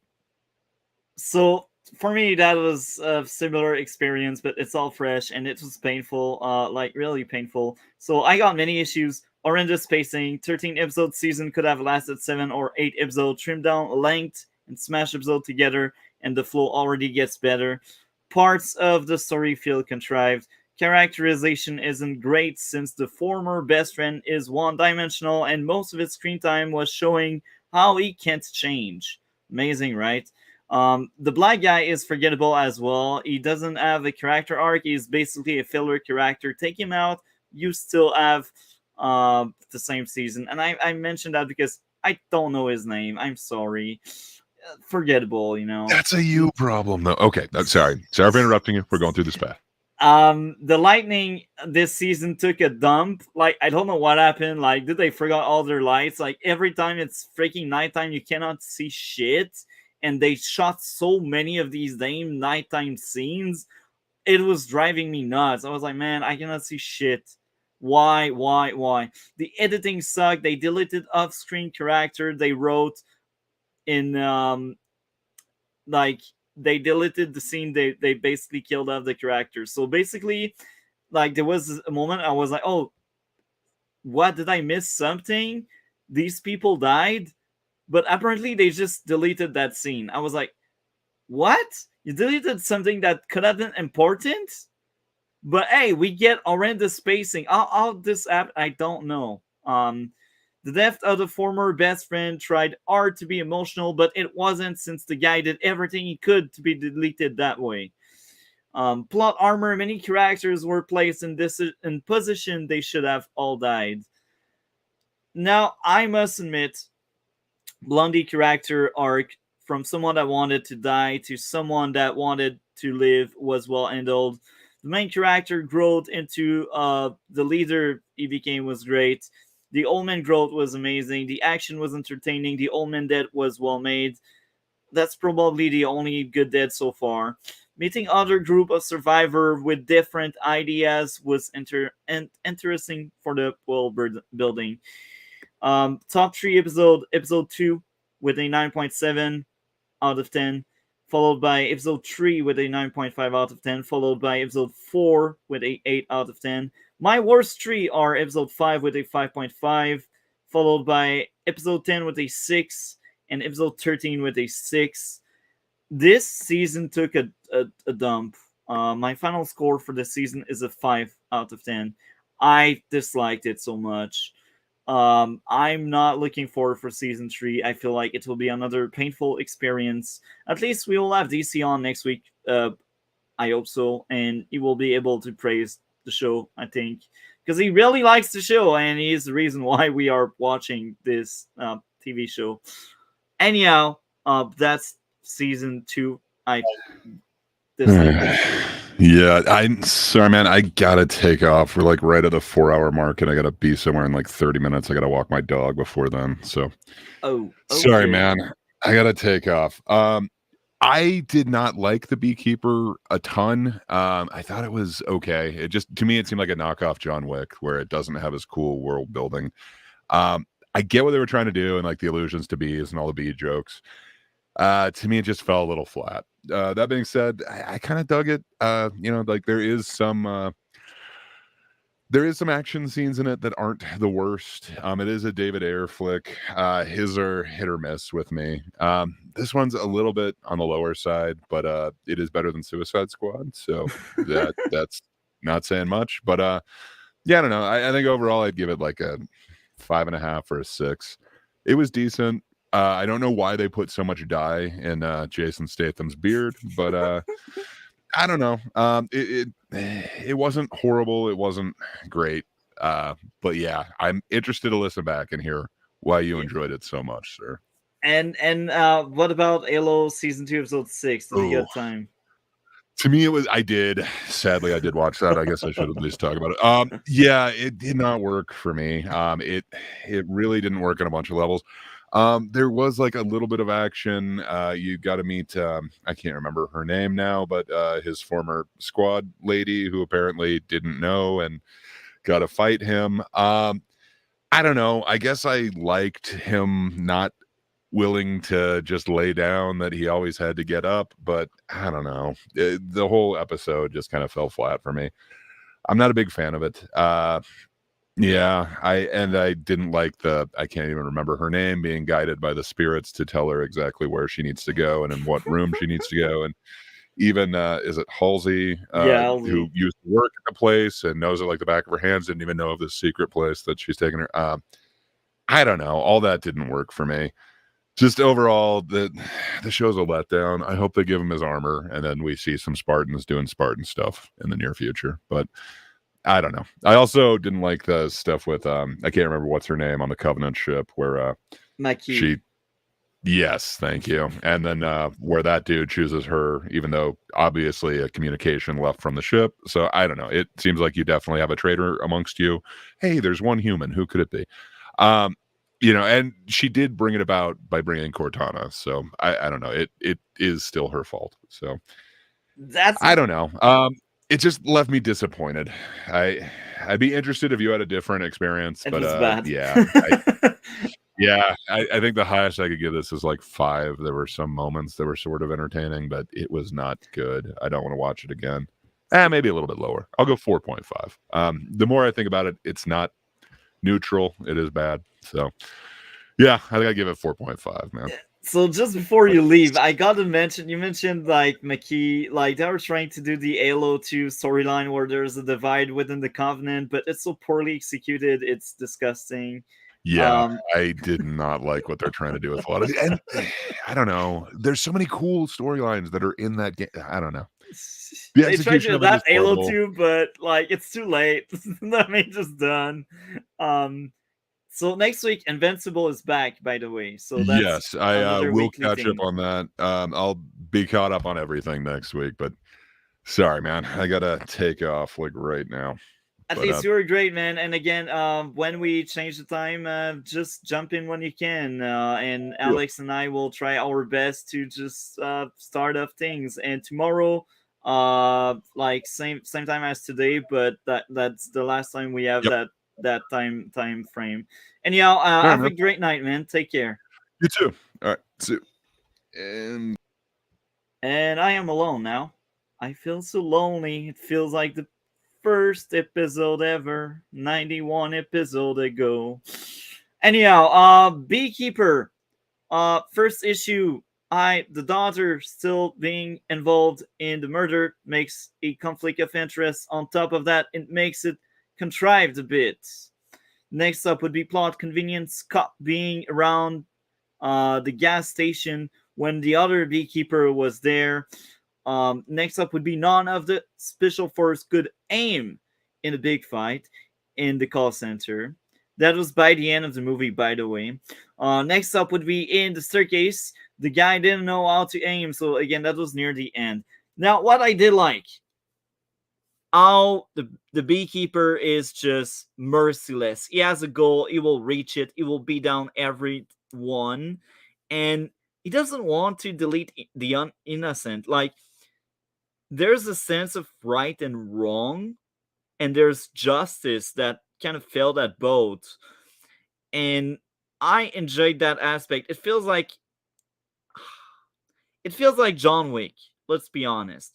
So, looking back at every John Wick, I do think the first John Wick was better than the Beekeeper, but if we have a sequel of the Beekeeper, we can have more potential, we can have more growth, because I feel like the Beekeeper, with his code that John Wick doesn't really have, can make something change, and it can provide interesting storytelling for a sequel.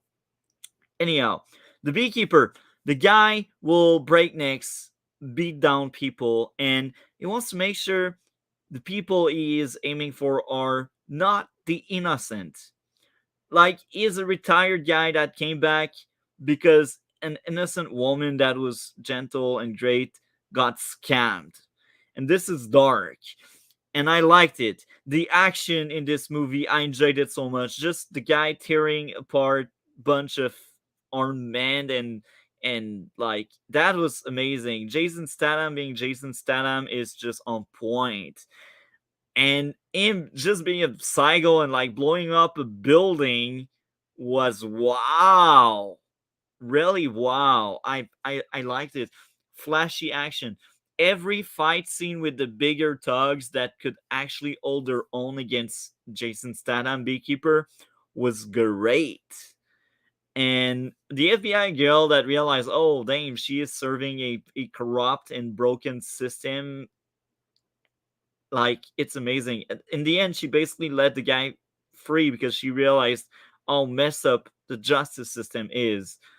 I like that so much. Again, the action, it's almost non-stop action. It's a good flick. I enjoyed it so much. But again, as a reviewer, I do think there are issues with this movie. That's why it's not a perfect movie, but just entertainment-wise, I liked it. The violence, the music, the villain were entertaining. They were not the best villain out there, but they were entertaining, and it's always satisfying when one of them gets beat down or their brain get blown up or something. It feels so great. The cops are also entertaining, and the FBI girl is just great. Again, I enjoyed the Beekeeper. So if people didn't like it, I don't get you. I don't understand you guys. It's one of my favorite action flick, and I will read out my comment I left on what's the name, Letterbox. So right now I'm trying to go through my list. Read notes. Okay, read notes. So Beekeeper, as an action flick, this is one of the best in the genre, offering more potential than the John Wick franchise. As a movie watcher, this is peak entertainment with amazing fights and interesting character. As a movie reviewer, the movie has a few contrived moments. It's not perfect. It has a few issues. Still a rock solid movie despite its sins. And finally, I will give the Beekeeper 8.5 out of 10. Well deserved. Like, just in terms of entertainment, that's a 13 for me. That's like above 12. That's like one of my favorite movies just in terms of entertainment. But as a movie, it has flaws. It did sins.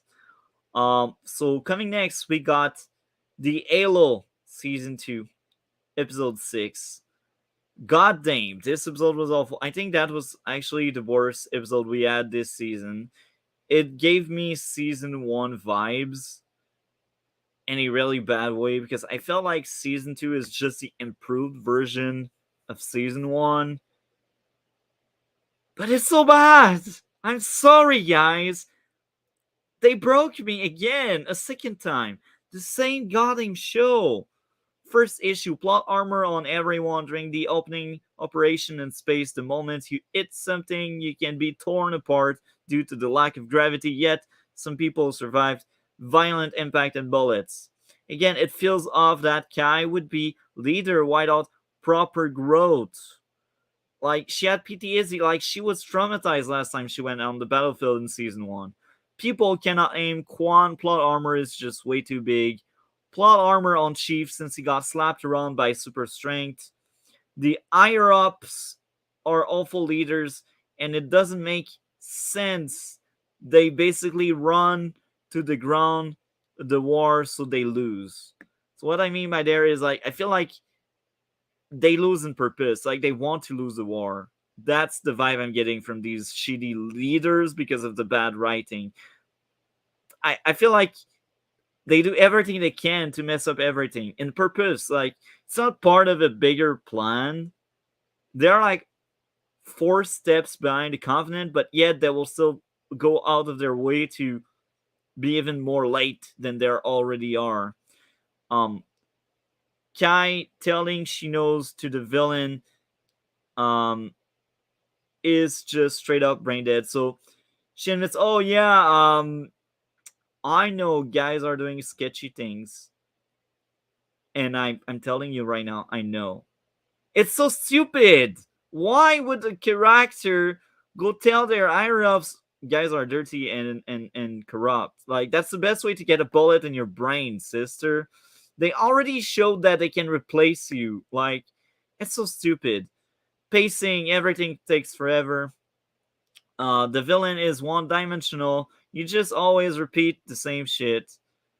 So I speak about, like, the new Halsey figure. For me, it's obvious the new Halsey figure is clearly a villain.